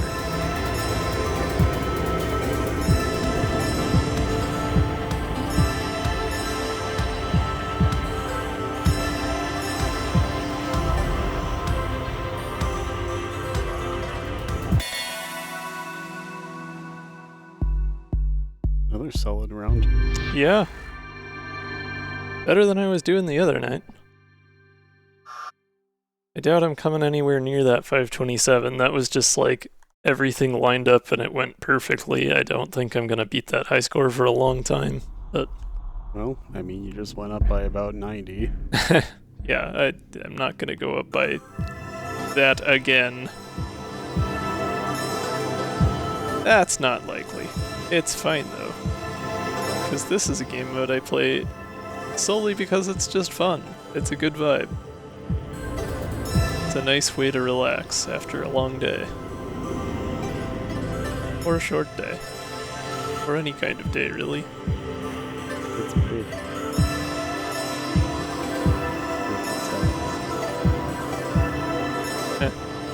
Been a minute.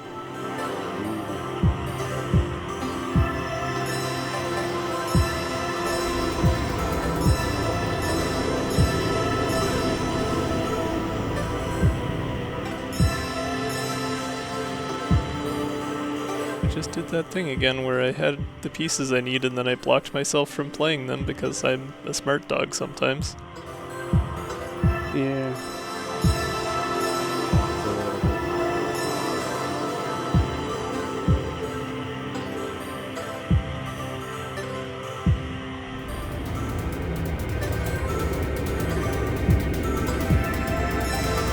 There you go. That's a bit better.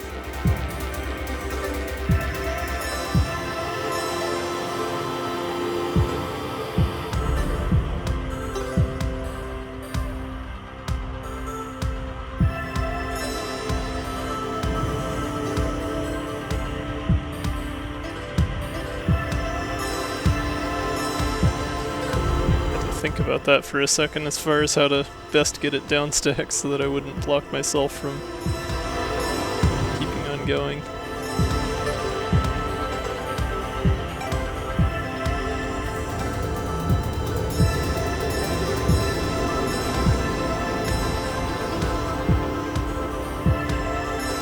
I think that is part of why I enjoy this mode, because you have kind of infinite junk lines. So you really have to think about how you play the game a bit differently in terms of being very aware of not blocking yourself from playing into the gaps as you work your way down. I did one time, it is technically possible, get an all clear in this mode. Which of course it only lasts for an instant before it gives you more lines, but it does still give you the little fanfare and everything, which is funny.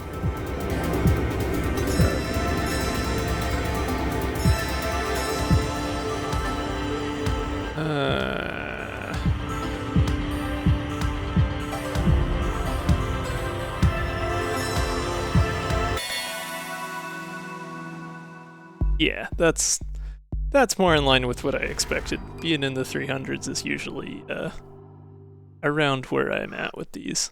You recovered swiftly in the last 45 seconds. Yeah.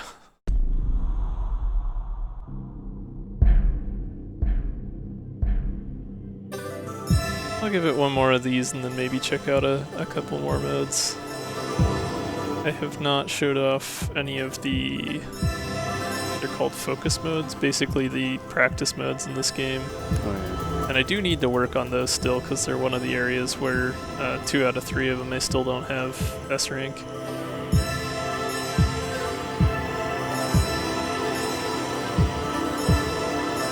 But those are also, much like this one, like kind of designed to practice specific skills, but even to a more greater and more focused degree than this.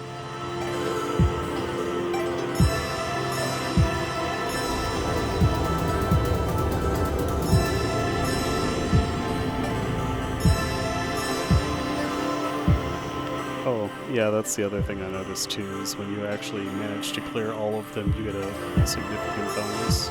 Yeah. Yeah, that's true as well. If you're able to clear all of the dark blocks before the timer runs out and it gives you more, you do get extra points for that. Although the ranking is based on lines and not score. As far as like A rank, S rank, etc. Oh. Or at least, I don't actually know if the letter rank is based on lines or score, but I know that it only keeps track for like high score purposes of max lines and not of what your score is. I thought it was infected clears. Oh, yeah, I mean, not lines, sorry. I'm saying lines, but I mean infected clears. I gotcha. Because those bonuses are factored into that. Oh, they are? Okay. They are, yeah. That I was not paying close attention to, so I wasn't actually cognizant of that fact.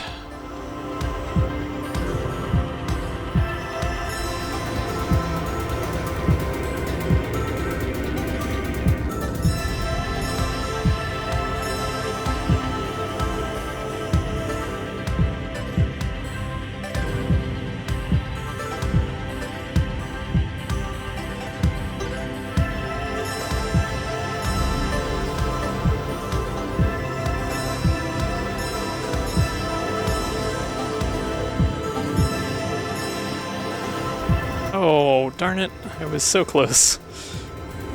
Did not quite catch the timer on that last one.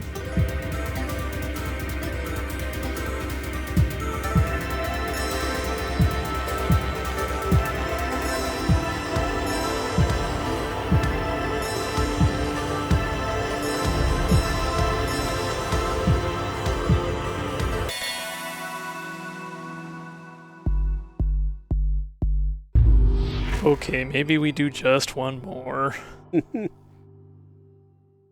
It is very stimmy. It's great. I do love this mode.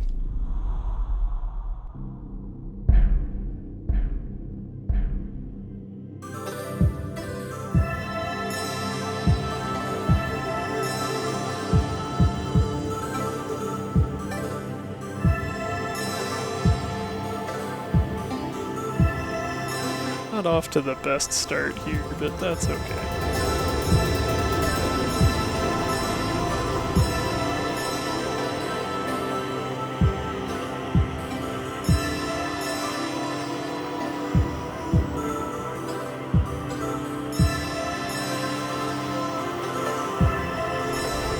I might just restart this one. I don't like how any of that was going. That is fair.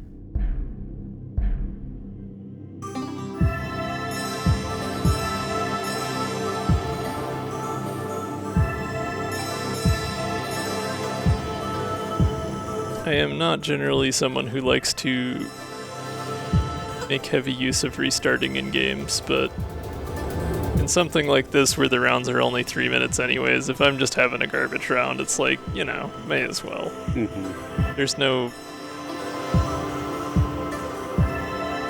story element, there's no deck I've been building that I'm invested in getting to work or learning how to figure out how to do better from my mistakes or anything. It's just purely a skill-based game. And it is okay to need a reset and start over every now and then.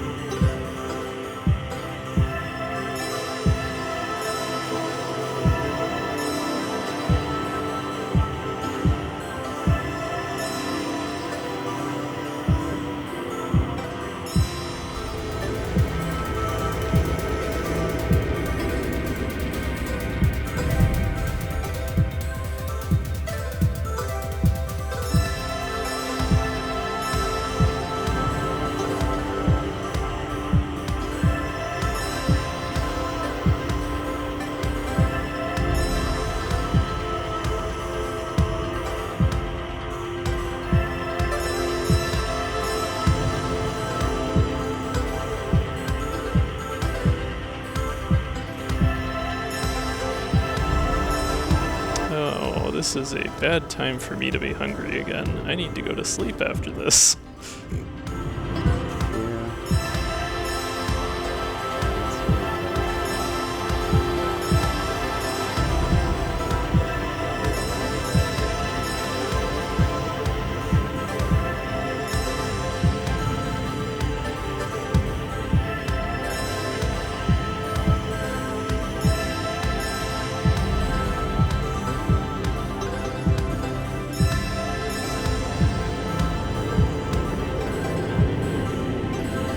Oh, it actually did say it, but I didn't realize Say what?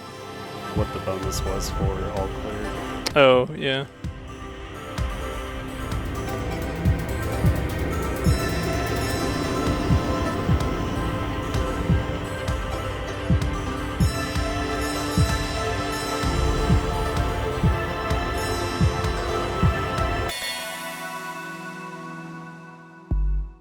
Snuck a few extra in at the end there. That's decent. Yeah, if I wasn't mistaken, it was like 70, which is not insignificant. Yep. Gotta make use of all 3 minutes if you want to have a decent score. Apparently. But yeah, these focus mode games are another kind of fun, vibey one, but definitely a bit more challenging. You can see they kind of each have... there's target mode, which is sort of like what we were just doing, where you're trying to clear target blocks. Combos, as one might expect, is all about earning as many combos as you can, and all clears is about getting all clears. But these do not work like normal Tetris. They're set up kind of like a puzzle, so I'll go ahead and give one of these a spin. Show you what that looks like. But basically it gives you a setup, and for the all clears one it gives you predetermined pieces. And you're just trying to clear all the blocks on the board as fast as possible, which is really straightforward for the first few ones, but the longer you go, the more complicated they become. And you get extra time for each one you complete. So while it starts you off with a minute, you can go longer the faster you are at them. But you see now it starts wanting me to combine multiple pieces to successfully form whatever pattern it is I need to clear all of the blocks.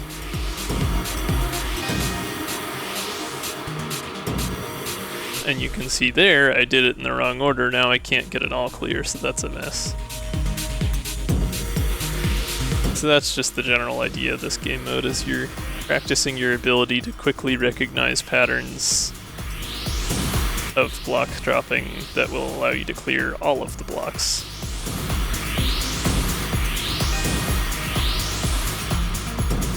Which I really enjoy these game modes existing. I haven't seen anything like this in any of the other Tetris games I've played, and it's really helpful as a way to kind of get a better sense for, like, what am I meant to do in the normal game of Tetris in order to be a better Tetris player.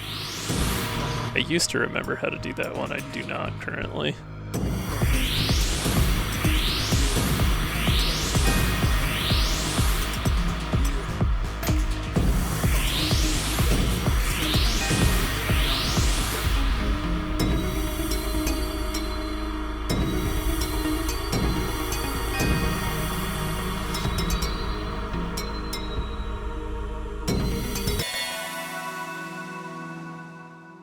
Anyway, that gives you kind of an idea of what these game modes are all about.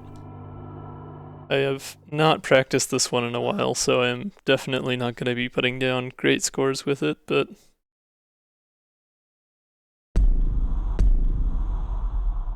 we'll give it a little more work, see if I can't get back into closer to 20 on these.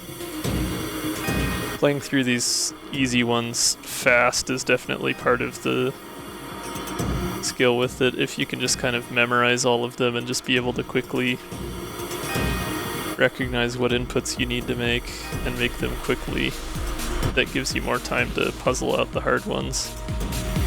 Not missing inputs helps too.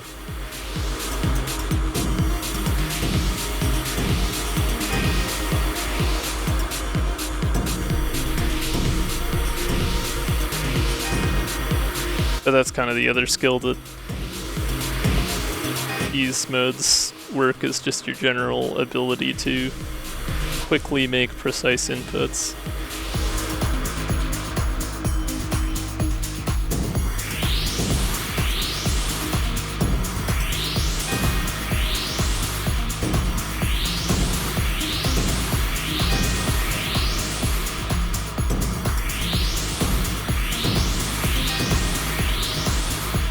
The other thing that this particular mode got me better at was being able to recognize which direction a piece would move when I rotated it.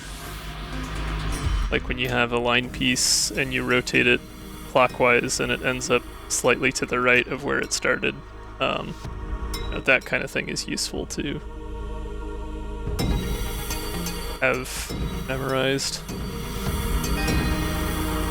or at least have an intuitive feel for.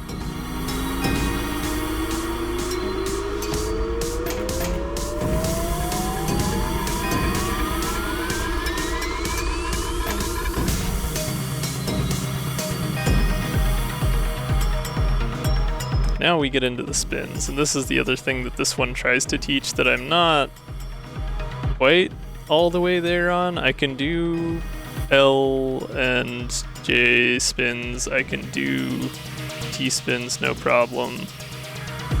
I can do some extent of S and Z spins, but then I get screwed up on stuff like this.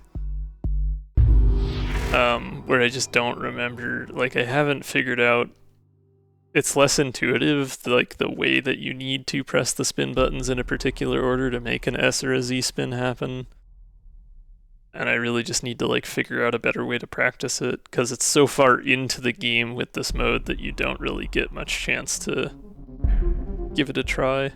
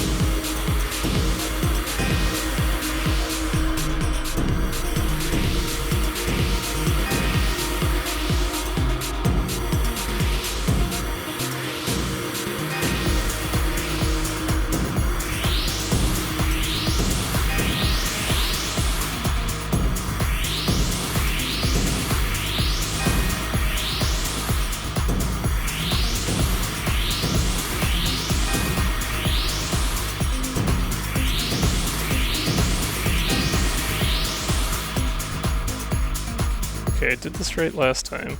Let me think for a minute. Yeah. Nope, I screwed it up again.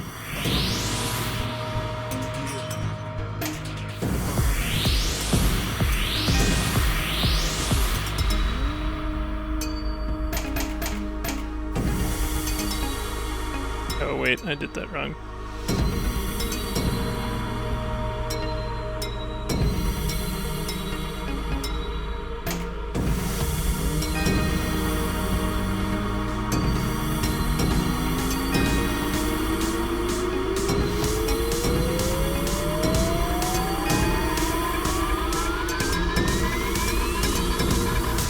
Oh right, you do have to clear a line with each drop is the other thing with this one. So even if you have what would otherwise be a valid play, you will miss. It doesn't go where it's supposed to. Yeah, so that's another setup for the SZ spins, and I just don't quite have those figured out. I've done them before, but only through a lot of trial and error, and I don't yet have the feel for it.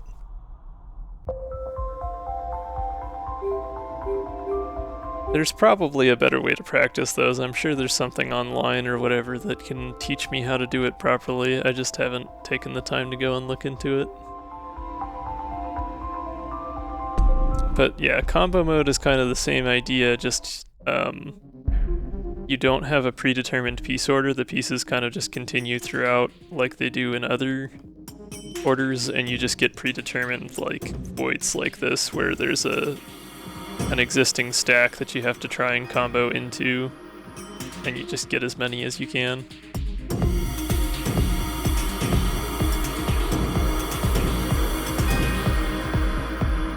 It also lets you use your health pieces, which can get interesting depending. And in combo, you can place blocks that don't earn you lines as long as it's at the beginning. Once you start making line clears like this, like I have to miss because I couldn't clear a line after that first one. So there are some situations in combo mode where it benefits you to do a little bit of setup.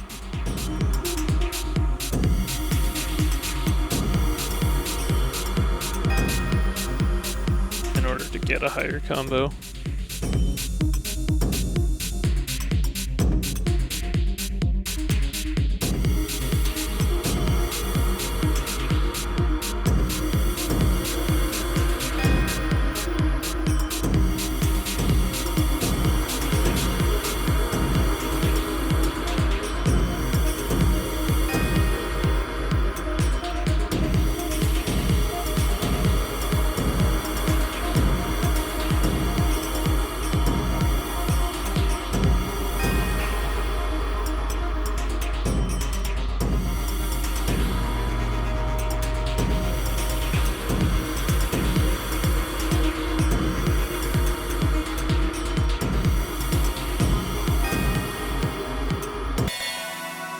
Anyway, that kind of gives you the idea.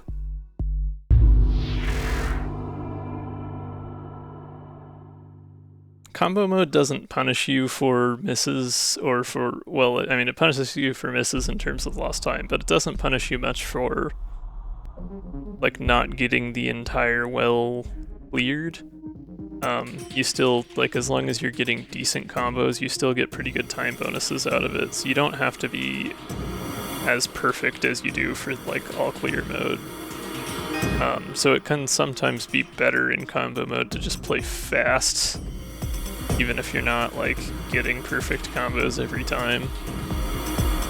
That's something I kind of had to learn over time, was just sometimes you just need to accept that you're not gonna have perfect clears like that one.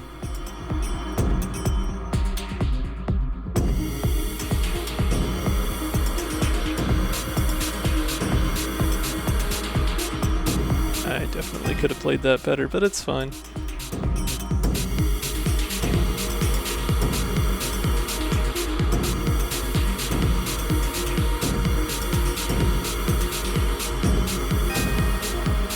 Seven's pretty good.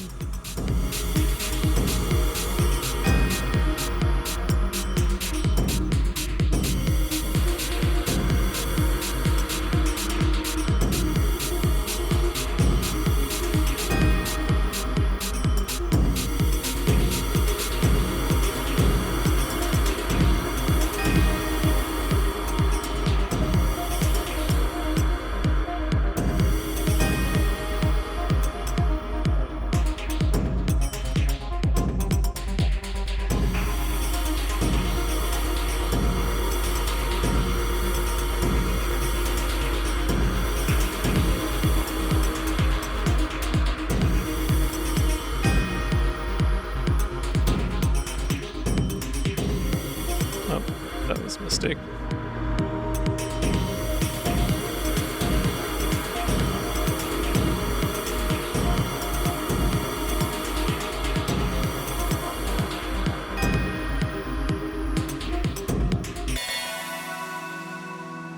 Did a little better that time, but you kind of get the general idea.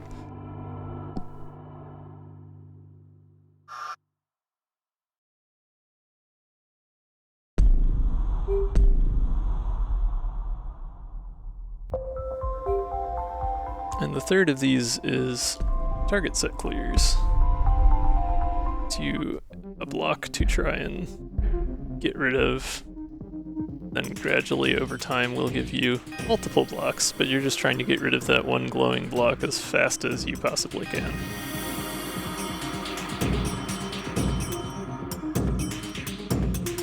which is kind of fun compared to other game modes, because you really like don't have to care about the state of the board as long as you eliminate that one piece, so you can make a mess and not have consequences. As long as you don't block yourself off, of course.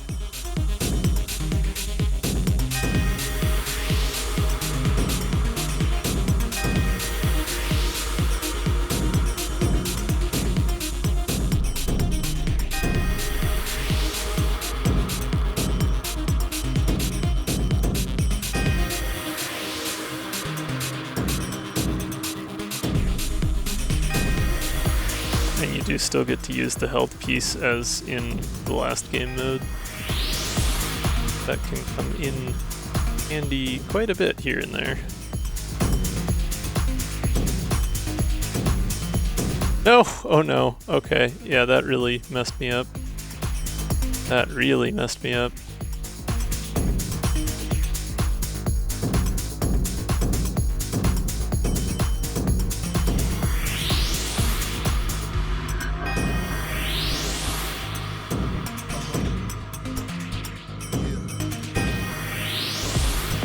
Well, that little mistake is definitely going to preclude me getting a particularly good score this time around, but that's fine.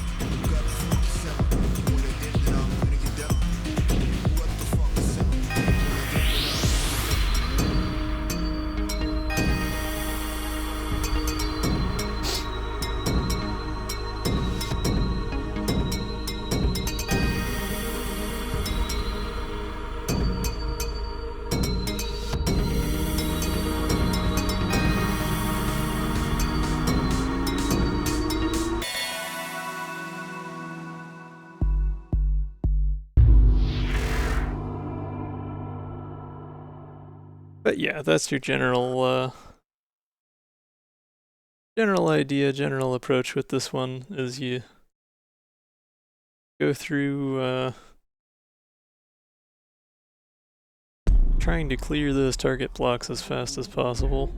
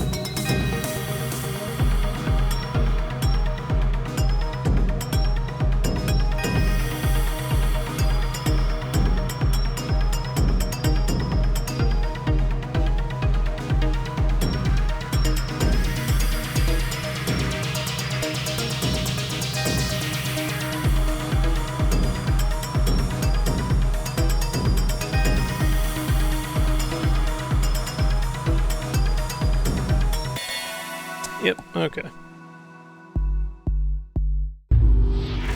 That was much better. I want to say it's 25 to S in that mode. Pushing our way toward level 93. Getting there. Mm-hmm. Leveling goes up to 100, so I will eventually top out.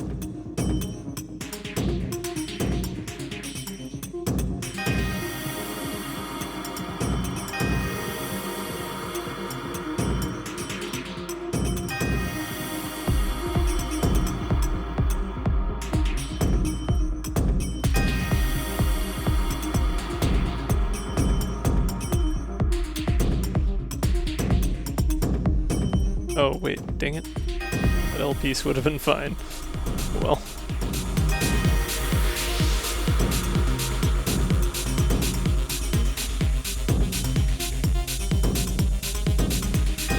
That was a bit inefficient.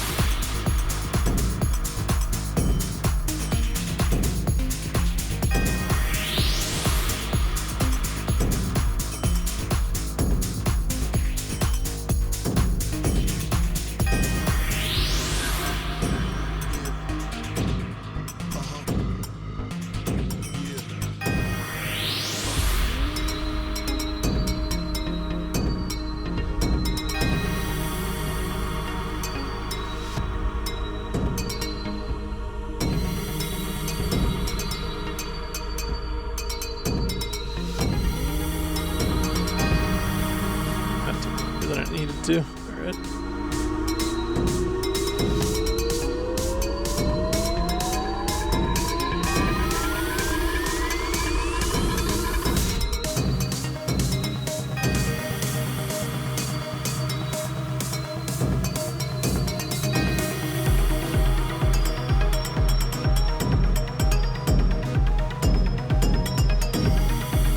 Oh wait, I messed that up. Darn it. Could have had that one, but I started dropping junk a little too early.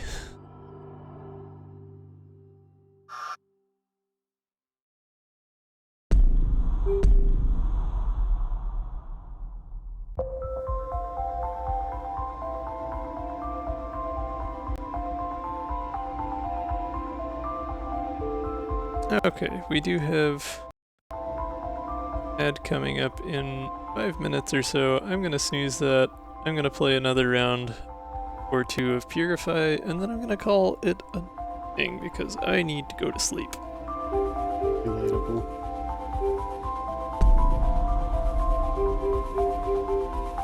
But I do appreciate y'all coming along for the ride with this one. It has been a nice way to wind down at the end of the evening.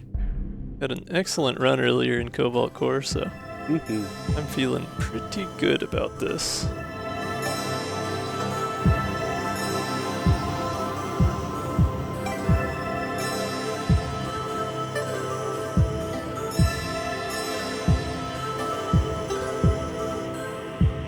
Probably should have put that further over from where I did.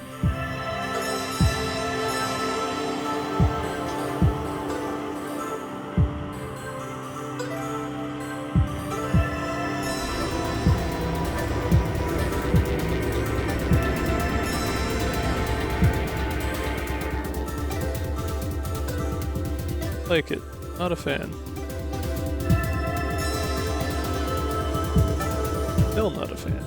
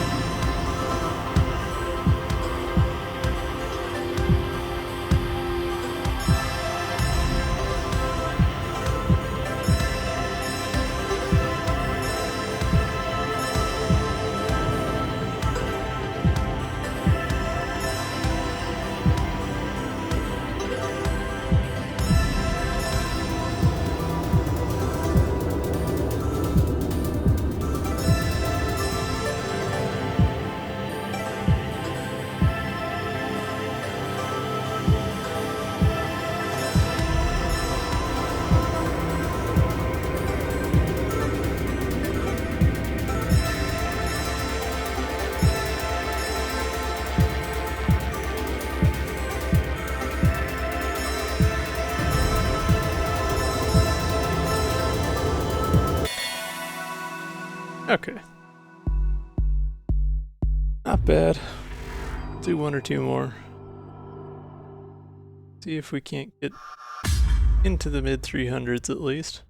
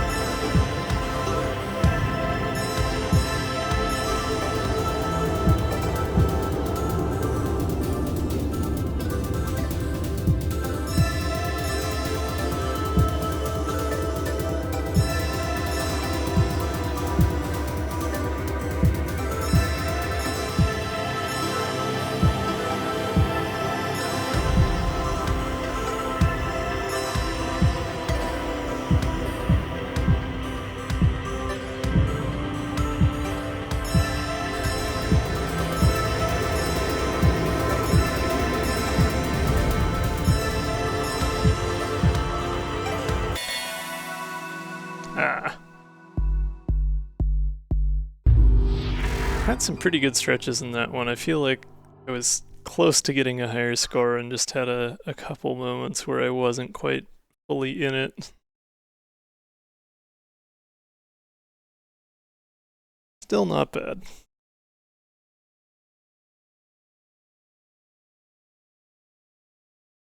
We'll use up our last snooze and we'll just do one more of these and then I will call it a night. Because there is always the just one more. Mm-hmm. But thank you all for coming out tonight. It's been a good time. Always appreciate getting to chill with folks. I hope you're well, and I hope you're having and will continue to have an excellent week. We will be streaming again on Thursday night US Central Time, early Wednesday morning European.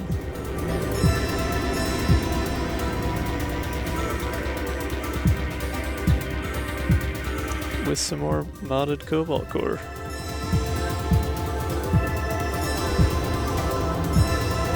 Which is also always a good time.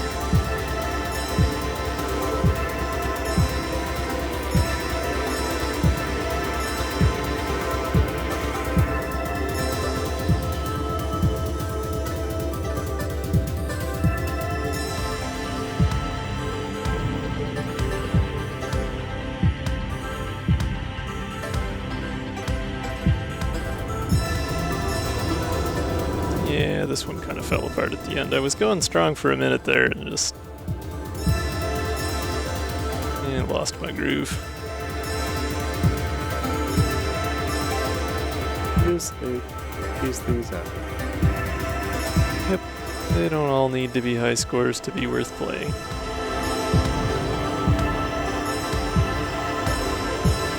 We got a pretty nice down stack there.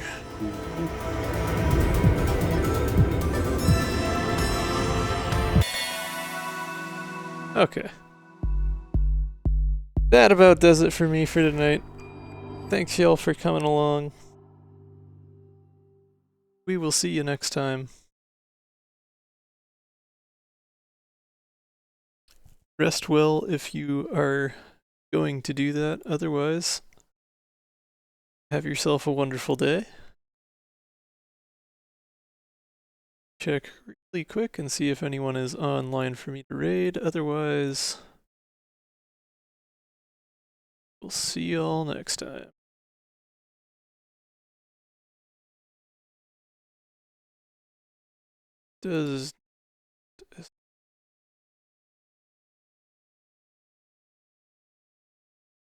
Yeah, okay. So yeah, I hope y'all have a good night, and we will see you next time. See you in a couple days.